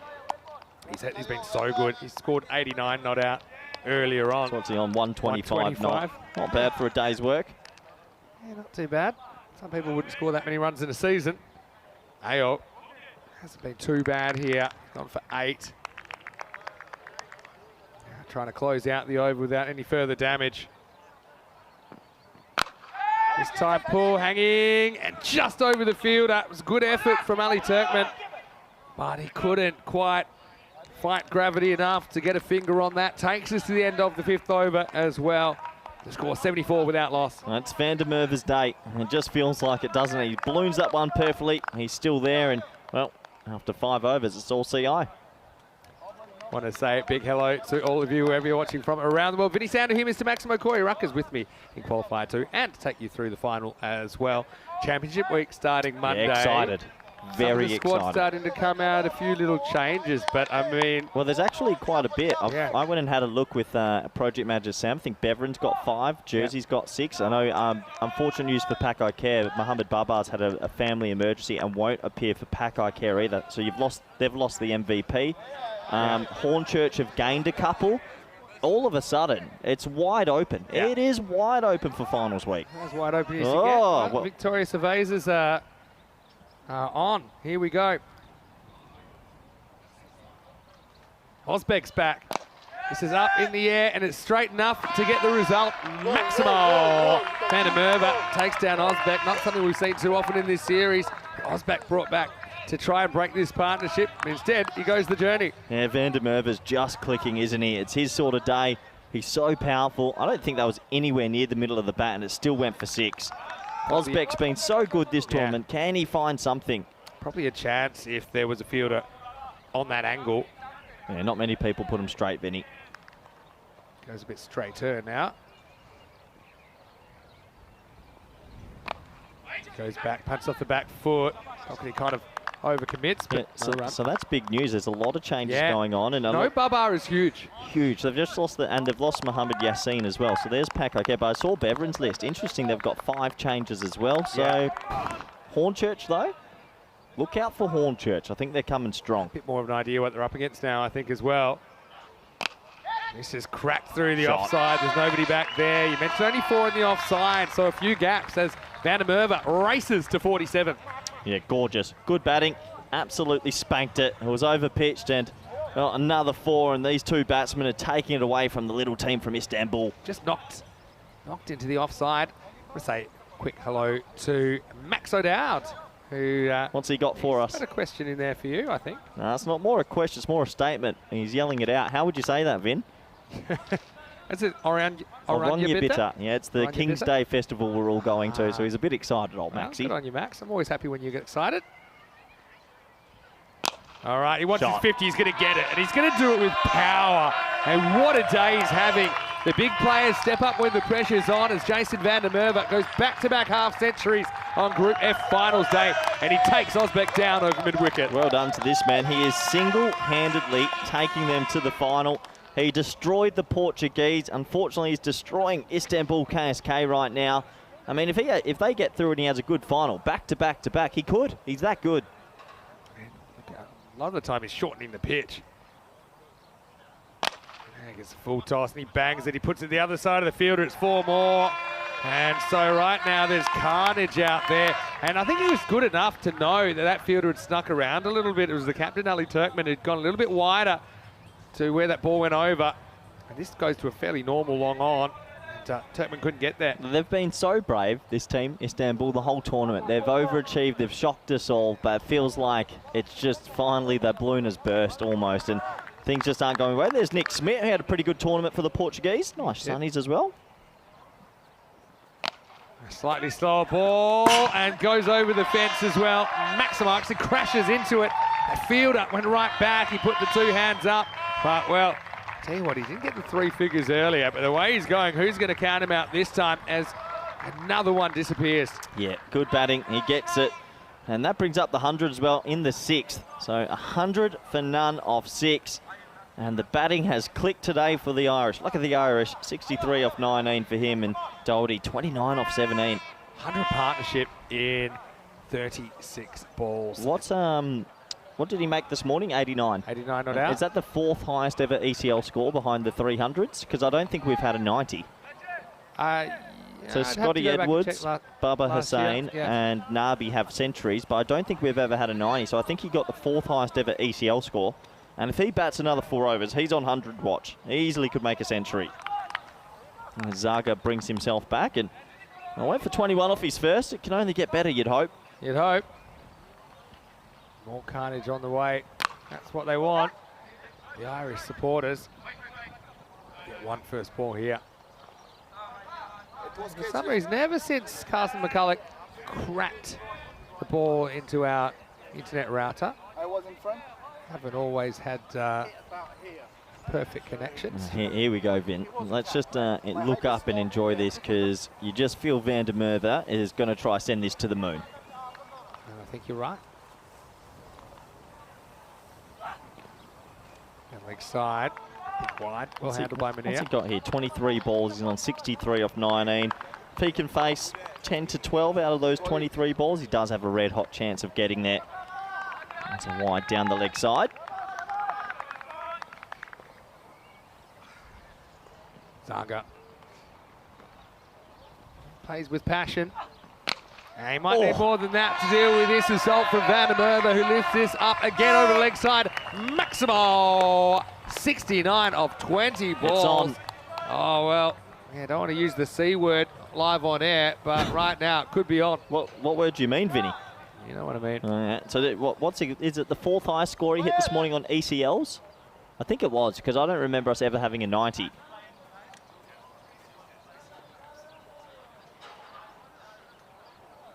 So yeah, it is. It's been confirmed. He's 89 this morning, was behind Scott Edwards, Nabi and Baba Hussain. He then made 89 not out this morning. He's on 69 not out, and he's looking violent. That's about as big as it gets, and that is flying over the trees. I mean, that one's a 16. Zaga takes the pace off. It's put back on some moments later by Jason van der Merwe. My word, he put some muscle into that. That was huge. Yeah. Watch this one fly. What a great shot from the camera. Usually when it clears the trees, it's a big one. That really cleared the trees. Oh, yeah, that was... Van der Merwe has clicked today. That was humongous. Now gets the slow ball. Ayo will knock it down. Well, century watch is definitely on. And, well, look, KSK have been so brave this whole tournament. It's probably not going their way in this one, but they can still keep their heads up high. What a partnership, and how destructive that man on your screen's been. Those forearms, Vinny. Yeah. Oh, Well, look at he him. said he has big ludus. What? As he says. What did you say? Big ludus. Ludus? It's big arms. Oh. And now, slow ball. Doherty gets in on the action, catching practice in the fan zone. It's raining sixes at the Cardiff Oval. Everyone take cover as CIYMS reach 120 and they're going higher. This is a little bit more of what we sort of expected when teams came up against the team from Istanbul. It's only the first time they've been caught out, and the ladies out there are loving it. Everyone's enjoying themselves. It's tough for the men on the field, but just hasn't been there 7 overs. Doherty, he's playing a very good innings also, 36 off 19. And he does miscue that one and runs a single. I'm sure there's a few people that wish they didn't run the single. But at the end of 7 violent overs, the score currently is 122 for none. Yeah, it's hard to see any road back, but let's have a look at the teams that will feature in Championship Week. We're talking about the squads a little bit, so yeah, tell us a bit more. No Barber for Pakai Care, but they do have the young gun, Hashimir Ali, in there. Yeah, Kid he's coming. Dynamite. So Pakai Care have lost Bubba and Yassine, so they'll be disappointed with that. And I think Alphaz have lost 4 or 5 also. Beverin have made 4 or 5 changes, and Farmers also have made 4 or 5 changes. Drew are pretty much the same, and Hornchurch, I think, have actually added some good names to the squad. I saw a few, so for me, it's open. It's really open. Even Sporting Alphaz with their 4 or 5 changes brought in a few, and the Farmers team have brought in Nikolai Damsard from Denmark, the tall left-handed batsman. He whacks it. Right. So Yeah, okay. for me, this year, it is honestly anyone's game. I'm excited for finals week. We're not far away. 25 matches in Championship Week coming up starting on Monday. Now here's Mohamed Isa into the lineup. And they're throwing in the ball in the 8th over. See if he can claw something back. Well, And that's that's been laced. Hit pretty hard. Well, I'm on century watch. Let's get around it. We don't get many at the ECL. So just off the top of my head, Scotty Edwards hit a 137. I think Nabi's, what was Nabi's highest score? 105. 105. 104 of them in boundaries, the first 104. And Bubba Hussain? Bubba's saying, I think 102. Was it? Can't remember Bubba's. It was against the Turks, actually. Yeah. Anyway, 76 off 22. Pretty good strike rate, that. Yeah. So here is Van der Merwe. It's well ahead of the century pace. It's a decent delivery, but even that, I mean, violently digs out that block hole delivery. He's just powerful, isn't he? He really is, with a bit of technique mixed in there. 77 off 23 is a remarkable innings.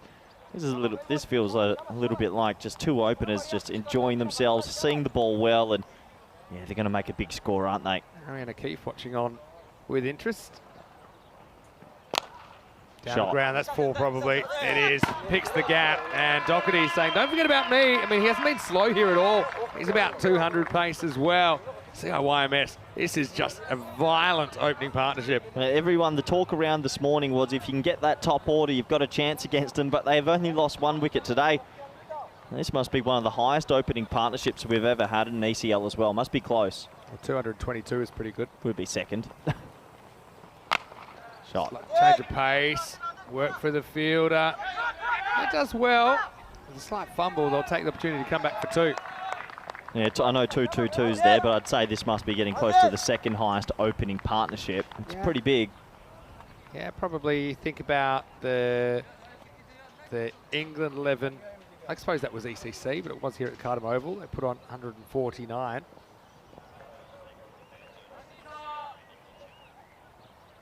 Here's Isa. The score at 130.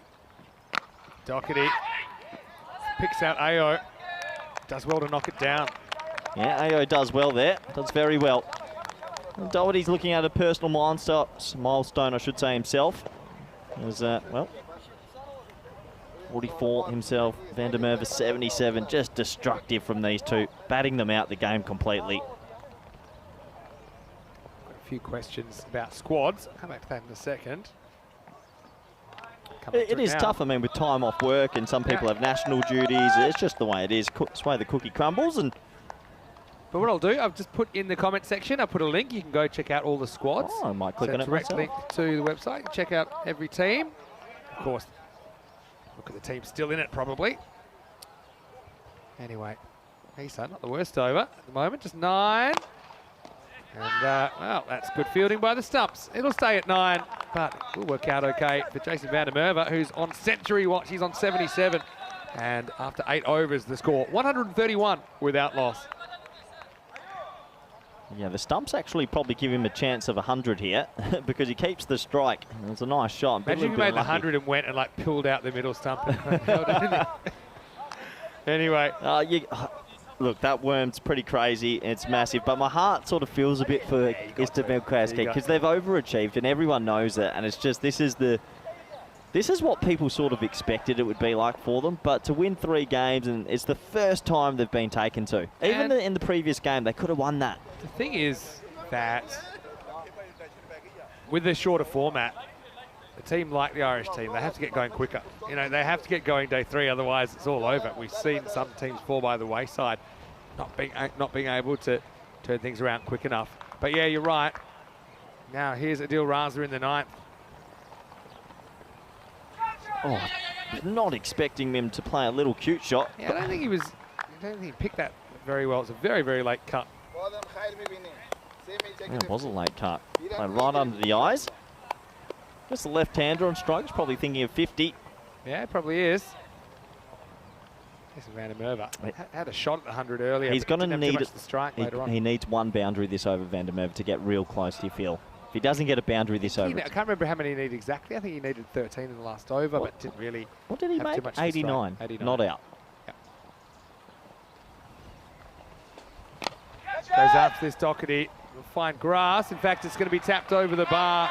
And it's Elec that can't make the stop. Doherty moves to 48. Yeah, there's the Portuguese behind them. They'll be supporting, and a few of the Spanish players out there. And I'm sure they're offering some support. It's been a tough few overs for them here. That one just burst through the hands, and it goes for 4. I'm liking Maxi's random questions. It's a bit early for random questions, but I'll address it after this ball. Well, it goes for this, but it's a bit of a top edge. It'll still probably fly out of the ground, and it does. Maximo! Doherty brings up his 50. Not to be sneezed at either. 27 balls going it to a ball. This opening partnership is up above the clouds at the moment. It brings it up in style. Yeah, well batted. Personal milestone, and he's enjoying the leg spin here. This might go as well. It won't go anywhere except back to the bowler to be re-bowled. This must be the second highest opening partnership we've ever had at an ECL. I think if Max O'Dowd's listening at the moment, Max and Scott hit 2-2-2. This must be the next. There's the Spanish and the Portuguese, who don't usually get along. Seem to be enjoying themselves. Still segregated though. There's Danny's head. I heard he walked into a pole. He did walk into a pole last night. Good upstate info. Still trying to get back to Max's question. He said, would I rather have legs as long as my fingers or fingers as long as my legs? I'd say fingers as long as my legs, because size is everything. Yeah, well said. Speaking of size, Doherty wants to go large. Gone. He's outside the leg stump, and he might have hit it. Give him something. Just give him something. He's not out on 2 counts. Bats. That's not bat though, is it? I think he gets outside the line of off stump. Look where he ends up. But hits the inside. Nah, you can see the off stump. But give him something, I Vinny. think it's just be out anyway. Come on, it's Istanbul. Hey. How have they got themselves to the prelim final? Fair play. Look, anyway, century watch. Van der Merwe needs to hit a boundary in the next 2 balls. Otherwise, I don't think he can do it. 22 off a potential 8. There's Azhar Andani. Well, it's going to be 4 buys, or a buy, or 2 buys. Whatever it is, it wasn't hit. So maybe the keeper got a bit of a glove on that. So this is where Doherty just gets a free shot. Before, when we talked about the century watch, the game was still kind of in the balance. They're in the kind of 120s. I think with this many runs on the board, you can probably afford to try and manipulate the strike a little bit to make sure Van der Merwe is facing. Unbelievable. They've only lost 1 wicket today, the Irish, and they've gone bang, bang it. Look, if KSK chase this down, it'd be freakish, but it's pretty tough. As you'd say, it's probably more chance of the world stopping and spinning the other way. Nice ball, the over coming up. Doherty trying to make it disappear. Yep. He gets the ball to do it, and he will. That's going to be Maximo. 150 up, 150 partnership up in 9 overs. What a dominant display by these 2 highly aggressive, highly talented Irish batters. It's 151 for none after 9. Yeah, congratulations to those 2 men. They've taken all the bowlers to the sword, and there's some pretty rough economy rates, has to be said. But Hey, look, if people understand this format, what's going on, KSK Istanbul can hold their head up high. They've overachieved massively compared to the team that came from Turkey last year, which were getting bowled out for 16-18. It just hasn't been their preliminary final, and that can happen. Yeah, you know, they've won the Hearts as well. Absolutely. A lot of these players didn't think they would actually be able to take part until something like 24 hours before they arrived here in Malaga. Isa gets the second, and it's a really clever shot. No outfielder back there, he just slices it away. Van der Merwe, so on century watch. He's into the 80s, and could be only the second century we've had this year after Lala, aka Mebabali, hit 140, including 20 Maximos in Malta. If people didn't see that, we were in Malta, and that man, Mebabali, nicknamed Lala, just decided to lose the plot. 26s in that innings. I'm not sure if it was the next innings, but it might have been the... Yeah, maybe the next innings, and he got out first ball. Do you reckon he can hit 3 6s out of 5 balls? I know he can hit 3 6s out of 5 balls. If you've been watching him today. Poor Isa in the crosshairs. Doesn't quite get it. Watch the bounce. They want 2 here, but they're never going to get it. I think that might be it for century watch. Unless he goes bang, bang, bang with the last back. 3. Yeah, I don't. Doherty's actually caught up quite a bit. There was a stage he was further away. Yeah, what do you do if you're Doherty here? How much of a close bond do you have with Jason Van der Merwe? Enough to knock a 1? Yeah, nah. I reckon I'm knocking a 1. What, to give him a forward. chance? Maybe one day I'll be in the other position. Yeah, you never know. You got 156 on the board. I think he's going to knock. Oh, an accidental one. He launched at it. It's big appeal. There's a thick inside edge. Well, he's got 3 bites of the cherry. All right. I remember we saw that once. You and I were in... Gulam Dastgir. No, Rotterdam. Musa Ahmed needed 3 6s and he went 6-6-6 to get there. Gulam Dastgir did it actually when his team needed 18 off 3 balls as well to win the game. And to bring his 100. He went from 82 to 100. As you do. Anyway, Maximo or bust for Jason Van der Merwe. Needs to be perfect from here to get the century. Get up. Oh, not quite. 1 bounce, 4 runs. Well, consolation prize isn't too bad at all. He moved to 87. And lightning strikes twice on finals day for the Burley CIYMS opener. Can you imagine if the Swans this morning caught him when he was on 17, or if the Turks had caught him this morning when he was on 12? But that's cricket. That's the way it goes. Yep. And he's cashed in. What is he now? None for what? None for 169? No, 100 and... What's that? 89 and 87. 176. What about a 99 not? Yeah, I'd like that. Here we go. 2 to come. Cloths it. Might get 2 here. Yeah, probably go for it. Has to get up rolling. And he will get 2. So he equals his score from this morning. Hey, 89 we might get one of our first 90s in the ECL. If he doesn't get out and it scores at least 1, we will. He hit the 4th highest score this morning.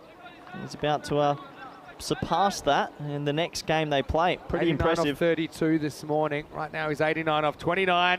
And here's his curtain call. And he puts it miles back. Well, what an innings from Jason Van der Merwe. Stand up and applaud for this Irish opening pair. He'll finish on 95 not out off 30. Doherty as well. I mean, applaud his contribution. 62 off 30. Brutal hitting as CIYMS, the Irish champions, rack up 169 without losing a wicket. Yeah, pretty impressive. Well done to those gentlemen. Good to see a warm round of applause from KSK, and a lot of the guys getting around saying congratulations. But that is brutal from those two. They've probably battered them out the game, but what do you do? Sometimes that's cricket. I mean, the Irish couldn't chase 80 yesterday against this Turkish side. And Doherty applauds. I mean, he should also be applauded for his contribution. The Irish bats, we talked about it at the start of the day, got to get that top order, got to make inroads. No team has on finals day so far. And as for Jason Van der Merwe, you look at what he's done today, 184 runs without being dismissed on finals day, and you feel that he isn't done yet. Well, Istanbul KSK, at one stage they were top of the tree after 3 matches played, but since then they were on the downslide, weren't they? And they hit the ground hard. Big reality check for the Turkish champions. They tried what they could, but it was just brutal stuff, really. No mercy from these Irish batters. Yeah, no mercy at all. They pick their spots at will. They hit it to all parts, no wickets going down. And, well, it was a beautiful partnership to watch. They pounded everything all over the field. And it was tough for KSK. They tried their best. They brought Ozbek earlier back for his second to try and break the partnership, but they didn't really give a chance either. They just hit it so well. Yeah, they did. Yes, that one chance that you mentioned, but I mean, trying to see where they went wrong. Obviously, the horn was getting a fair workout, but I mean, That was huge. Yeah, some of these, they weren't just sixes, they were more. I mean, that one that sailed over the top of the trees, this one would have been out if someone had a touch, but they weren't able to. There was a touch in that from Elek. A lot of fielding being done off the field, as we saw. Spain and Portugal, friendly rivalry there. Again, it's hard to really analyse this too much because it was just the two Irish top order players putting on a show, and they were enjoying it. They've got a mountain of runs. I mean, it would have to be the highest chase we've ever seen. They say nothing's impossible, and the Turkish side have overcome a lot of obstacles to get here, but this has to be the sternest yet, as they will require 170 for an unlikely win and a place in the final. Van der Merwe with 95 off 30. He was very, very destructive. The right-hander, he hit 9 Maximo 7-4s in his innings, striking at 317. For Chris Doherty, also played a very important hand, 62 not off 30, 4 sixes and 6 fours for him. And if you don't like violence, look away now, because there is some cruel and unusual punishment in the bowling figures. Nobody able to take a wicket, obviously. Ao, his over only went for 9, but he wasn't used again. They went back to Issa in the 10th. But it's just one of those innings where the Turkish could never really get a look in. So we'll take a break. We'll be back in around about 7 or 8 minutes. Take you to the reply, and Istanbul KSK, well, they'll be having a dash, that's for sure. Let's see what they can put up on the scoreboard. Vinny Sandu, Mr. Maximo here with Corey Ruckers. We'll see you after the break for more European Cricket League.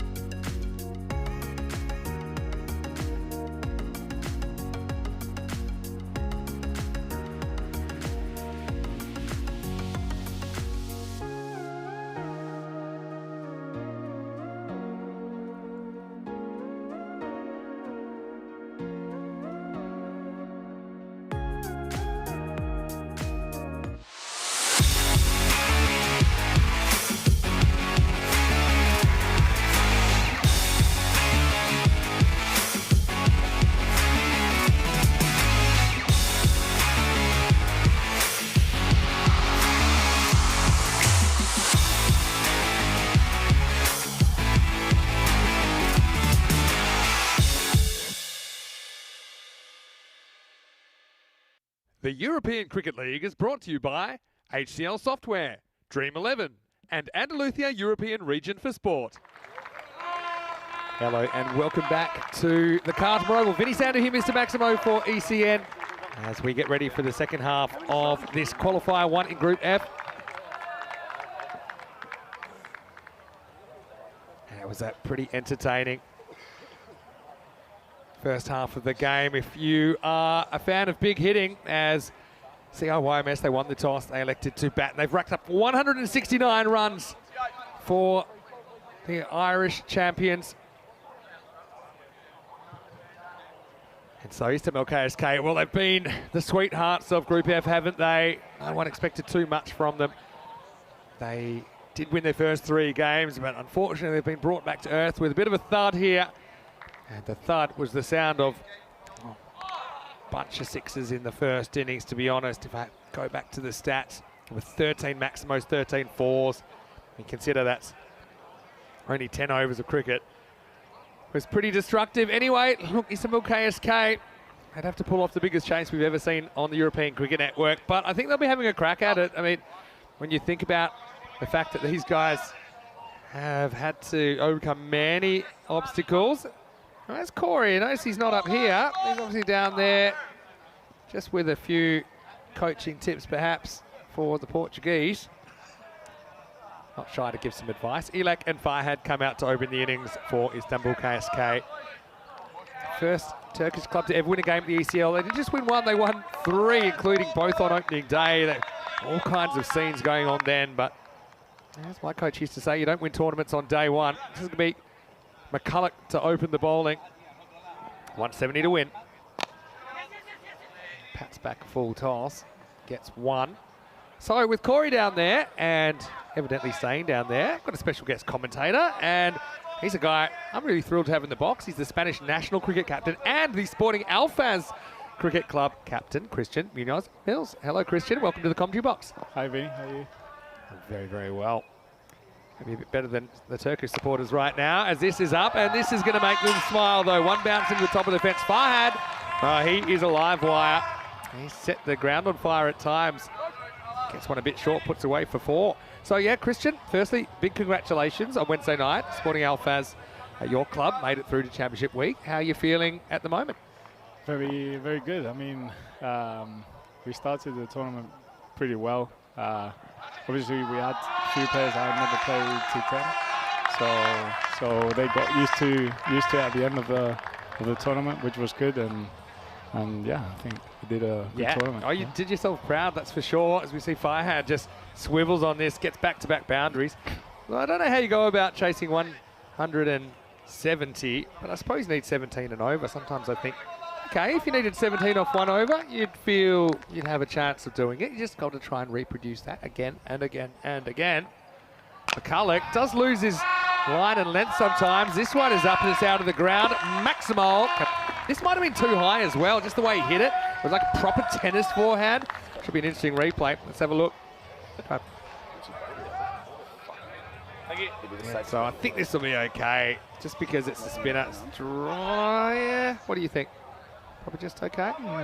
It's close. Borderline, isn't it? Yeah. That's been called. Yeah, you know, that's one I think has been consistent with what we've seen so far. I know not everyone will agree with it, but I think as a bowler, I know you bowl a little bit yourself. I've seen you bowl before. You shouldn't really be putting it there in the first place. Yeah, true. There's a difference is Farhad knew where to put it. He put it over the fence. So free hit coming up. Just get the 1. So there's the 17 you need off the first over. Anyway, so you guys are in a bit of a funny position because you played on Wednesday night.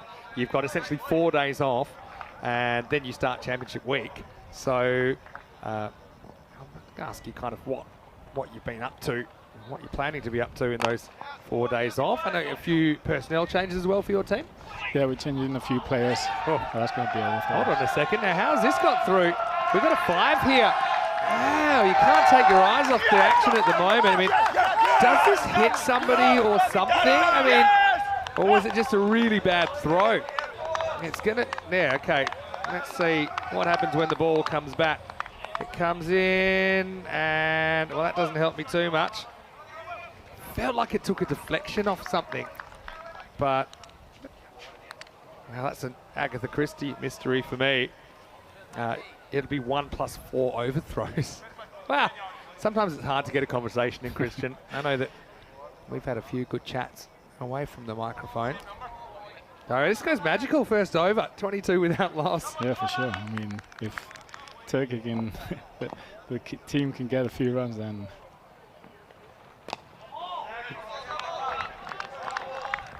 this will be just a single. So action-packed first over.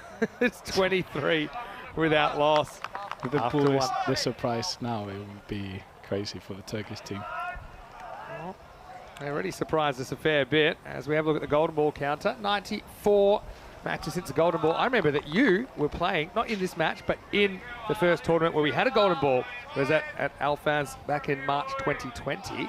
From memory, I think it was Madrid United versus Levante Lightning. Yep. And it was the good old-fashioned edge for 4, which was the first ever golden ball. And I think it was Wakas. That was the batter on strike. Won the game for Madrid United. Anyway, here we go with over number 2. And look who's back, Coulter. Missed the game due to an injury picked up in the warm-up this morning, but he's come up for the afternoon game. He's quite important. A seamer. Yeah, so, yeah, what do you do with these 4 days off? It's a weird little gap, isn't it? Yeah, it's it's a hard place to be because you don't want to get too tired neither. So, yeah, I mean, I think everybody's rested a bit. Hits this, but shouldn't beat mid off, just a single. And how's your body feeling? Because it's a compressed format. I mean, you guys were, I suppose, catapulted into Group E in unusual circumstances. Looked to be a little bit less than 100% during the group stage. Because I believe you ask you about your knee in a second. This is hit pretty well. Fielder should handle it. So, yeah, how's the knee feeling? How are you feeling, Christian? Yeah, the knee's a bit swollen, but I'll be fine for finals week. I think it'll be better than at the beginning of this week, which was swollen and hurting, but I'll be fine for finals week. Well, we look forward to seeing you. Hits it, sends his partner back. Hello to Jules Orderbridge, who's saying, or Jules Orderbridge saying that have thoroughly enjoyed watching the ECL last few weeks. A little bit gutted that Istanbul KSK been hit around the park in this one, but impressed by the batting from CIYMS. Sometimes you've got to tip your hat to the batters that do the job. They certainly went on with it. Now this is high-ish, but he is charging and he works it away for 6. And so Alec likes it. I mean, there's some question about the height. He is on the walk, but it's a fairly pace-on delivery. Yeah, he's coming a long way. Again, you don't get a great look at it there. Super tough to call. I think you kind of give up the benefit when you go that far out of your crease, but it works it from the hip. I think they're going to say that one's fine. I kind of agree with the thinking there. Yep. And, again, problem here, you don't really get a kind of the silhouette of the ball even coming into the camera shot. So, see, it is high. It's about hip high. And, well, it's been given. All right. Well, you know what?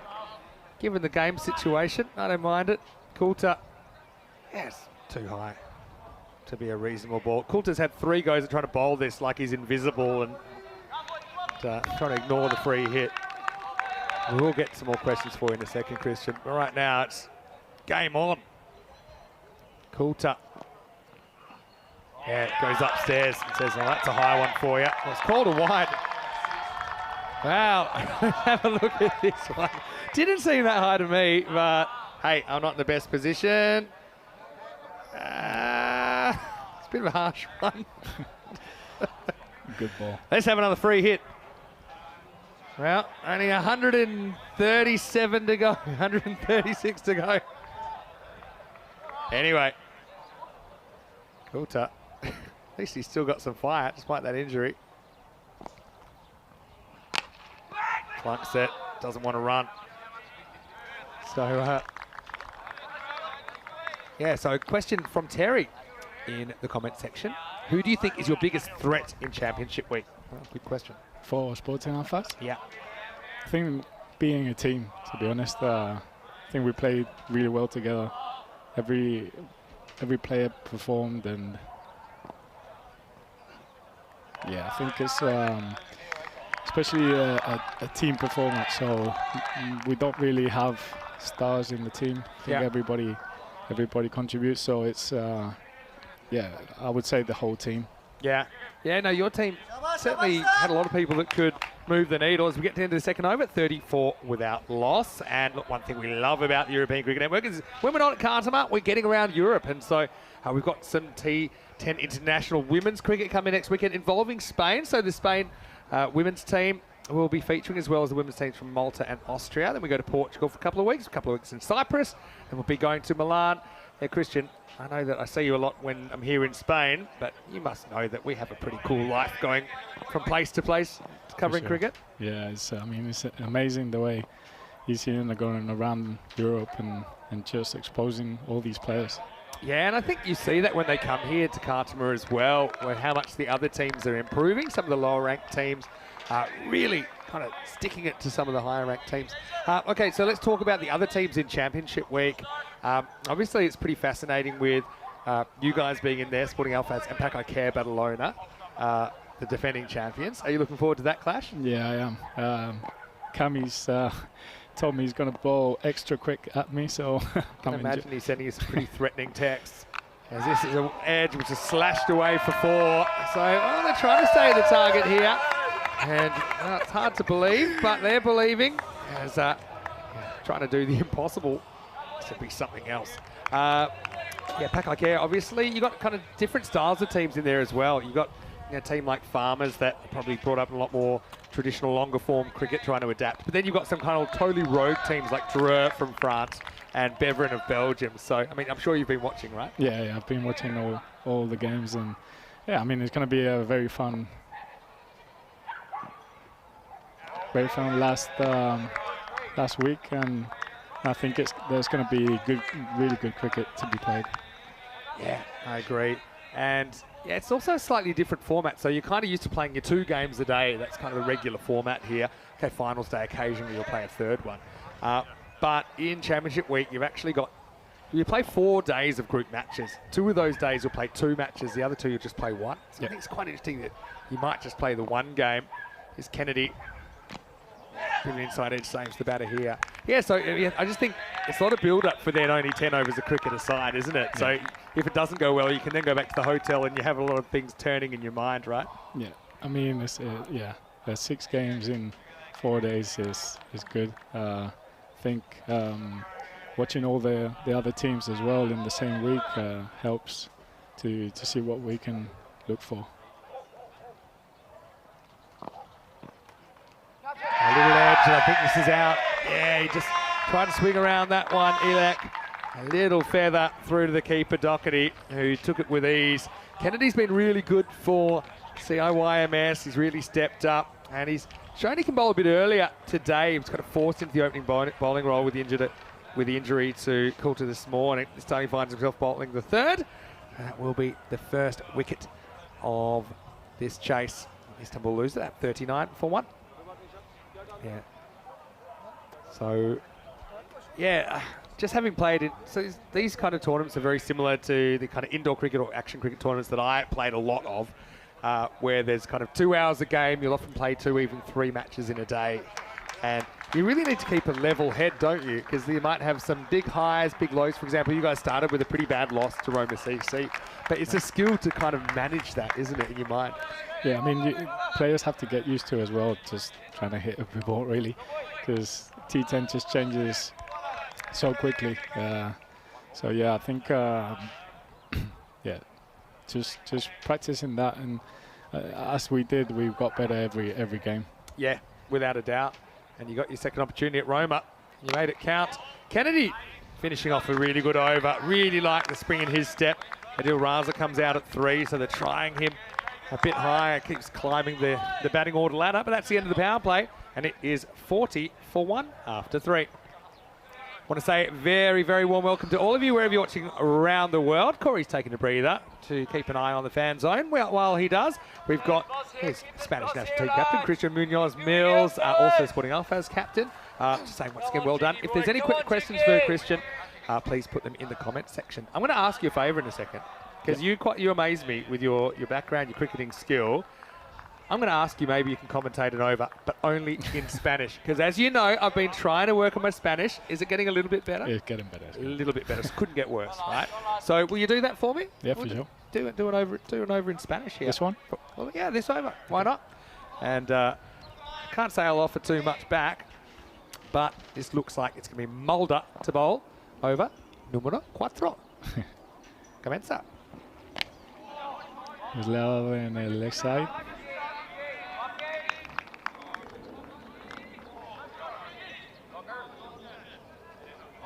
Necesito muchas más carreras. ¿Sí? Sí, necesitan muchas más, demasiado. Pero bueno, lo van a intentar. Van a seguir. Buen tiro. Sí, necesitan muchas carreras y los turcos la verdad es que han sorprendido con su juego en esta semana y la verdad es que siguen sorprendiendo, aunque lo van a tener difícil en este partido.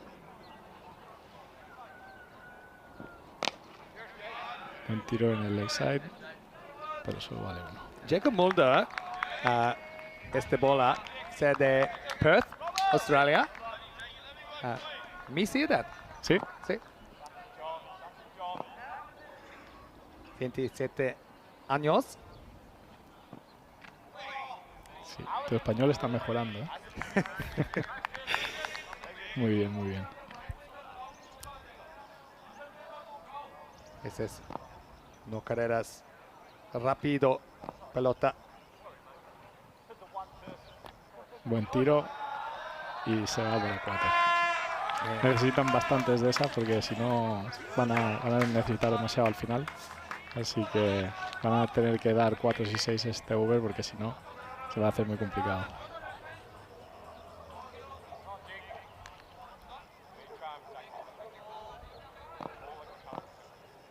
Fahad, 28 carreras.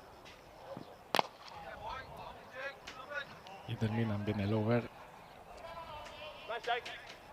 con un run. Well, that's the end of the over.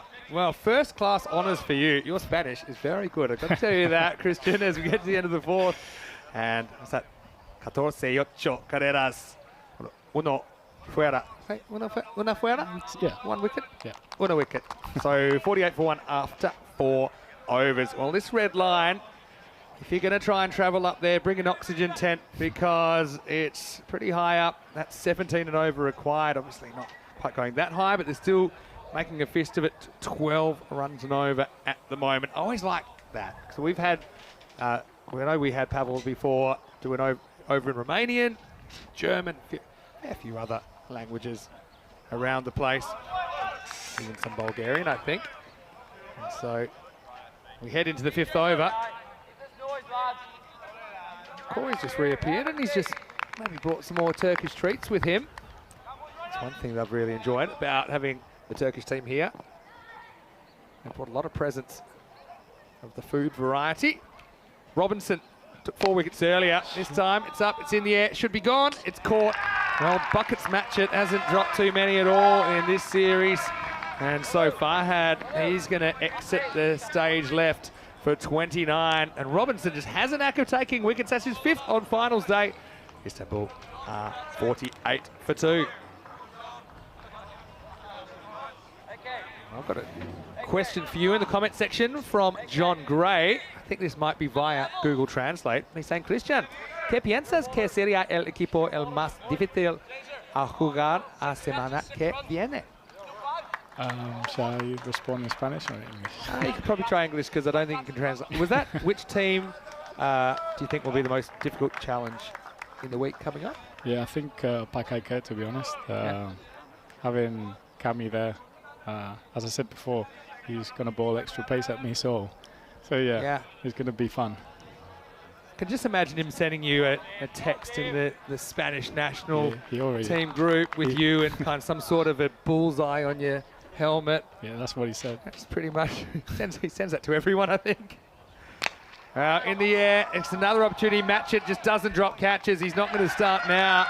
So it's coming down and they're falling like flies now. We said what goes up must come down. That's what we're seeing now. And it's going to be a first baller for Ali Turkman. And I have that as Robinson on a hat trick. It's 48 for 3.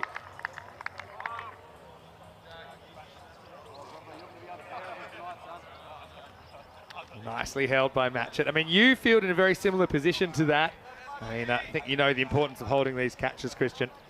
Yeah, I would go a bit straighter, just behind the bowler. But yeah, me and Danny in the field we have for Spain and for Sporting Alphas, I think it helps with the bowler because a lot of batsmen play straight, so a lot of balls come straight. Yes, you're taught as a batter that straight it's a safe is shot. safe. Yeah. Anyway, here's a hat-trick ball for Robinson. Got 2 for none. Well, he might get a hat-trick. Go on, run, John, run! Oh, and he drops it. He got hands to it. And I don't know if they ran. I don't really care. Zaga took it on, and it was always a hat-trick for Matchett. I think he gets there in the end. He couldn't quite hold on. I tried to spur him on. That would have been a great moment for Robinson. Let's have a look. Does he get there? He does. He loses a hat in the process. Well, shades of Shane Warne dropping Damien Fleming's hat-trick. And now no one's catching this because this is out of the ground. Maximo! I think Zaga didn't even run on that one because he was in shock. And he puts the next one out of the ground. Oh, ECN cricket, Christian. It's something else, isn't it? Yeah, it's crazy. You can be out one ball and then the next one get in for 6, so. I think that, apologies to John, didn't need Google Translate. He's got some language skills. It's, wow, that was crazy. Anyway, Robinson does have some runs against his name now. 6 of them there, the only runs in the over. Last ball of it coming up. And more work for Matchett, the guy that just dropped a hat-trick. And it will be the end of the 5th over. So after 5 overs, it is 55 for 3. And well, this is one thing that I want to touch on with you, Christian, the fact that we've gone from having only 8 teams in the ECL to 30 in the second edition, 31 this year. Isn't it really great that you get the opportunity to play against some players that you probably otherwise would never, ever play against? Yeah, I mean, it's so good the way the ECN is growing with the ICL, ECC. I mean, it's amazing, and you get to know more people as well. So I think the format of 3 days is a lot better than the whole week. Yeah, really makes you play your best cricket. Here we go with another ball starting, and it's going to disappear. It's going to be 4 straight down the ground. It's a nice bit of striking straight, isn't it, as Best has come on. And so, 4 carreras, 4 runs to start the over. Yeah, John speaks 7 languages, 6 fluently. I'm very impressed, John. I can speak 1.02. Anyway, Best comes in again. And it's worked away to the leg side. Oh, Christian, I want to say big thank you for joining us in the commentary box. Wishing you all the best, not only with this week, obviously with the Spanish national team. We didn't even get to talk about how you bowled out Isle of Man for 10. Who knows? I may get to see you guys locking horns again sometime soon. But yeah, wishing you all the best for finals week, you and your team. You thoroughly deserve your spot after your performance the other night, and wishing you a very healthy summer ahead. Thank you. Thank you for having me. Christian Munoz Mills. Great to have him up here in the box. And this next one sneaks past. So no run there. Raza's come out at 3, try and move things along.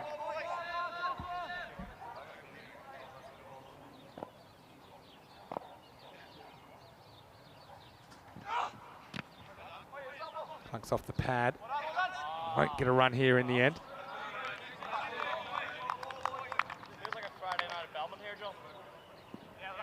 So I've said hello to Christian Munoz Mills. Oh, he's one player we'll see in Championship Week, but I also wanted to have a few overs, a bit of time with with one of our Portuguese friends from this tournament. As this is up in the air, should be another catch, and it's held. It's a pretty good catch by Jason van der Merwe. Oh, can't do anything wrong at the moment. He's staring right in the teeth of the sun, but he cradles that one low down. And at the moment, I think you can see it's going to be one-way traffic for a while. Until Raza tries to elevate, but he can't get over the fielder. As he departs, it's 60 for 4. So I want to say a big hello from the Oeiras Cricket Club to Nicholas Smith. Now, Nick, yeah, great to have you in the commentary box. And I wanted to ask you, I mean, how was your ECL experience? You did a great job opening the batting for Oeiras. Yeah, been a good time. Yeah, the boys asked me to come over and play for them. First time here, experiencing T10. And the first day, a bit of a mind-boggling for me. First time playing the format. Yeah, that's true. Is this next ball just wandered down in the infield? So yeah, it took me the day to kind of figure out what I wanted to do and where I wanted to hit the ball, how I wanted to play. But yeah, what an experience. Awesome setup, awesome organization, and absolutely unbelievable. Yeah, well, we're so happy to have you here. Obviously, you played some great cricket as well. As we get to the end of the 6th over, 61 for 4. So tell us about, tell us one thing that was what you expected and one thing that wasn't like what you expected in the tournament. I mean, watching it on TV, it looked like good fun. So that's what I was expecting to come here and do. You know, just come out, have some fun. Wasn't expecting, you know, I thought the standard of our group was really good. So, yeah, I had to adjust to that and, you know, ended up having to play some good cricket shots. So, yeah. Yeah. Well, speaking of good cricket shots, there's one of them. Romeo Nath just smashes that one out of here. That was painful. And Robinson comes back to earth. And that's a Maximo. Add 6 to the total.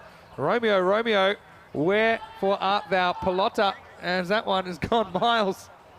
Gotta love the action, though. I mean, it never ceases to amaze me. I know you've played a lot of high-level cricket yourself, and yeah, still, cricket's cricket. I think, you know, you need those cricket skills. Maybe try something similar. Doesn't come out with anything but fresh air. So tell us a bit about your cricket background then. Tell us a bit about your cricket career. Been travelling between the UK, South Africa. Started as club cricket. Did a season in the Netherlands. Yes, so Chris has a question. Wait for that after this ball. Not a bad looking cut.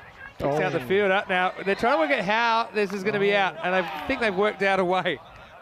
They're going to have a look at it. That's super clever fielding because there was a huge mix-up, and he was sizing up whether he should throw it one stump. Then he goes to Doherty, who is calling for it and getting to the stumps in quick time. They've gone to the third umpire. Oh, is he out or not?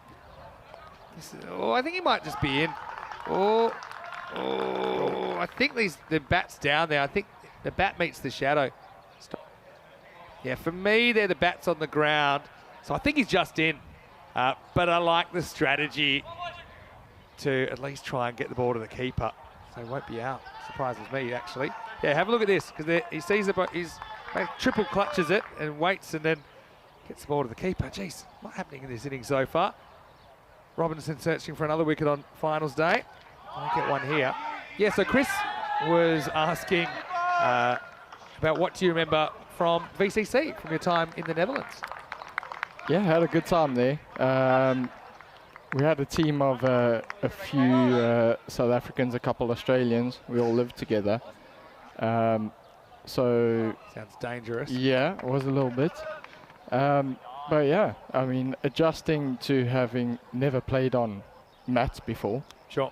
Was interesting. But good standard of cricket. Very competitive. You know, the Dutch guys are very competitive naturally. Yeah, that's true. And if we get to the end of the 7th over, just 1 second, Nick. My apologies. It is 68 for 4 after 7. Just a reminder for all of our viewers what is coming up later on this evening. It will be the final. It's starting at around about an hour and 35 minutes. It'll be Ariana Keefe versus the winner of this game. It seems pretty clear now. It'll be Ariana Keefe versus CIYMS. Just quickly, give us your tip then. As I wait for this first ball. Sent back, no run. So the Swedes or the Irish, who are you liking? If the Irish get going with the bat, obviously which have done in the first 2 games today, don't see anyone stopping them. But the Swedes have got a really organised bowling attack, and if they take a couple early wickets, you know, and the boys are scrambling for pads in the Irish dugout, could get really interesting. And as we saw on Wednesday night, for example, there was a bit of an upset. Even Saturday night, last Saturday night, there was a bit of an upset. Oh, close. Maybe height. It's okay for line for me originally. Yeah, so we saw the Scots get upset by the French, and then we saw, touch and go that one. Then we saw Sporting Alphaz upset Roma CC, who hadn't lost a game to that point. Yeah, my question was about, you know, you mentioned in the Netherlands having to play on a mat or unofficial. Yep. How do you find that, having played most of your cricket on a turf pitch? Did you find it easy to do that transition, or is it more difficult going from a mat back onto a turf wicket? Well, originally going onto the mat from the turf, the mat's being quite slow. Not too sure about the bounce. You know, you only really practice on mats, and it's just practice. So yeah, it was quite difficult, but I was lucky to be at VCC where we had really good. Now, hold on 1 second. Yeah, that's another one. Romeo going absolutely crazy here as he tries to keep the score ticking. He does more than that. McCulloch ends up going for 31 here in qualifier 2. That might be some concern. He's got that slight hand injury, not quite coming out as consistently as he would have liked. To get to the end of the 8th over, 76 for 4. Yeah, so, I can understand. It can be a little bit difficult. VCC had a really good turf wicket, so being my club, it was quite nice to play 50% of the games there. Yeah, it's pretty unusual to have that competition where it's half and half. Yeah. There are some places and then a couple clubs with their own turfs, VRA and Excelsior, you know, so get to play a lot of games on turf, so it's not so bad. Yeah, so Chris, who is in the comment section right now, he was and still is the scorer at VCC. That's how he remembers you, of course. Big supporter of the ECN. Kennedy coming back, loves to rattle stumps. Doherty doesn't handle this one cleanly at first.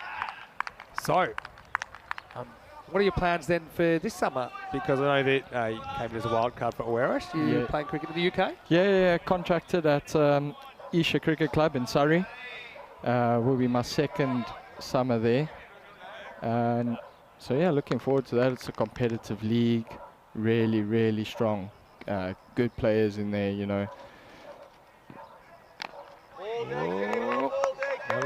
Yeah, and well, we'd love to see you maybe in Oeiras colours again, and who knows, you know, if you can sneak away for a game or two. It's not a bad place to go to play cricket in Portugal. We're off there very shortly for a European cricket series. But I'm sure you'd love to make your way back here to the Cardamom Oval one way or another in the future, right? Yeah, 100%. I don't know if my summer allows me to get away. It's quite a busy schedule. Yeah. At a massive cricket club. Biggest junior section. So, you know. This is up, it's in the air, and it's going to be another catch for Matchett, and he'll take it. And it's going to be a 2nd wicket for Kennedy. He puts it through over the bar. And Kennedy, having a bit of fun. His skipper is too. Istanbul were brave early in this chase, but yeah, the weight of the chase taking its toll now, 76 for 5. So, yeah, who knows? I mean, sometimes we do have ECS cricket, which is Monday to Friday. You get on the old London to Lisbon flight, get over, play a couple of games, come back. I'll have to. I think my boss Duncan, the Colonel, I think he's busy watching. So I might ask him for a couple of days leave. You know, get away in midweek. It's R&R. It's kind of a mental wellness kind of a thing. Oh, well, yeah, exactly. You know, you can't do too much work. You want to have a bit of a break.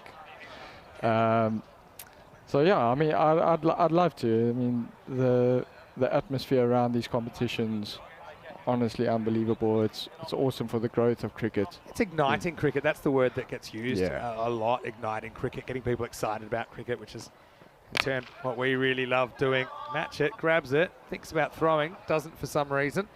Ta'Ullah is off the mark. And I think it's also packaging it in a format that non-cricket watchers or people that are new to the game, they see all the bits that make us love it. I mean, from a more traditional cricket background, you kind of appreciate that it will be a long time, sometimes in a game, before one of those moments happen. There's kind of these nuances.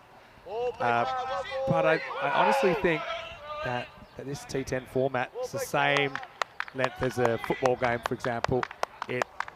It's a format which is pretty friendly for new viewers. And obviously, with 5 games a day at the moment, there's 5 potential close finishes. Obviously, a lot of drama in 10 hours of cricket. Yeah, massive fan of introducing this sort of format, especially to, I mean, maybe just your average cricketers, you know, because I think cricket in general across the world are losing, we're losing players just because it takes the whole day. That's true. So introducing the sort of format into schools, especially into South Africa, Australia, you know, UK, where you are losing your majority of players to other summer sports, just because of the time. Yeah. And you know, this makes it more fun, interactive. You know, you're done in an hour and a half, and if you're a kid, you know, and the parents, you're done in an hour and a half, 2 hours, and you get the rest of the day off. It's it's great. It's exciting. Yeah, certainly. It has met numerous advantages. We're into the last over now. Istanbul KSK, almost at the 79, which was enough to beat the Irish yesterday. Doesn't look like it'll be that way today. Mulder comes in. The last over, it's pretty close, and he's gone. Gets him right in front of off stump. And so Mulder gets his first wicket. Confidence booster for him. This one just slides in. It's a pretty clever bowl. I mean, you face him a little bit. Not really a traditional leg spinner, a bit more of a contemporary spinner, kind of slides on, and that's kind of what happens this time. Yeah, pretty smooth. Pretty smooth action. I mean, the control he's got, he lands it where he wants to, how he wants to, what pace. And I mean, he hits that when he hits that Yorker, that block hole really well. He's got a couple flippers. He's got a flipper that he bowls accurately. You know, it's unbelievable. The control that he's got as a leggy. That flipper's a very difficult ball to bowl and land, isn't it? Yeah. Got to say, quick shout out to Romeo Nath. Hit 2 big sixes, and so he was able to contribute 16 to the total. Here is Ayo coming out with 5 balls remaining. I mean, this is something that I think, Nick, you would appreciate. The fact that you would play against all these cricketers that you never in a million years would have played against. The fact that you're seeing them and their approach. And some have a very different mindset, don't 100%, and that's what it's all about. It's just broadening your horizon, seeing how other players play, and it might change a little aspect of your own game. We're going to see that in the final between the Swedes and the Irish team as Mulder tips one over the bar. And, I'll just get a single here. Yeah, but it's super interesting. I think I've spent a lot of time in the cricket universe. I spent some time out of the cricket universe before the start of the European Cricket Network, and so I've kind of seen both sides. Yeah. And I think that cricket can learn a lot from other sports as well. I mean, in baseball now, which I also played a lot of, there's a big debate about the game running too long, and that game is normally about 3 hours long. And a T20 is longer than that, you know. And we tend to think it's a short game, and for a lot of people, it's still a bit difficult to put that kind of time aside. And you mentioned losing players to other summer sports and things, but even just there's more distractions these days, you know, with devices and whatnot. Yeah. People just want to go to the gym and pump some iron, and it's and I mean, the ECN right now is doing exactly, I think, what the cricket world needs right now. Is the shorter format, entertainment, you know, colored kits, A lot of fun. Yeah, just make it fun again. Here's the last ball, and I don't think, well, let's see. I don't know if this is out or not. I just want to, this is a weird way that we're going to finish. I think he's in, but then he just walks away for no reason because he thinks the game's over. See here. And then, yeah, he just like walks out, and then Doherty says, hey, I want that stumping. Ooh. I don't even think he pulled it out with the hand with the ball. I don't think he's done it the right way. Anyway, I don't think so. But it's kind of a bit irrelevant in the wash-up. Nick, I want to say a big thank you to you. Wishing you all the best with the season ahead. Hopefully see you again at the Carter Thank you so much for having me, Vinny. Really appreciate it. Nick Smith from Oeiras certainly turned some heads with his performance. So did Istanbul KSK, who was so brave in this tournament. 3 wins, but they end up going out with 3 losses in their next 3 matches. And so it will be the Irish side, CIYMS. They'll face off with Ariane O'Keefe in the final. Kind of clash of styles, clash of cultures in a lot of ways, cricket cultures. And that will start in around about an hour and 25 minutes. Yeah, well, nice to see that wrap up, Vinny. It was very exciting indeed, and there's a nice moment on the field right now as well going on in the background. Yeah, we might just try and cut away and show the ovation that the Turkish team are getting right now. They are so proud of what they've achieved, and so they should be. And, well, who knows? We could see Istanbul KSK back at the ECL in 2024. They'll be observing the final like all of us will. Congratulations to CIYMS. So they do walk off with the win. They will feature as... No, they've done everybody proud. No one thought they would come over and do anything like this, and they have, Vinny, and they deserve it. So well done to them. They'll be disappointed to go out, but overall they've won some new cricket fans around the world. Yeah, including you, I think, including me, including a lot of our viewers. So, yeah, the Turkish side, they will have a long summer ahead to get back here to the Cardamom Oval. Let's roll into the highlights then. 170 were required. And, well, we knew there was only one way they were going to go about it. They were going to be attacking, weren't they? And it was Farhad and Elek who were opening the batting. Well, that's when you were down there. We didn't know if we'd get you back for a while. But really, it was a big first over. And just made you think maybe anything was possible. There were 2 4s, a no ball, 6 and a 5. So collected the whole bingo card in their first over from McCulloch that went for 23. But, I mean, it didn't seem that sustainable, did it? That one was up at their hip. It was caught. I guess they had doubt about it. So that's why it was a no ball. Ultimately, they had a little bit of luck early as well. The power play yielded 40 runs. But, yeah, I've got to say, Kennedy, again, was a bit of a difference maker with the ball. But I just suppose with that many runs on the board, it would have to be a calamitous display to blow it from there, and they weren't going to. It was a funny little period in the middle where we saw 2 wickets and 2 balls. Robertson was on a hat-trick, match it. Oh, he did really well to get there, but he couldn't hold on. And you can see there, bittersweet stuff. Made something out of nothing almost. Best. And Van der Merwe.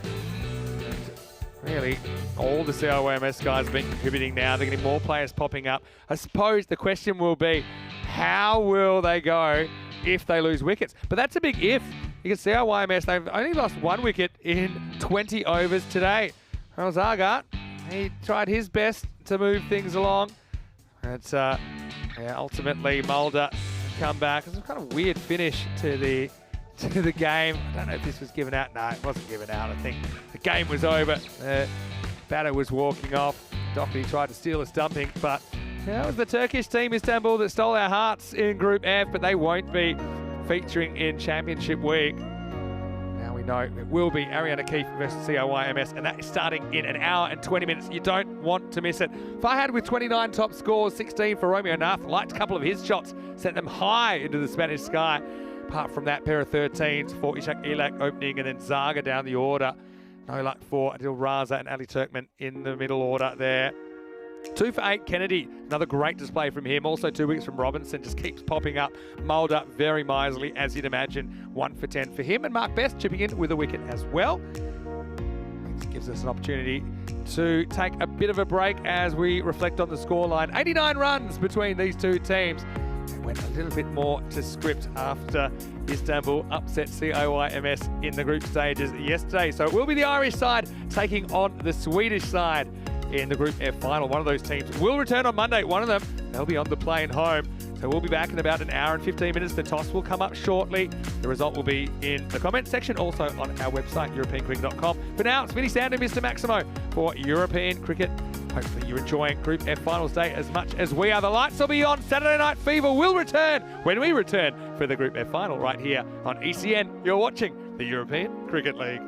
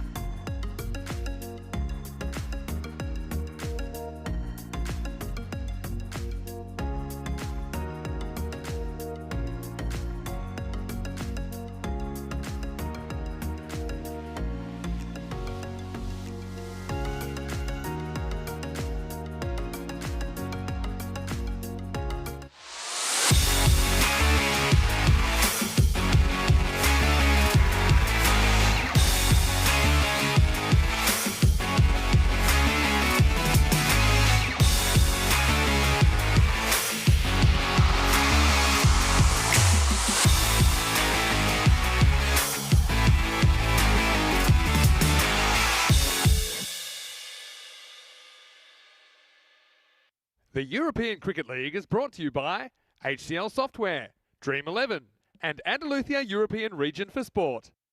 Group F finals are here. Saturday Night Fever on the way. Ariana Keefe, real surprise packet. They play a really bold brand of cricket. But CIYMS, do you hear them coming? They were thunderous today with the bat. Can they do the three-peat and find their way to Championship Week? I'm Mr. Maximo. This is the Group F final in the European Cricket League 2023. And it starts right now.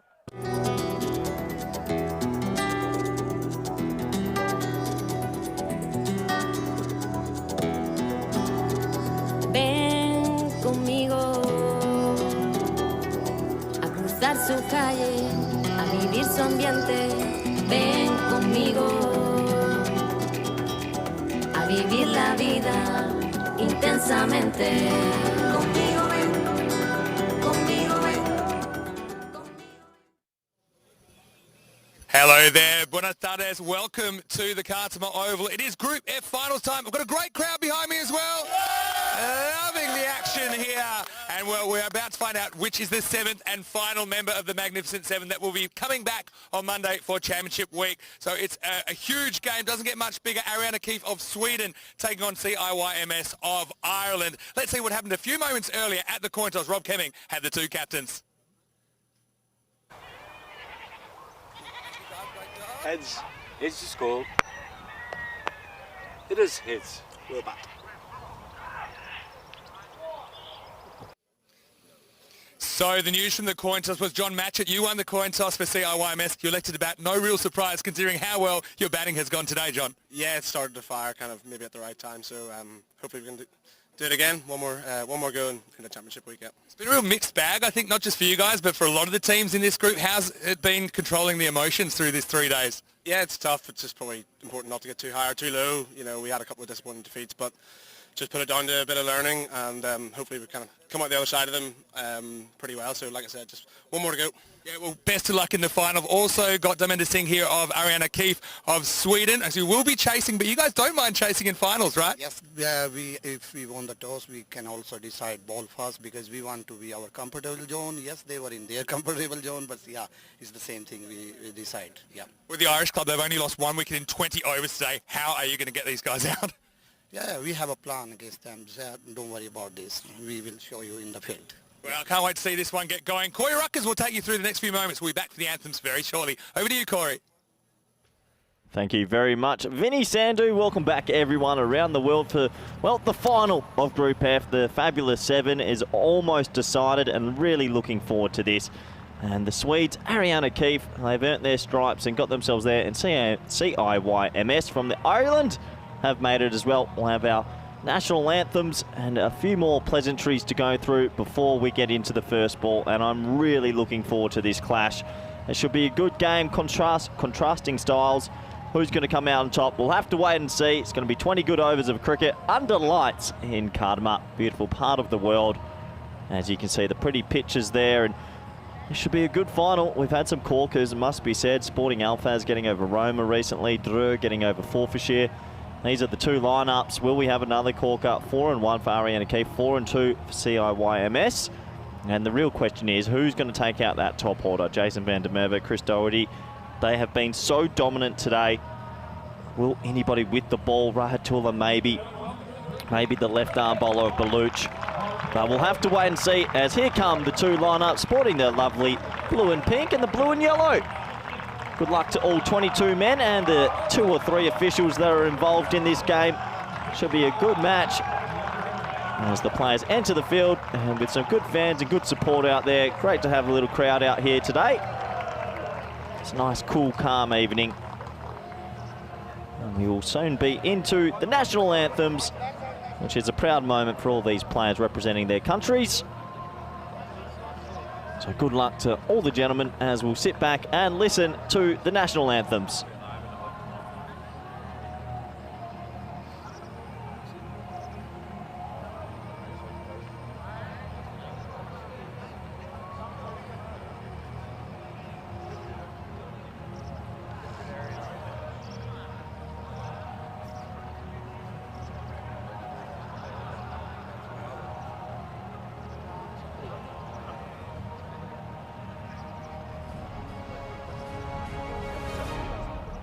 Once again, welcome to everybody here at the ground and wherever you're watching from around the world. It is our 6th and final group final in ECL 23. A very entertaining group, Group F, highly unpredictable.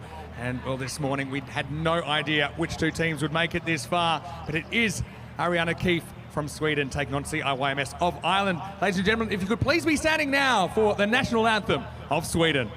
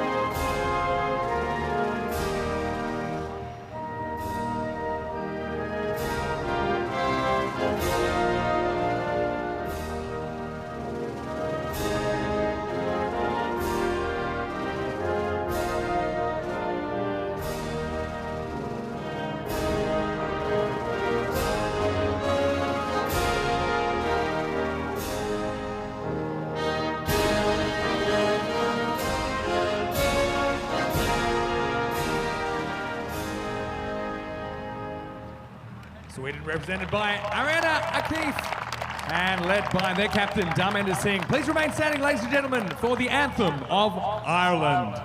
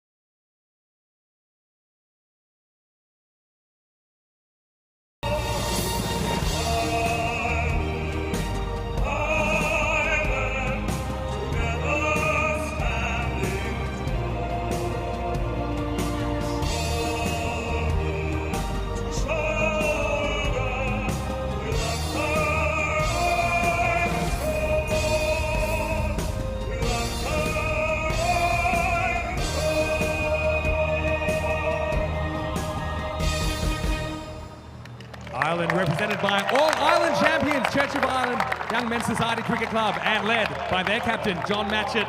Well, two teams will play, only one can stay. Let's get ready for your Group F final. What a brilliant reception there from the fans and the players as the anthems are done and all the pleasantries. And it looks like Ali and Gooch will be Hassan and Gooch will be our umpires tonight. Good luck to our standing officials as well. I'm sure they'll be a little bit nervous under the Cardamom sky. And big smile, Stephen Gooch. He always has a good fun. I'm sure he's looking forward to a day off tomorrow as well. And here come the openers, CIYMS. My word, these two have had a day out, especially Jason van der Merwe, who's just gone on and clattered the ball everywhere today. Let's have a look at the supercomputer. It's telling us it's going to be a close one. Well, if it plays like that, we're in for a doozy. We've had some remarkable finals in Group A, B, C, D and E. A few upsets along the way. Under lights, anything can happen, and we're under lights now. There's Ariana Keefe. Final words before they get into their positions. And it's not very often we have a final where I actually think the first 4 or 5 overs determines everything here.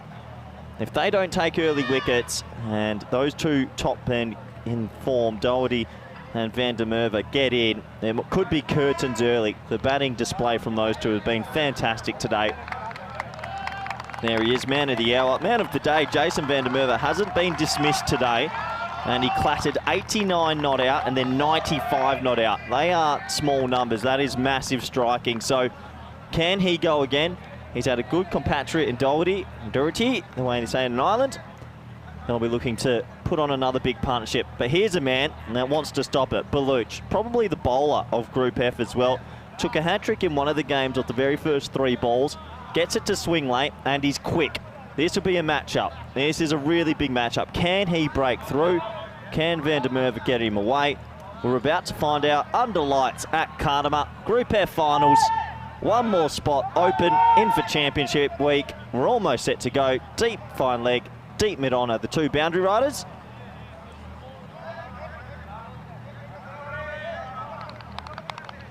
Slight adjustment as one man's about to run across the middle of the pitch. And you see the bowler's face there. He's in the wrong position. He's now in the right position. So we're almost set to go. Finals time. One more spot open. Umpire says play. Here we go.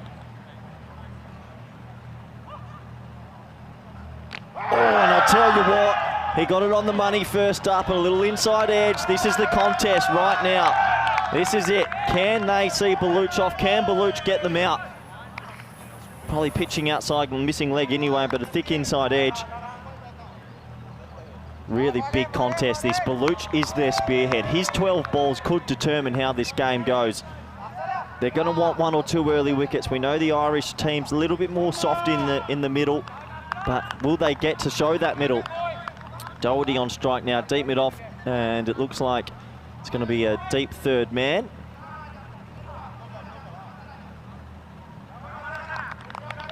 No, it looks like it's going to be deep point instead. They brought third man up.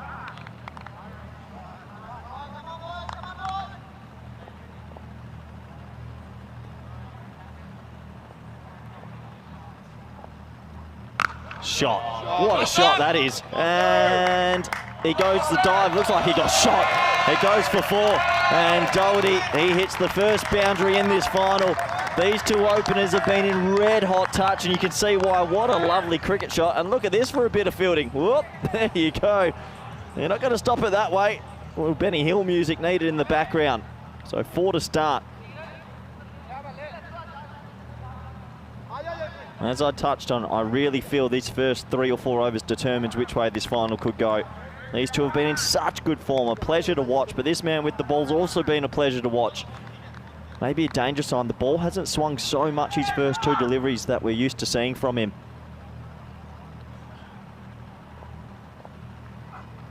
Oh, play and miss, and on another day that could have been an underneath edge and he could have been gone.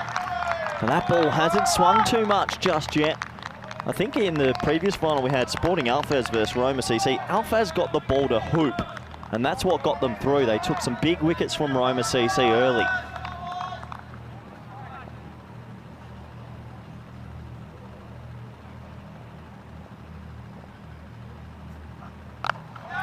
Respectfully played and pushed into the offside for a single. I actually think this might be a bonus that for the Swedish team as well.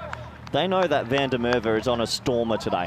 He's single-handedly potentially going to get his team into championship week, but you probably want your spearhead to bowl to their spearhead batsman. That's the best matchup you can have, and I reckon this man will agree with me. Vinny Sandhu, welcome back. Never disagree with you, unless I thought it was right.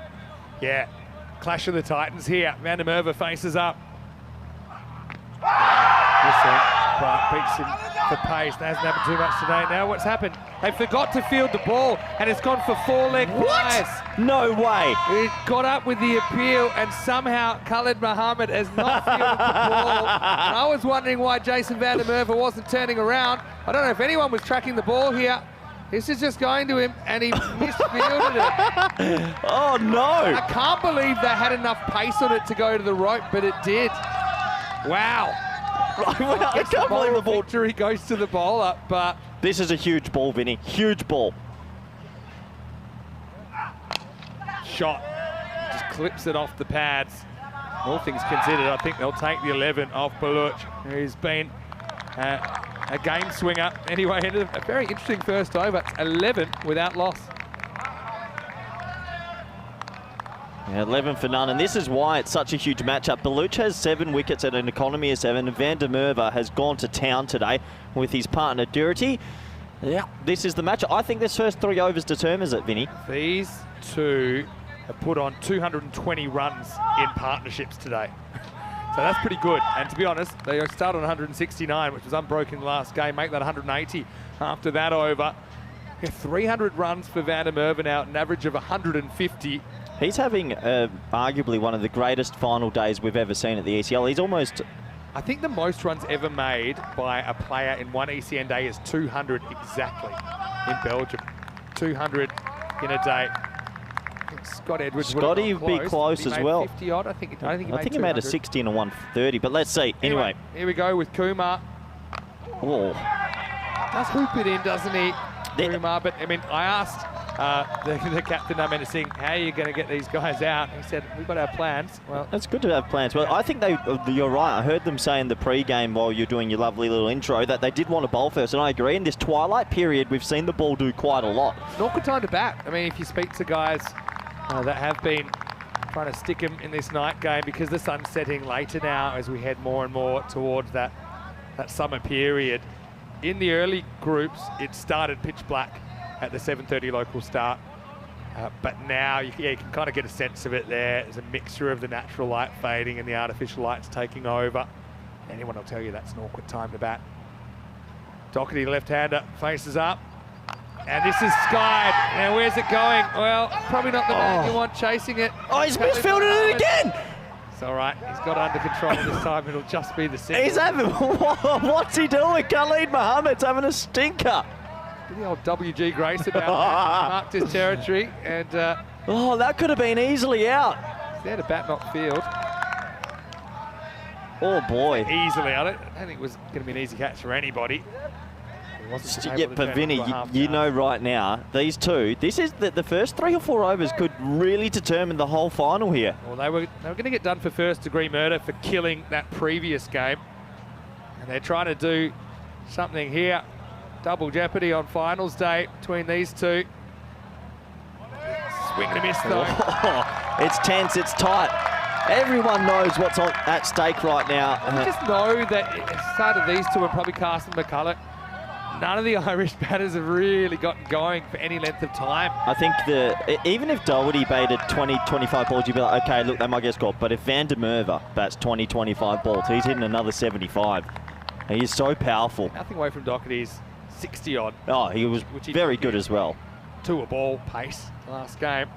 Kumar. It goes up, heaves it away. It's a chance. It's not a chance. Wow, it's got miles up the side. Maximal. This guy is so strong. I mean, I'd like to see an arm wrestle between him and Nabi because they've got some big biceps and he uses them. He goes with the movement out of the ground for 6. There's a sign of things to come, I think. This man is just red hot today. How many runs is it today not out? Well, he made 95 and 89. You're good at maths. Yeah, 95 and 89. It's 184. 193. I don't think this record's going down. He could have, mate, almost on a double ton without being dismissed. Good in swing at that time. Take on the field. Go straight away, they'll get there. And a Merwe to double figures. I suppose the other wild card is this Ariana Keefe batting.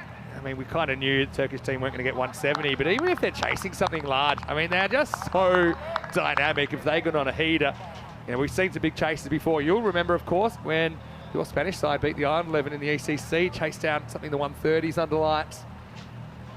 Right now, everyone probably just starting to settle into the game a bit, but you've got to make sure that you're staying focused. Last ball of the second. Edged and gone, and there's the wicket they wanted. Doherty nicks behind and Kumar comes up with a wicket. Couldn't deal with the away swing. Nicely held by Burt behind the stumps. And finally, the partnership is broken after 189 runs. And that's also the end of the second over, 20 for 1. Well, that's one big fish gone. There's one other big fish you've got to get. And you can see how pumped up they are. What a good little delivery this is. Leaving the left-hander, he fishes a bit, but good safe catch. I mean, probably Doherty wouldn't be happy about the motor dismissal because he's only really looking to nudge a 1 anyway. So it wasn't a big upside to that stroke. He just fends at it and Hardeep did the rest. So they've done something. They've got 1. Istanbul couldn't do earlier. They broke the opening partnership. Doherty goes for 6 and it's 20 for 1. They've got one big fish, and here we go. Nasser Baluch gets his second over. He's got Van der Merwe on strike. This, for me, this over could determine everything. This is how we got here. CIYMS swept aside the Portuguese in the eliminator again on the back of a big total. Did the same to Istanbul KSK. Ariana Keefe, they won that 1 versus 2. They had the easy path through to the Group F final. They've had the break. And now we are... Here we go, Vinny. This is contest. Big. Right a middle stump, go with a hit. Just get a single. Now I'm wondering at this stage, do you see the 5 balls off of him or do you attack him? We know how effective he can be. Van der Merwe shows some pretty big respect there, just pushing that down for 1. This is the big over, isn't it? With Baluch just getting the 2 overs, obviously in the 10. Bowls 1 and 3 typically. They need early wickets. McCulloch faces up. Won't be easy. It's a bit too hard. Yeah, I get Sometimes it's not a bad thing to bowl. At least he gets that ball again, and he's a wicket-taking weapon, isn't he, Baluch? Yeah, well, I get what he's trying to do. He wants that tail back in. He wants those LBWs. He wants the ball. He actually hasn't got it to swing as much as I would have thought at Twilight. So sometimes it does, sometimes it doesn't. Swing is like a dark art. No one really understands why some balls swing more than others, some don't. Partly conditions. There's another crack, Baluch. Oh, close. I think it's going down. Oh, he got it perfect as well. That is just going down the leg side. That's a great delivery. That's pretty unlucky, Vinny. A bit extra on this as well. Look at that wrist snap. Look at that time he did get it to move. That's a seed. That is a seed. He got it to do too much. I'm loving this contest. You feel that this contest has such a big bearing on the match, like you said. You said it right then. His wrist snap was perfect. If he gets that right again and gets a little bit more outside off stump, he might castle him here. This is a big contest. Probably best bowler versus best batter. Yeah, definitely. Definitely. The group so far. Here we go. He takes a chance, shows a bit of their furniture, gets away with it, Van der Merwe. I just have this feeling Van der Merwe might feast on the other bowlers, so this just feels like a big moment in the game. Well, Terry is watching in the comment section saying he's of Irish descent and currently in Stockholm, so he doesn't know who to go for. Yeah, well, hedge your bets. This is such a good contest. Here we go, Vin. Here we go. Low full toss, carved away, this will be 4. We're trying so hard for that Yorker, but he doesn't quite get online. This one doesn't really come back, so McCulloch off the mark with a boundary. Yeah, nice shot, really nice shot. As it comes for 4, and, well, we've got some good guests up here as well. They're enjoying all the action. We've got Judith and Toby with us at the moment, so hopefully all the way from Switzerland. And, I know that Judith has been a wonderful addition to our ECN organisation. All right, Baluch gets us online. They don't get a run, so we won't get to see the Baluch versus Jason Van der Merwe. I think CI would be super happy. They've not, that wickets tally says 0 for Baluch, and that's a big thing in this game. Yeah, for sure. Hasn't bowled badly. No, he's bowled very well. Hasn't bowled with the amount of movement we've seen on some occasions. I mean, he's got to be, I think he's human. I mean, he's got to be a little bit fatigued from plundering 200 runs in a day. You don't get fatigued from just hitting bombs. You enjoy it too much. Last ball of this spell. Yeah, here we go. Last ball of the power play as well. Yeah, they definitely spoke about seeing him off. It's quite clever, I think, because one of the best bowlers of Group F, that's the last time we'll see him bowl in this group stage, and after 3, it's 28 for 1. Big moment in the game as the power play comes to an end. But if you just look at it as a kind of regular play, take all the personalities and everything out of it, I mean, fairly evenly poised, I think. Just a tick under 10 and over with the 1 wicket. So you normally say that's about a draw for power play, maybe a few under even for the batting team. But that's the thing. Jason Van der Merwe has been so good today, and with him in the crease, you feel like the Irish side are always in control. Yeah, I sort of feel that Irish are noses ahead because they've only lost 1. We've seen how they struggled when they lost 2 or 3 in the power play. So interesting dynamic in this game, and this man's going to have to be pretty good with the ball as well. It's dash time, Vinny. Yeah. Get your dash out. Yeah, smooth operator. That's what they're saying in the fan zone. Here we go. In swinger from dash, needs to be knocked down. It is. Might think it 2. It won't because McCulloch just jogging through for the run. That's Malhotra. He's had a very interesting time so far this week in Group F. Got to say, the Ariana Keefe strip. I think for me it's the winner now. Yeah, you do. I'm liking it. There's a lot of good liking strips. the mixture of stripes and swirls in it. Anyway, dash to McCulloch. Pops it up, there's nobody home. Just be a single. Oh, you just feel Van der Merwe is ready to pounce here. He's ready to go. One of the few times you got the 3 seed against the 1 seed in the final, but I don't think, speaking to the fans and the neutrals, I mean, not too many people, if any, are tipping against 3 seed CIYMS just because of how destructive they've been on finals day. Tell that to the Swedes though. Slow ball, it's cut away. It's an edgy kind of a stroke. Khalid. Oh, it could be out. Run out. Oh, it's a bad throw. Oh, he would have been run out if it was a good throw, Vinny. Van der Merwe. Oh, I can't believe it. He turned for 2, but that was never on. Yeah, that wasn't a great call, considering what's at stake. You see when the ball comes in, yeah, better throw. Better throw, yeah. Has the shot. Even then, he does pretty well. Hard to get onto the stumps, but he kind of just made up his mind. He was going for 2. It was about the big boys in the finals. Remember Nabi getting run out, or causing a run out in the Group D final. That's Saturday night fever for you, Corey. Yeah, just have a feeling he's about to unleash one. He wants to strike. It's pretty obvious. Has gone to the 200 run mark today now. And he's bowled!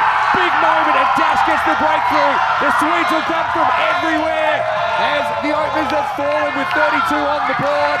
Van der Merwe going to the well once too often. I think it's 200 and out, as he will have to go. In fact, it's 199, but that is potentially a match-swinging delivery. That's a huge moment in the game. Oh, I can't believe it. I just had a feeling he was going to go big, but he plays across it, and he has to go. Dash wins the battle, and this really opens up this final now, Vinny. It does.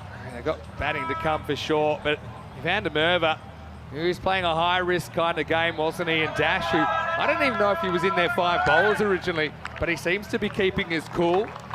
He's bowling earlier and earlier. What a special day by him, though. He's got his team there. It's exceptional effort. He just falls short of that record we were talking about. 199 runs he scores today, and he's only dismissed once. Well, this looks like a change in the order. Mulder's gone up to 4. This is something, well, I think they changed it a couple of games ago. The only issue is we haven't seen a number 4 yet for a while. But this is what they're thinking. They're batting match it in the middle order. They're sending Mulder up. To give it a whack, or? Yeah, I mean, that's the idea. Is that they're looking for players who hit boundaries, maybe play a slightly different middle order role than you would in T20 cricket. Anyway, here's Debachan Dash with his tail up. Mulder wants to get away, won't. So those 2 wickets just changed the context to this, because we haven't really seen anyone else go really big for CIYMS. Carson has a little bit. Yeah. What can Mulder do?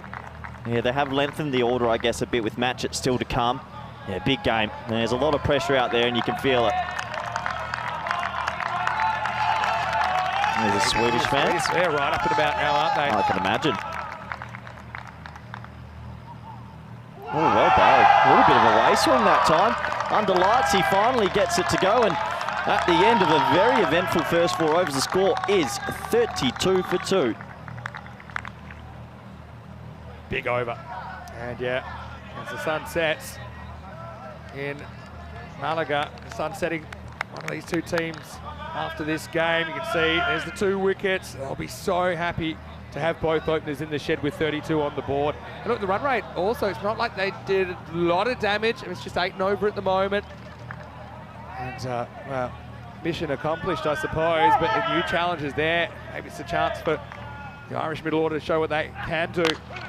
New bowler, one of their better ones as well, Sahar coming in. He's been really good at keeping it full and not giving the batter anything to get under. So I think that McCulloch has been good, but he's been kind of patchy with the bat. Has runs where he's gotten some big boundary runs, but has been tied down from time to time as well. Sahar gets hit over cover. This is a good shot from Carson. And yeah, for this time, he doesn't quite get it up in the block hole. McCulloch takes a really correct shot, just elevated. Cuatro carreras. Yeah, nice batting. It's a half volley, you got to put it away, and he lofts it gorgeously. What a bottom hand to come through to get the elevation. Interesting moments in this game. I wonder how many people that tipped CIYMS would say if it was 32 for 2 after 4, does it change your choice? Well, of course, it doesn't change it completely, but it swings the pendulum quite a People lot. might flip. The old game show conundrum. Wide. Good signs though, they're starting. I don't know if it's just gone a little bit later, but the ball didn't swing as much as we've seen the first few overs. This is starting to bend a little bit. Yeah. And late. Yeah, that's late swing. Yeah, a few people might know the Monty Hall problem. All the mathematicians out there. Would you change your choice if the host revealed one door to you? One door open, one door closed now as we approach the halfway point of this innings. Sahak looking for a boundary, goes for 6 in the first half of the over. Chance for Mulder to really show us what he can do. Had a few kind of bit part innings at the end. Came in some difficult situations, but now he has over half the innings to get to work at number 4. Yeah, he's got an opportunity here to play an innings of substance. Here comes Sahak once again. On the charge, and he absolutely bangs it, but there's a fielder almost dead straight. I know you like that one, Pawan Kumar cleans up. Yeah, they just shifted the field. They brought deep square up and moved deep cover into position, meaning that mid-off could go very straight, and we see the ball go there so often these days. 2 balls remaining.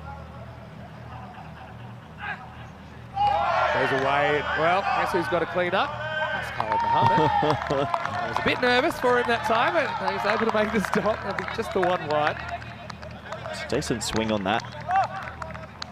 He is getting it to go just a little bit, isn't he? And it's going late. If he can get it right, if he can get it in the right spot with a bit of swing, he brings an edge into the game. Goes after this, does he get it? Not sure, yes he does. Into the fence, Maximal! McCulloch likes that area. I don't think it was right out of the middle, but he is strong, and he gets half a dozen for the Irish. That's a half volley, has to be said. You've got to put him away, and he's bowled a couple this over. Yes, he might be getting the ball to swing, but a half volley's a half volley, and they don't want to ruin this good start, Ariana Keefe. Last ball the over. It's gone for 14, so a pretty decent one for CIYMS. Just punches, they put the cover back now. And so this is the end of the first half. Pretty entertaining first half. The score is 47 for 5. Well, a warm welcome to all of you wherever you're watching from around the world. We are in the dream box. Beautiful time of day to be here as well. Vinny Sander here. Mr. Maximo, Corey Ruckers, really enjoyed your company in the second half of today.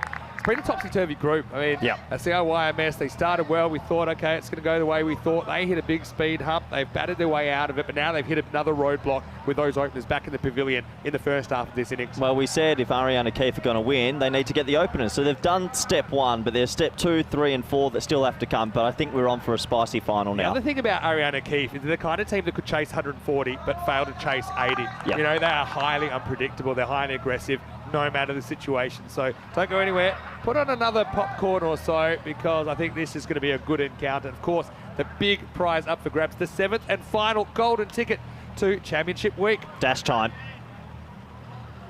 Well bowled. Well bowled. I think this is fine. Yeah, he gets a slow ball and he keeps inside the tram line. Yeah, just that kind of rolling leg cutter.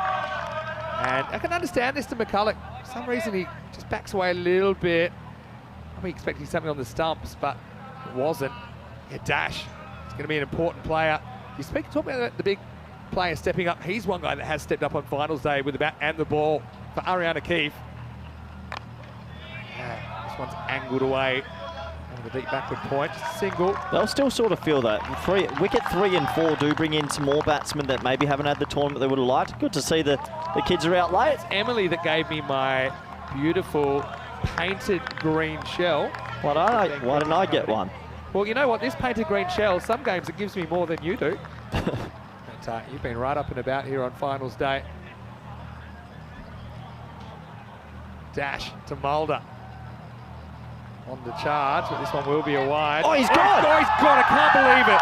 He's run him out. I think he's run him out. I think he's fallen asleep. You reckon he's stumped here because he wasn't really running, he was dozing. Well, asleep at the wheel. Can you believe it? Mulder is going to go in bizarre circumstances. No way. It was a wide, he turned back nonchalantly and he's gone. I mean, he had lots of time to get back because it was a slow ball. It took forever to get to the keeper. Have a look at this, and there you go. He just knows it straight away. Unbelievable, bat in the air, you got to go. Got to be stumped. He never runs. He just kind of plays this shot. He turns around like the Queen Mary. Have a look at the whole thing. It's crazy, actually. I mean, they'll definitely take that. It takes a moment to look at McCullough. That is unbelievable. I don't know what he's looking for. I mean, that's just an interesting one. I mean, whether it costs them or not, we don't know, because they've still got heaps of batting to come. Matchett's coming out now, but I think you've got to give that stumped. Yeah, that will be stumped in a wide, I believe, Vinny, but haven't seen one of those before. Very interesting. Ariana Keefe still fighting hard this game. Locked horns at the moment. Crazy one, really. I don't think I've seen that. Have you ever seen that where the batsman's caught sleeping like that? Yeah, but not with so much time to get back. It's not like there's nothing sneaky about it from the keeper. It wasn't even particularly quick work. It was just really slow work from the batter. This is one of the main partnerships. Matchett coming out there as well. They'll want one or two more. You get one or two more, they're right up on and about. The thing is, Matchett could have easily come out in the 4th spot anyway. Exactly. So, you know, probably at this stage, you say it doesn't cost them too much, except that Mulder uses 3 balls for 1. Matchett, the captain, we haven't quite seen the best of him so far in this series. Easy come out of this situation. It's like a pack of hyenas coming at you at the moment. They are pumped up. They are really pumped up. So it should be very inspired. They're getting that ball every now and then to swing quite a bit. They are. And it's not that predictable from the hand swing either. It's kind of going late. Dash. What a little game from Dash so far. 2 for 6. It's bizarre, that last dismissal. Another slow ball, liking it. I don't think Matchett will spend too much time out of his crease. Well, nice moment to be by the fire. Yeah, there's James Kander looking over your shoulder. Looking in the background like some sort of evil villain. James is a bit evil at the best of times. We got a proper final on our hand, people. We do. Yep. Matchett's looked all at sea. His first 2 deliveries, pretty loose-looking strokes. Nice to see the keeper actually hit the stumps with an underarm as well. Yeah, you don't see very often as you should. Matchett on strike 2. Take that strike 3. This goes pretty close to the outside edge. How about Dash in the final? He gets the big fish. He also catches Mulder's sleeping at the wheel. And now he gets 3 past the Irish skipper. I wonder if the skipper's picking it up well. It's 3 plays and misses and loose batting, 1 ball to come. What a spell from Dash. Even if this ball went for 6, you take that spell every day of the week. This last night, they messed their order up a little bit. So Matchett, I don't think he's batted out of lights yet. Plays a shot here. Saw this one okay, didn't he? Gets off the mark, 4th attempt. So Dash will get stroked away to the point boundary. The crowd applaud, and it's going to be a good one. You can tell. 50's up as well. It's also the end of the 6th over. 53 for 3. Yeah, 4th time lucky. 3 plays and misses, then plays a glorious square drive. That's cricket for you. It's a peculiar game. Hey, look, they got through the openers. They got through Mulder, but there's still 2 men at the crease that we know can wield the willow. Yeah, for sure. I mean, what a spell from Dash. 2 for 10 in the final. And that wicket of Van der Merwe. It's almost like taking a 5-for in one delivery. It's that valuable. So do you think that they'll go to spin at all, or do you think they're going to stick with all these mediums? They seem to like going with the mediums. They do have some spin options. They've got Rahmatullah. Still haven't seen Gulami bowl at all in the series. But I think this is their modus operandi at the moment. Sahart trying to jam it in. And, you know, as long as it's working, I think they'll stick with the pace. Yep, fair enough. They've got their methods. They've got what they want to do. Dash was clever, wasn't he, with his range of kind of cutters, the way he tried to keep away from the batter. Well, so he looks like he's setting up for a split finger. That's a very, very wide grip on the ball. This one probably would have been a wide, but batter chooses to hit it and get one. I think, good point. I think from here, Ireland will still want 100, 105, and I think that's a tough chase for Ariana Keefe. They're such a random batting team. It's so hard to judge them. But yeah, you're right. They could chase 140 and they could maybe not chase 80 one day. That's why it's going to be game on regardless. Hit down to long off. And look, think about some of the things they didn't do very well, such as that 4-leg byes getting away that shouldn't have. But look, all things considered, we have to give it on point so far. Just Swedish team, but well, they could have been batted out of it. They're definitely not batted out of it. 86 pace at the moment, CIYMS. And yeah, see Sahar, even though, it's interesting that grip, you said that kind of split-finger grip, which is pretty unusual, but he still seems to have good control. He doesn't bowl too many short ones. He bowls block hole, occasionally bowls a drivable length, but you rarely see batters getting under him. Slides this one in, gets it past the fielder. This will be 4. Just straight with line that time. It's a nice little flick away to fly and leg. McCulloch gets the boundary. Very nice shot. Just strays on the legs and he catches up with it. Goes away for 4. Cruel game. If you miss your lines by a little bit, you get punished. Hello to Kitty, watching from the USA, and hello to Michael Dowd as well. Great time for you to join us. Saying if he was younger and was getting married, he would invite us to his wedding. Very kind. Much appreciated. Now short top edge. Now where's this going? Not an easy one. It's going to go no man's land. You see the fielder wasn't sure if he was going to get cleaned up there. I think that's a bit of a rapu. It will be a single. McCulloch keeps the strike. 7 overs down. Anybody's match. It's 62 for 3. 62 for 3. There's the Turkish and some of the Swedish supporters seen together. Now. I'm going to cover your eyes. Now I'm going to uncover your eyes. Look at that. Oh, yeah. It's finals time, baby. Beverin Drew first up and then Hornchurch Pack-like hair. That is a great morning to start. Whoever wins this game, they'll be playing against Drew first up in match 4. Baptism of fire. So, yeah, join us. We have 21 matches in 4 days in the group stage of Championship Week, starting on Monday. Same time, 10:30 a.m. GMT, 11:30 in Central Europe, 4 p.m. in India. Bevan Drew first up, and Paco Care versus Malhotra coming on, and the keeper's coming up. Not so sure with the ball swinging late. Malhotra's occasionally gone to the cleaners, but he's back. And gets the first one online. I tell you what, if he's going to bowl medium pace half ollies, this is their chance. I wouldn't be surprised if Matchett really tries to cash in here. I don't like the keeper up as well, makes me panic for them. There's the Swedish supporters. They've been so vocal and so good the whole week. The keeper up. That's another possible motor's dismissal. Warns this, and I don't think it's been seen too well by the outfielder. Can get the jump at Baluch. Malhotra's just got to find a way to get in the block hole. I think that at the moment, and if it bounces, batters are feeling pretty confident about it. Matchett gets a boundary. Yeah, so this is the thing. He's not quick, and it's pretty military medium, and I think Matchett is licking his lips here. This could be a huge over. We got a big Saturday Night Fever run chase on our hands as well. Imagine how loud the crowd's going to be when the sixes start disappearing. I don't think that's out. That actually stayed quite low. That's a better length though. Well bowled. Yeah, it's a touch full up. Still think, if you play that with a straighter bat, pretty drivable. Oh, he did good from the keeper there, because if he lifted it for any moment. That's good stuff. Yeah, I just think it's a momentum kind of a game, and chase is going to be all about momentum as well. You can see that around a Keefe of kind of. Oh, hello. Oh, it's Melody there. That's one way to get noticed. Hello, Melody. We've got Noah as well. Well, they had a bit of a tour of all the media stuff that we do here at ECN earlier. Well, this is it in the air. It's a catching opportunity, but is he going to see it? He does, and he drops it. So Matchett gets a life on 10. It hung up a long time. He had time to make position, but he couldn't hold on. Big moment, really big moment. Matchett's a good enough player, and well, that's a shelled one. That was straight to him. He never looked comfortable. Ever looked comfortable. He found it in the end in a bit of time to make position, though. Can't be dropping those. Not in the final. It goes large now. McCulloch goes up, up and away. Maximal. Well, I mean, if that catch is taken, McCulloch's not on strike. The new batter's on strike. Correct. But he takes this slot delivery from Malhotra and he puts it out of the ground. Horns, baby. Yeah, that dropped catch. It's a big swing. New batsman would have been on strike, and instead, it's another 6 that goes begging to the man in touch. 32 off 18 for Carson. And, well, I still think Malhotra, he's got to get it wide hole or something. It's just a bit too easy for them. He's getting a little bit fuller. You reckon fuller? I don't know. Jam the block hole. I don't think he can. Go shorter. Yeah, so I don't mind that length. I don't mind if it's back of a length. It's harder to sort of get. When it's half volley though, it goes, and the end of 8 overs, it's 75 for 3. Pierce Fletcher in the chat. Nice to see you, Pierce. He had a question about how Championship Week works, because there are 7 teams in Championship Week. I'll come to that in a second. First, let's see how this run rate's tracking.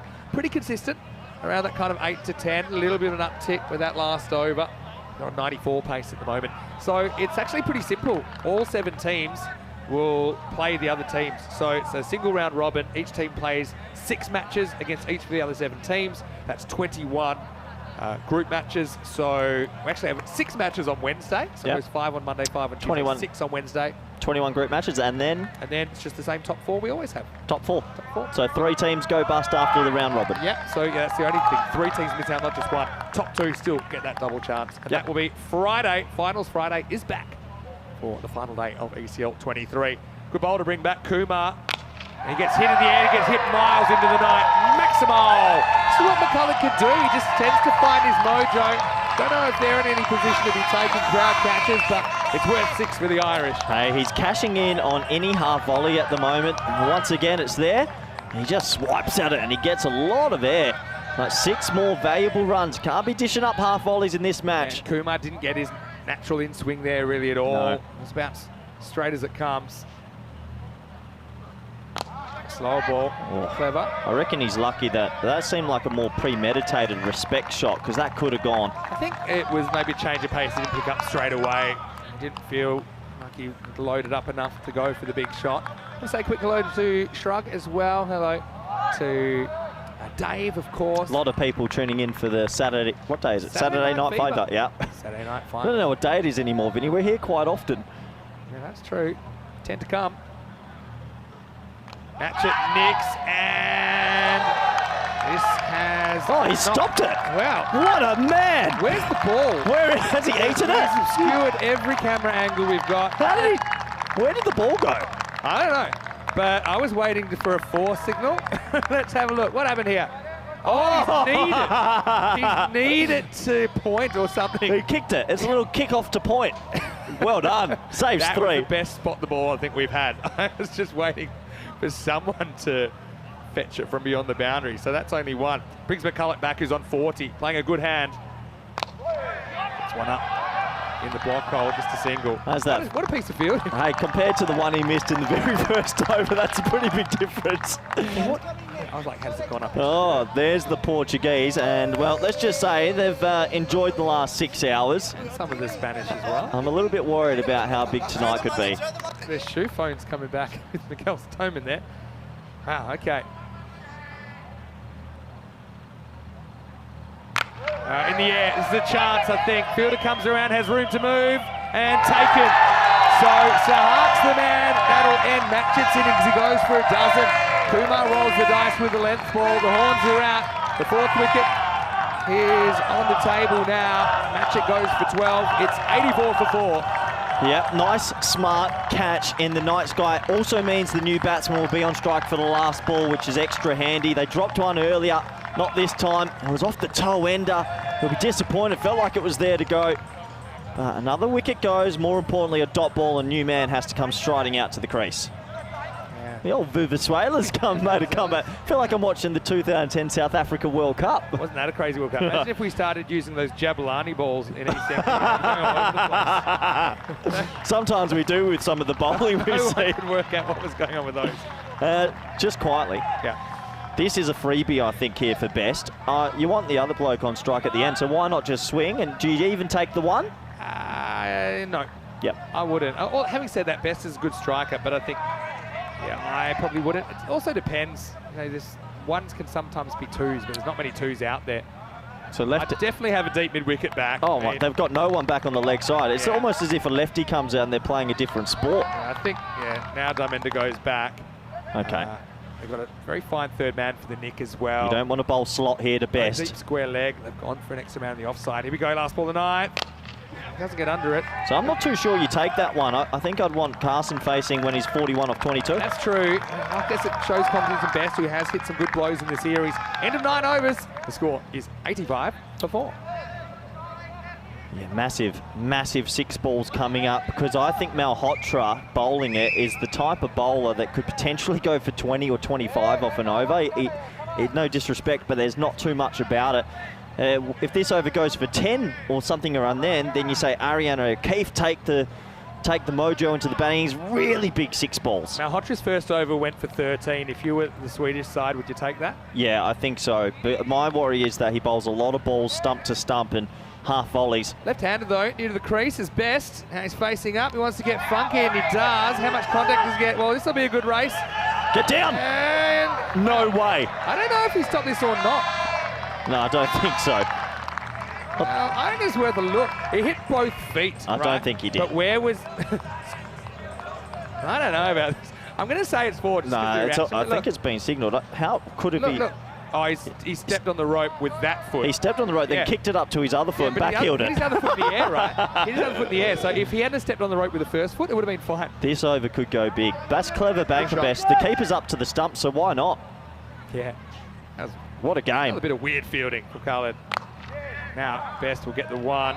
Easy throws, take it easy. 4 balls, huge 4 balls.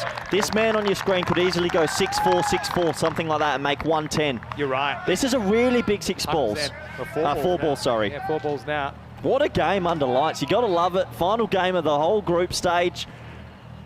Got Brian Damage watching from Iraq. Shafat Ali Saeed, hello as well. He'll be here for Pack Eye Care in the chat. A lot of people tuning in. Why wouldn't you be? You're going to fill in the final piece of the puzzle tonight. Like a jigsaw. Malhotra, don't bowl slot. He will.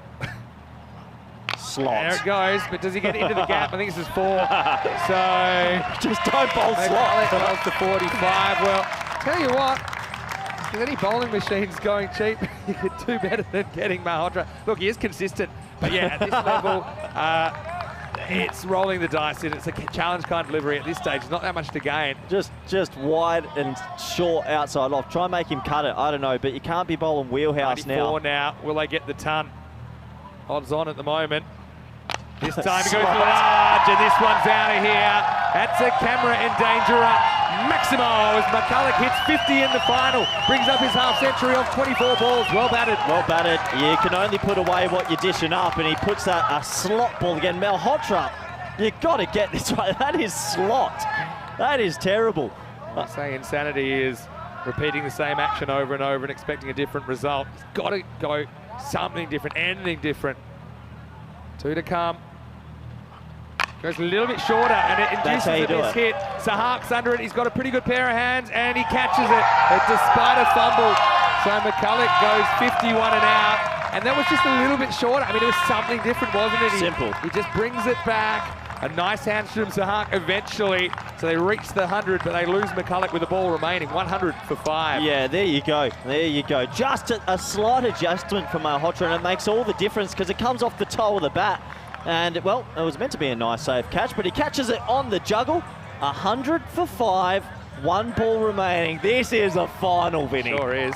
Well, Bishnu is in the comment section saying, love your commentary, Corey. He's definitely recommending the Star team to welcome you for IPL commentary. Look, yeah, I'm gonna need base price is way too high. I'm gonna need multiple breaks a day, breaks a game. Hey, let's take a moment to acknowledge Carson McCulloch. He was so good out there, wasn't he? Proper innings. Yeah, without his 51, I mean, that's over half the runs. Yep. Where would they be? So, really good effort with him. And he's really come of age as a batter in T10 cricket in this series. Coulter comes out, missed the first game with a slight injury picked up in the warm-up this morning. So Malhotra, a cheeky little one for. He's got 1 ball to go. What do you reckon he's bowling here, Vin? Glad I'm not bowling, put it that way. Coulter be swinging for the fences. Well bowled. Little edge, guess who? Drops. They're going to get 2. Now he's going to have to get up. They might get 3 here. They get 2. Come on, pick it up. I'd definitely be running. No, they're not. They showed too much respect for the arm. So they get a couple they shouldn't have got, to be honest. Yep. But they're going to finish 102 for 5. Can Khalid Mohammed. He looked around if there was anyone else that would possibly chase that. Fumbled that as well. Yeah, and then here comes the throw. Well, we don't have time to show all of it, but it will be 102. 103 the target for Ariane O'Keefe. Who's the happier of the 2 teams here? I think Ariane O'Keefe, only because there was danger signs that they could be batted out of it, and Jason van der Merwe and Doherty, they got out. If they batted so well again, they would have been batted out of this game. But it's game on, and I think the Irish also are pretty confident. Oh, they backed themselves to defend this, but I agree with you, and they were my thoughts. I thought there's always the chance that CIYMS could just go large opening partnership again and essentially bat them out of the contest. Always a proud moment for the 2 teams in the final to sit or stand actually and hear the anthems for their respective countries. Also a great moment for Asad Ali and Stefan Gooch. So the old double foot slide The electric slide not really working out. This was the early contest, wasn't it? Baluch against the openers. This is one that somehow gains pace of Khalid Muhammad and went for 4-leg buys. But yeah, it was always going to be interesting to see if they could get the openers. In the end, they got them both within the first 4 overs. Yeah, they did. This was the first one. A nice safe catch from the keeper, Verk, who made a good dive to his left, and Doherty had to go. So that was one big fish gone. And this was the second big fish. The man that made 199 runs on finals day couldn't get the double ton. Unbelievable, and that was a huge roar, went around the ground. But Carson McCulloch saying, don't forget me. We didn't see him bat in the last game, but his elevation to 3 has actually been a masterstroke. This was a weird one where it was a little skip away because Mulder knew he'd made a boo-boo there, and he got stumped in bizarre circumstances. It didn't hurt them too much because they didn't run out of wickets in the end. Well, there's Melody and Noah. They were enjoying the final as well. Big supporters of cricket here at the Cardamom Oval. But yeah, McCulloch was important, wasn't he? His 50 set up this 100-plus total.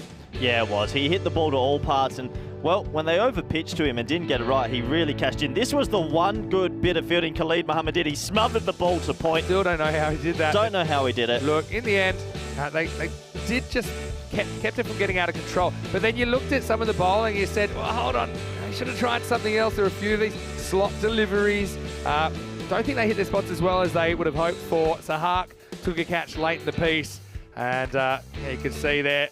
Oh, that's Tony. He's a big supporter of the Irish. Ultimately, they get the 100 on the board. I think 100 plus in the final, normal circumstances, you take it. They've probably been spoiled so far on finals day. The fact they haven't really been put under pressure too much with the ball, maybe a little bit from Oeiras this morning, chasing 131. But Carson McCulloch, he was the star out there, wasn't he?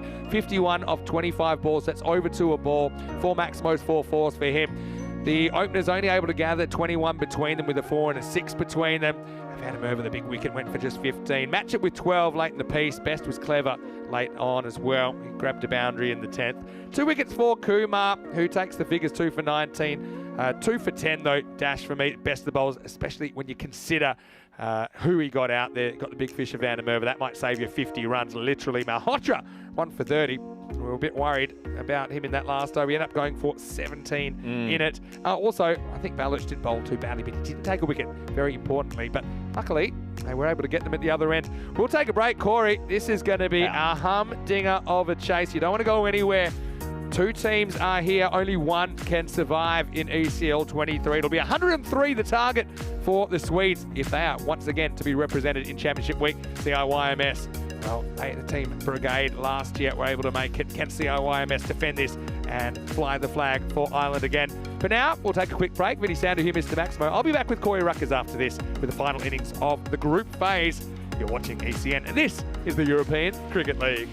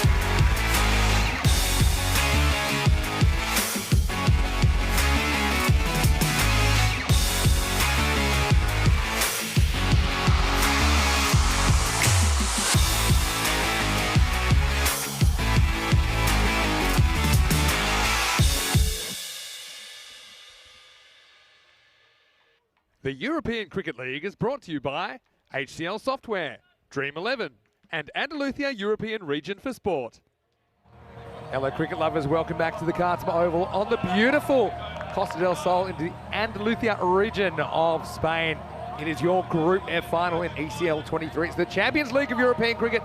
31 clubs from all around the continent doing battle over 4 weeks of T10 action. And, well, hello, we've got Melody. Let us commentate. Well, no. If there were Get no out. spelling errors in that, I'd consider it, but there's a double M in commentate, Melody. I'm too threatened for my job. I don't want that, Vinny. Get the red squiggly line of that. Coy Rucker's with me at the moment. Don't think he'll be displaced for the next innings. What a game we've got here in the Group F final. 102 CIYMS after winning the toss and electing to bat. That's what they put on the board. Carson McCulloch, brilliant with the bat, 51. Now, can he do it with the ball? 103 for a spot in the final for Ariane O'Keefe. And it starts with a wicket. And can you believe it? Kumar just tried to cut that, got a bit big on him, didn't really turn, got cramped for room, offers a chance. It's handled by Kennedy, and that's none for one, the worst possible start for the Swedes. Yeah, tried to play a cut shot coming into him. There was no room to play it, and it ballooned straight to the fielder. So, wicket off the first ball, a nightmare for Ariane O'Keefe. It's a soft dismissal, it has to be said, but could be big in the context of this game. I often say, if you're going to make a duck, make it a quick one, get out the way. But, yeah, disappointment for Kumar. He just couldn't get on top of that one. He replaced by Malhotra. Kennedy held his nerve under pressure. McCulloch, what a final he's having. Kumar goes without scoring, 0 for 1. How was Kumar's week, Vinny, overall? He's been pretty good with the bat. I mean, he's... How big of a loss is that wicket? Who else can... Pretty big, but I mean, obviously they don't have players still to come in. Balance batted 7 last game. It shows you something about their batting depth. And the other thing is that Dharmender Singh hasn't been averse to making kind of tactical switches with himself. For example, as a left-hander, with the wind earlier, came up the order up above Balic. Anyway, Malhotra, he's got a point to prove. He's coming off a run of golden ducks in this series. Bangs this, and it's going to be another one. Another golden for Malhotra. 2 balls, 2 wickets. Well, Balic did it earlier in the tournament. McCulloch's on a hat-trick, and we've only had 2 balls. And McCulloch's having a great final, and gee, what a loose shot that is. First ball, Ariane O'Keefe are now well behind in this game. It's another ball just there outside off, and he lobs it straight to mid-off. It's loose batting, and 2 wickets go down. What a start for CI. Well, he didn't go up, he didn't go down. He hit it flat, Matcher did the rest. Well, come the moment, come the man, as it'll be Khaled to come and face the hat-trick ball. Diraj, well, he makes decent contact, but picks out Matcher. Couldn't have picked him out any better. It's none for 2. And Malhotra's had a bit of a bad last 20 minutes with the ball and with the bat. And here comes a man on a hat-trick ball that, well, beggars belief, really. Get the graphic up, because he's going to have a go at it. Yeah? I don't think he ain't blocking this. He doesn't know how to spell block. Probably put an X in it. Khalid Mohammed. Meanwhile, Dash is watching from the other end. Yeah, how much pressure on Dash at the other end. This man on your screen's having a great final. And let's have a look at what he decides to do here. Will it be an arm ball into the pad? How's Mohammed going to play this? Let's just say, could be anything happening. Here we go. He launches it. Oh, it doesn't carry it. Pretty sporting. Wow, that is the closest you can be to a hat trick. Wowee. Well, I mean, I'm pretty sure that earlier we were pretty close to one when Matcher wasn't able to hold on to a chance. But yeah, you can see from Khalid Mohammed, he's not holding back. He's there in the power play. Good on it. Smack boundaries. Real good honesty. Yeah. It was pretty quick, wasn't it? He ends up going straight. He's a bit late on it. Oh, he's got to run. He gave him a bit too much respect. If he wins this game for the Vinny, you're done. I know what you're going to say. Dash. It's all on Dash for me. What a horrific start this is for the Swedish champions. Two match winners for him, Dash and Baluch. Yeah, that's it. Yep, I agree. Khalid, slide the ball in, won't turn it a lot. Oh, gets one bang back at him, bounces off. Well, I think Dash knows Khalid Mohammed's capability, so they don't get a run here. That's got to hurt. Yeah, that stings. That's not a nice one to get under the cold of the evening, but he hit that pretty well, Dash. You gotta laugh sometimes. Power play's huge. Talk about it all the time. Well, they're well behind now. All of a sudden, it's already at 11 and over, and they've lost 2 batsmen. That's it. He's got to shake that off because that hit him quite hard, didn't it?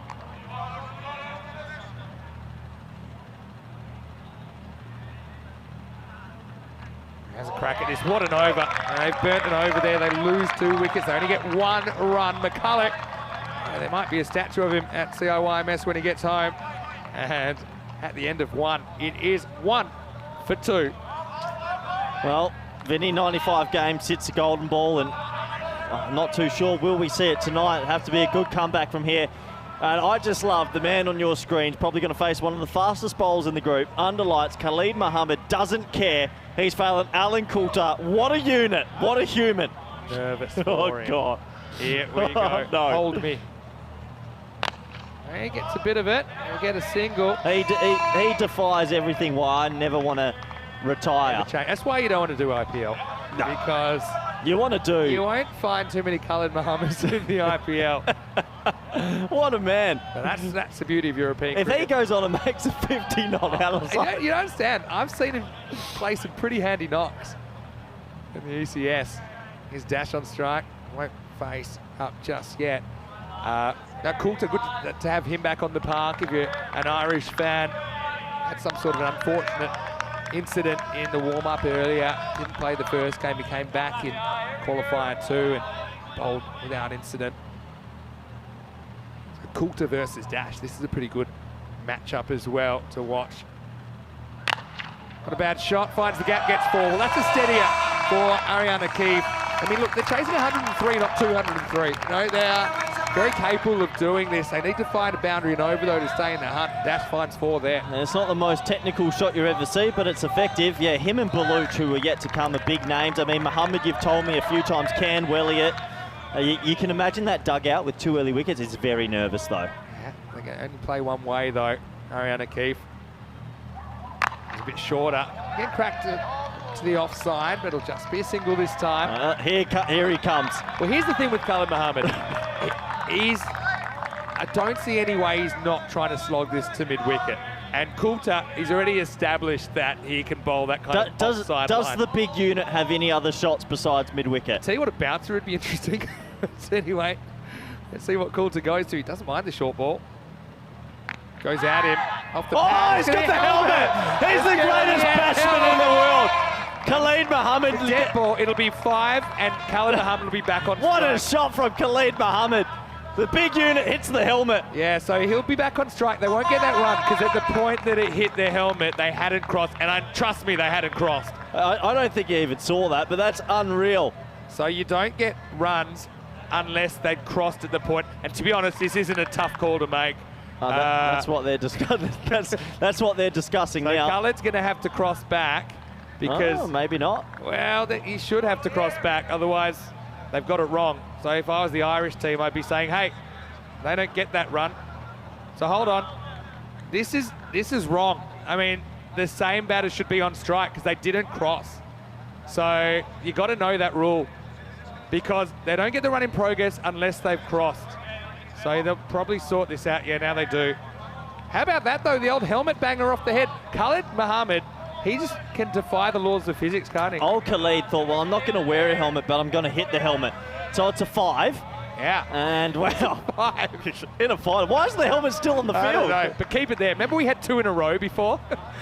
Could we get 2 in a row? Okay, so Khalid Mohammed's back on strike, not Dash. To be honest, Doherty should have got that. He would say that. He got missed. His feet went the wrong way. Well. Here we go. Here's the man. Get him back on strike. Now he hits one onto his foot. He's gone for that helmet, I tell you. He's pinpointing the helmet. Look at the man. Look at the human wrecking ball, Vinny. Wow. If he hits it, if he hits one out the middle, it might leave orbit. This human. I haven't seen him hit one out of the middle all week, but it's tonight the night. Well, I don't know what to say. He just got 5% of the target by kicking one. Oh, I love this cricket. 2 to come in the second. Is this all right? I'm still surprised Coulter hasn't just aimed one at his melon or kind of gone outside the off stump because he's dicing with danger there. This Mulder, I wonder when he'll be brought into attack. He'll bowl the next one. Yeah, and he bowled the third earlier. Yeah, he'll definitely be bowling the next one. So that'll be difficult. I think there's still one ball left in the overs, or is that over, Vinny? Let's go back to everything's breaking down now. I guess that's the end of the over. Give us a score. I can't tell you. We'll be right back. Ever since Carson McCulloch hit our modem, we've been running behind. Well, I know we're not on 1.4 overs, but the score, there it is, 13 for 2. 13 for 2. Back to the spin. Yeah, okay. Yeah, why not? We didn't really think of it, but it makes sense. The guy's just taken 2 for 1. Keep him out there. I know we have a bit of fun with Khalid Mohammed, but can he actually launch some sixes? Because I've seen him do this a few times. 5 off 8, 6 off 9. The thing is, it's probably slightly different level. That's the thing. You know?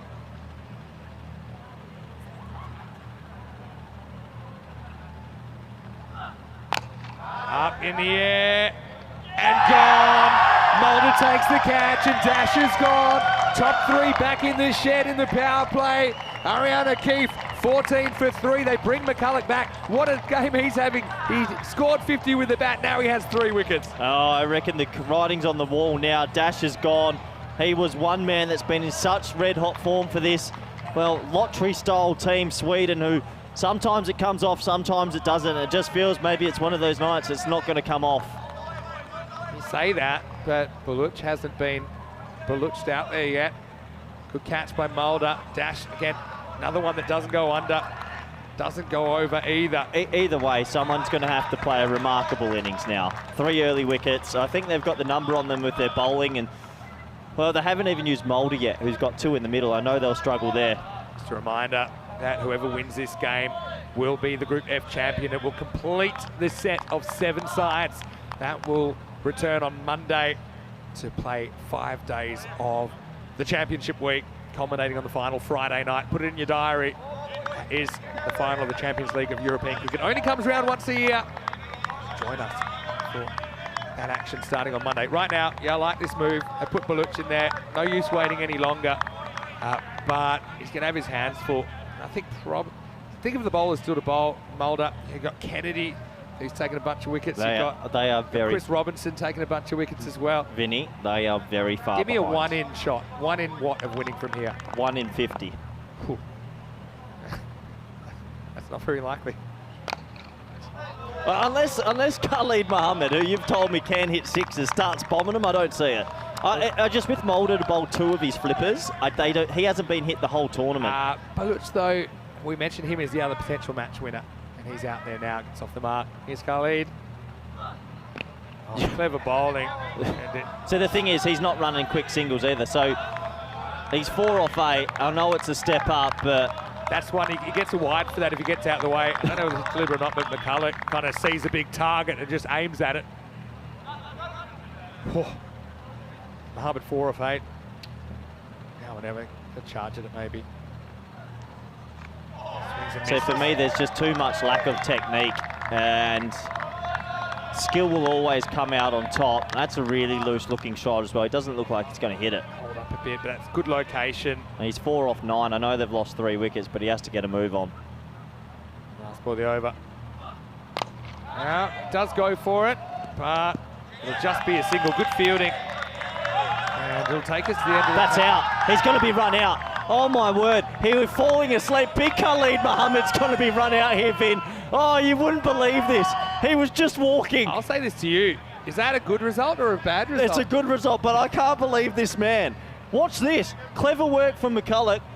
He just grabs it. Oh, he's gone. Yeah, you know. Khalid Mohammed's going to be out. Oh, you've got to be kidding me. That is one of the craziest innings from a batsman. He hit it to deep long on and he's gone. Wow. Wow.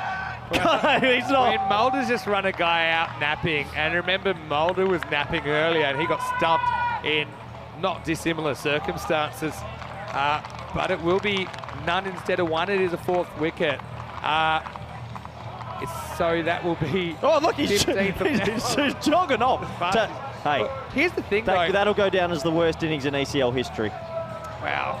I mean, it's harsh on Khalid, but you can't not be running. He went to deep long on. He walked it. This is the thing, though. I was about to pose to you, do you retire him? it's not happening. You don't want to be, how long can you wait? You know, how long can you wait to make a change? So I think it is clever. It saves a run.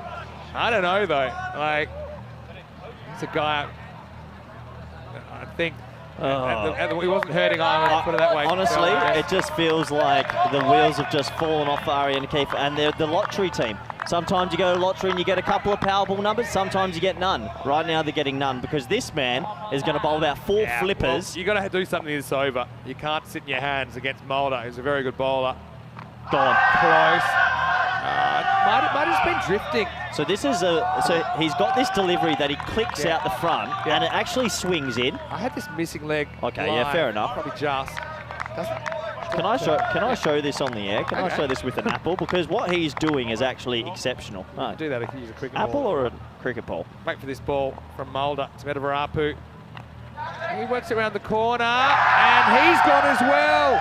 So everything turning to goal now. Angus Farrell takes the catch in the circle and Arian O'Keefe falling apart at the seams. It's 15 for 5. Boy, oh boy, the wheels have fallen off. The Swedish champs are on the ropes. Let's have a look at the catch. Pretty safe. He goes hand under his belly, but he held on to it. And it's exceptional cricket from CI, who look like they are going to be in championship week at this stage. Wow. As we see, Hardeep coming to the crease to try and save the day. Okay, so Corey, show us this delivery you're talking about, because we don't see it that often actually in any kind of cricket. Yeah, it's a phenomenal delivery that he's got, and he bowls it so well. He was I was having a beverage with him the other night, and he was saying he has more control of his flipper than his leg spinner.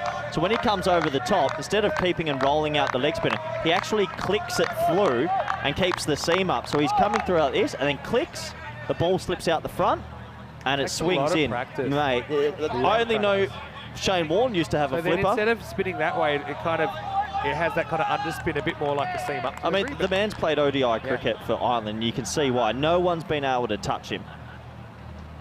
Derek in the hot seat right now. So that's the flipper again. So I was having a quiet beverage, a Victoria Cerveza the other night with him, and he said he's more confident bowling his flipper than his leg spinner at the moment. You can see why. It just drifts in beautifully. It's great bowling. Yeah. I mean, if we're going to see him counter it, how do you play that? I mean, you just get on one knee and try and bomb it. I just think, you don't treat him like a leg spinner. You treat him expecting. And you know what? Like slow, medium bowling. I don't even know if I'd know how to play it. This is proper bowling. I treat him as like an in-swing bowler. Try and get him to do something different. They're always just coming in. It's gone as well. It is. So now Balic is going to have to go. And it is a first-class royal mess right now for Sweden in the final. Their club, Arian O'Keefe, are 16 for 6. Mulder gets another one. Well, tell me how you're meant to play this, because he pitches this on a good length and it bounces. Watch the extra bounce of the leg. What a catch from the keeper, Doherty. They have run riot. Balic is gone, and that is sayonara for the Swedes. Start the car. It's a nightmare, really, for Arian O'Keefe, who worked so hard to get here. Right now, nothing going right for them. As Balic, what a series he's had. He's been a revelation, but he's going to have to go for just one in the final. 16 for 6. Well, the question marks will now be if they are going to get there. How are CI going to go on championship week? I mean, they've come from nowhere today. I'm looking forward to seeing their openers in the championship week. I wonder if they'll have anyone else come in last minute. A lot of teams have had to make changes. But look, 16 for 6, the game's not over yet.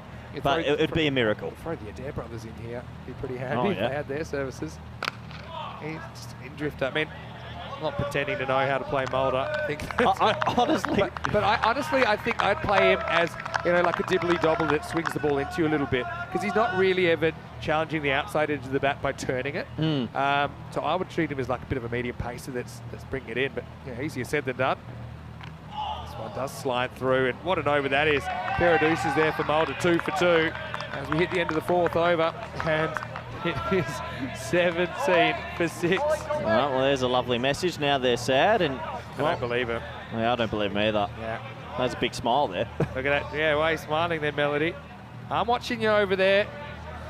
Yeah, I sort of feel a little bit for the Swedes, but this is the lottery that they play. We've been saying all like, so they will come out, swing the bat. Some days it comes off, and some days it doesn't, and right now it's not. Happy that line can't go below 0. And at the moment, it's been a real rough one. Doesn't get much rougher, you have to say.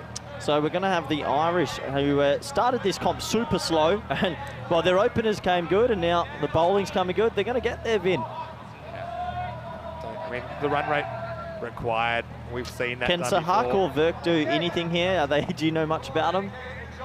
Let's just say that they haven't hit the point of no return yet, run rate wise. Swing and a miss, though. That's the only way to really go about it. But I've been really impressed with Kennedy. He's really learned on the fly, I think, with what he's trying to do. He's quite versatile. So he's a guy I think can bowl at any stage of the innings. He started bowling in the middle of the innings. When Coulter was out this morning, he did a really good job in the second over. Sorry, I've just had a bit of an epiphany. Go on. Irish versus the English. Oh, yeah. Oh, yeah. Oh, yeah, that's a goodie. How about Mohammed Kamran to... Not Van der Merwe. Irish openers, yeah. Now, swings. You know they've got 17 with a helmet? What's that? They've got 17 on the ball with one helmet. It's like, they have not made many runs off the bat. I suppose that was probably going for 4 anyway. Nah, it's more fun that it hit but the helmet. 5 is, there we go, the helmet comes off now. They said enough's enough. Yeah, Mulder runs it off. It's, Sting out of this game now. Yeah, it is a shame. You want a corker of a final, but this is how it goes sometimes. We'll get one here. Look, I think sometimes it's like the 7 stages of grief. I think when you have a batting performance like this, you've got a bit more time to come to terms with it before the end of the game. If it's a last ball thriller, then it's harder to get over. While we've got a lot of time in this game to go through, how many teams have won their group that didn't finish in first? Okay. It feels like, can you find that out during these 5 overs? I can tell you if you want. Yeah, that'd be nice.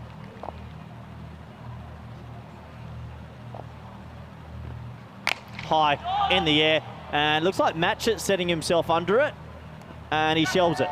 Well, he hasn't had the best record of catching at night. During the day he's been good, and they'll get back for 2. Yeah, a lucky break for Sahak. Matchett, not a huge fan of fielding at night. I'm having flashbacks to him at deep mid-off for Spain in the Group A final. That you have talked about quite a lot. He's good during the day, old Matchy. There's the umpires. It always looks like an awkward father and son reunion show when Rob and Charles are on the camera. Well, that looked like a horror film all of a sudden. Getting on great. Did you see that? That looked like Freddie the 13th. Okay, so yeah. Yeah, so how many teams are going to win their group that didn't finish first? We'll look at it after this ball. Okay. Okay? Okay. Oh, look. Look at Rob. Ooh. Oh, yeah. Oh, yeah. That's someone that's sucking up, wanting the good games next week. They're all good games, though, in Championship week. From Friday night at Freddie's, that was a bit creepy. Yeah. Weird things happen over there. Last ball of the over. Digs it in. Wild swing. This will be the end of the over. So it's 21 for 6 after 5. Yeah, so go on, Vin. Let's go So through I'll it. actually tell you the numbers. So you count how many are out of the top 2. Hornchurch won from 4th. Yeah. Farmers won from 2nd. Yeah. Beverin won from 4th, I think. No, they got the second, double chance. Second. Yeah. Sorry, they were second at the last moment. Drew won from, I think, 3rd. No, they were first. First? Okay. You can't look it sorry, up. They were You don't 3rd have last year. Drew won from 1st, you're right. Sporting Alphas won from 2nd. Okay, so most teams that got the double chance did get there. Yeah. So only 2 teams in probably CI that didn't have a double chance, and Hornchurch that didn't have a double chance are going to get through. Drew were 3rd last year, lost the final in the group. So Drew were the only team to finish first and win it. Yeah.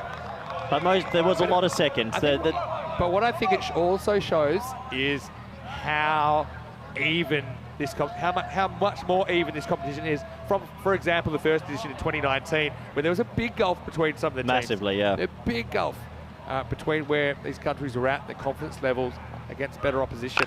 Oh, shot. That'll do. Oh. Shot of the day.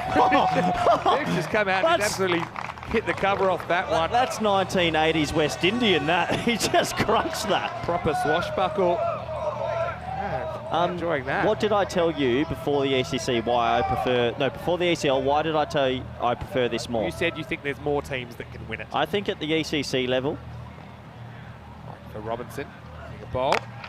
Goes straight, hanging. This could be a chance. McCulloch holds on to the catch. Another one goes down. Vic plays one of the best shots this century, but unfortunately doesn't last out the over.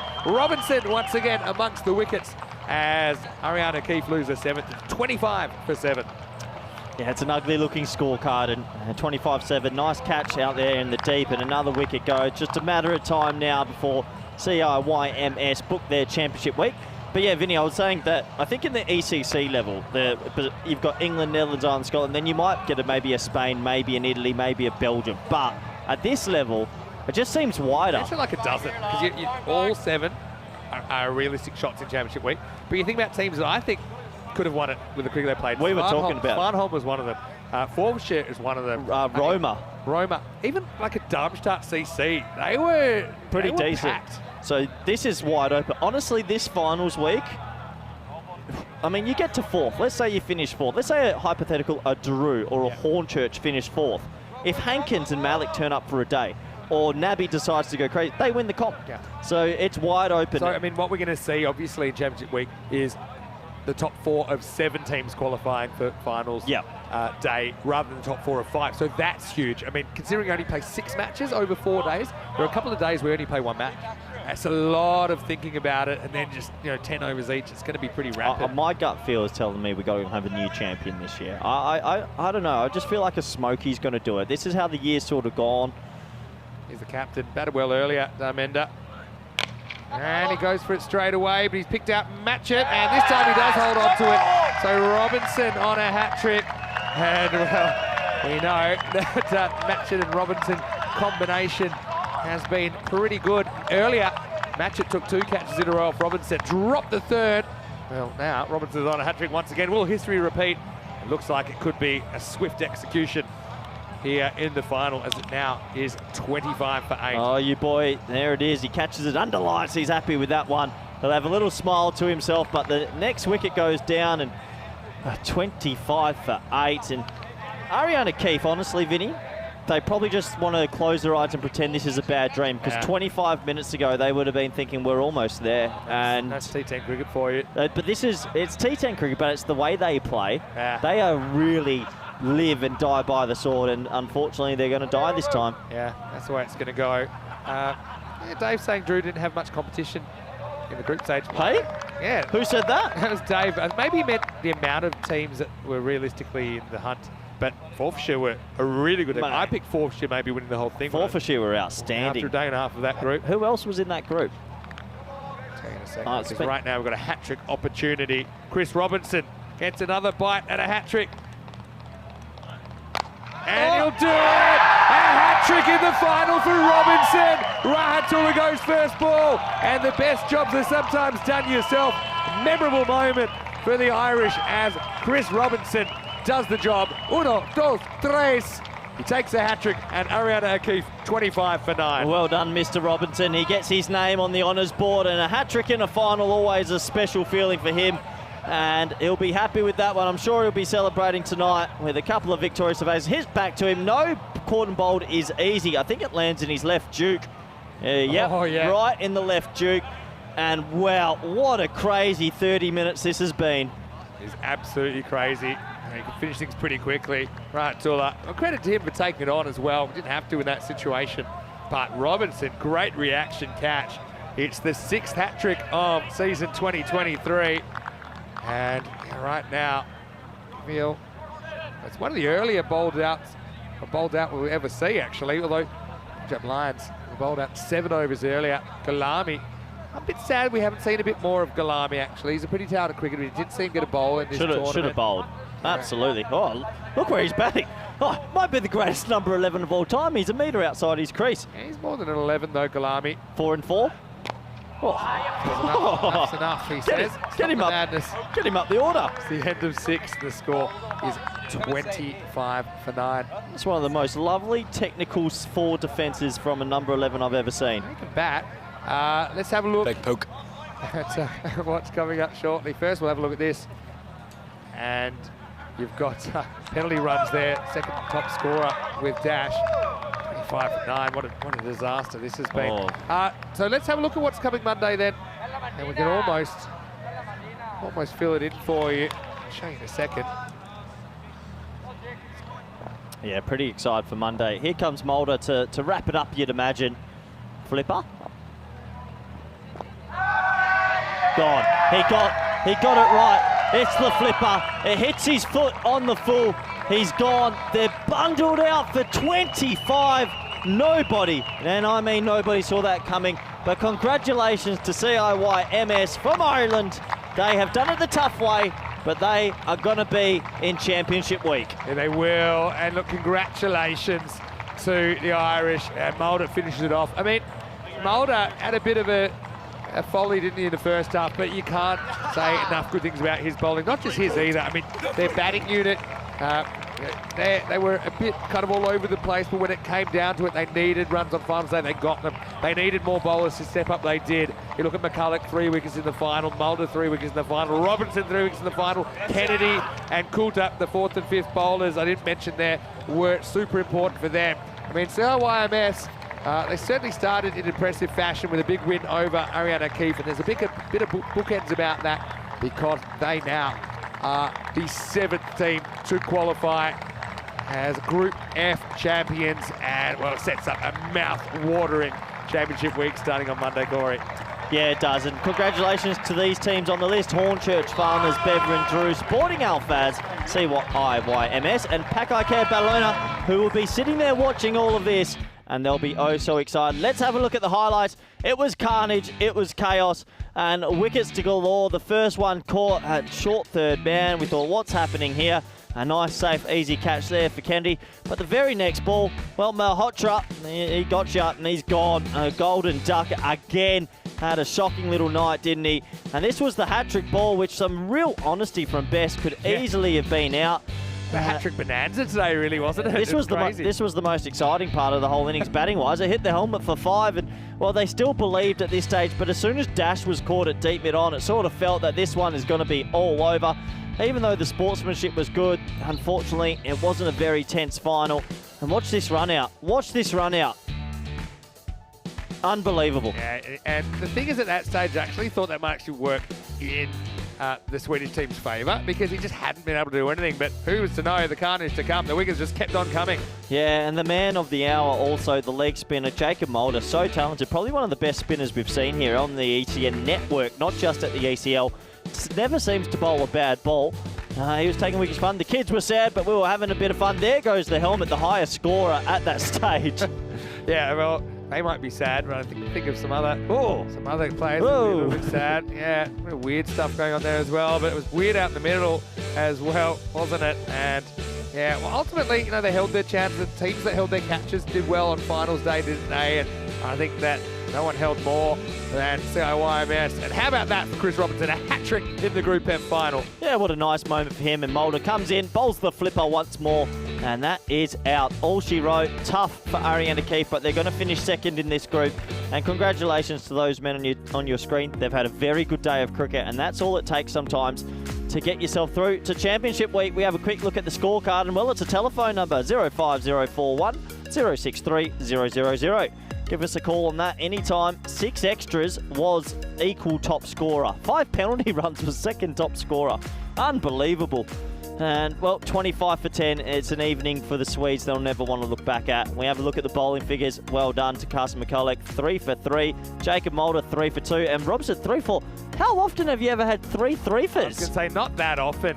Sometimes it's a bit like when we get 5 2-fers. It can happen. But yeah, it's happened a few times. But I mean, just have a look at those economy rates. They were just giving nothing away. As you mentioned, that ball hitting the helmet, a bit of a bizarre one. Probably the highlight of the innings. I don't think we really saw a lot of boundaries. We saw 2 4s, no 6s. We saw a helmet 5. So, well, it's going to be a very interesting day on Monday, no doubt about it. Starting with Bever and Drew. So 2 power-packed teams in match 1. Then Hornchurch versus Pakai Badalona. Clash of styles there for sure. And you mentioned some of the ins for Hornchurch. Bevan versus Farmers, Jersey in there as well. And look, we'll see plenty of action for sure in Championship Week. And look, Hall of Fame. We didn't have time to get it up during the game because it finished so quickly, but Chris Robinson becomes the 6th man to take a hat-trick. In fact, in Group F, we had 2 hat-tricks, 2 of the 3 hat-tricks in the ECL so far. So big well done to Chris. Well, what can it's you say over, Vinny. We've done the group stages. Well, I know you love an early finish, and in the end, they got bowled out in 6.1 overs. Yep. Look, we always knew there was the possibility that could happen on another day. Ariana Keefe might have chased down 140. I mean, they're that kind of team. They're the kind of team that wins over a lot of fans because of their approach, because of some of their characters they've got. I know they'll be bitterly disappointed to kind of progress as the top seed and not to hold on. But really, in the end, on the night, you'd have to say CIYMS, they were just too good with the bat and the ball. They performed. Yeah, they put a score on the board. Maybe they didn't bat them out the game, but that start with the ball was 10 out of 10. They were, to be honest, today they've almost played perfect cricket. Yeah. They were pretty sloppy day one, day two. They've come out, they beat the Portuguese, they beat the surprise pack at Istanbul, and they've beaten a decent Swedish team quite comfortably. And look, as some people say, you know, with the format, you know, why do we have a final? Why do we have a finals day and not just maybe go with the round robin results? It's because I think the teams need to be rewarded that can step up under pressure. Because when you get to championship week, you are constantly going to be under pressure. And certainly we saw that CIYMS played their best cricket under pressure. What a day for Jason van der Merwe. Even for Chris Robinson at the end taking a hat trick. I think it was really entertaining. I've got to say, bad luck to the other teams though as well. We'll have the after the final ball. We'll shoot it shortly. That'll be on our social media at European Cricket. We'll talk a little about that and look ahead to Championship Week as well. Don't forget, you can go to our website as well, europeancricket.com. Check out the fixtures. We'll be updated with, of course, CIYMS playing. We know that they'll play their first game in match 4 on Monday. They'll just play the one on Monday because they're coming off the most recent group. And if you haven't already, make sure you like and subscribe on our YouTube channel. And thanks to everyone for their interactions today. Well, it's been pretty thrilling, but the groups are done. They are finito. They're done after 3 weeks. We've done the groups. So and we are going to Championship Week. I'll see you there. It'll be good, hey? Yeah, we'll be there. It's going to be good. 7 teams. Honestly, take your pick. Anyone could win this. Yeah, I'm loving it. Hopefully we see you there as well. We're going to leave you with some highlights of the day thanks to Spring Productions. On behalf of European Cricket Network and all of the European Cricket family, Vinny Sandu here, Mr. Maximo. On behalf of Corey Ruckers and Rico Full, hope you have a happy, a safe day off tomorrow. We'll see you Monday. Do not be late because it's going to be great. Championship Week is on the way. And, well, this time next week we'll know the champion of the 3rd edition of the European Cricket League. It's hasta mañana. In fact, hasta lunes, because we'll see you on Monday right here at the Cardiff Oval for more European Cricket League. Good night, everybody.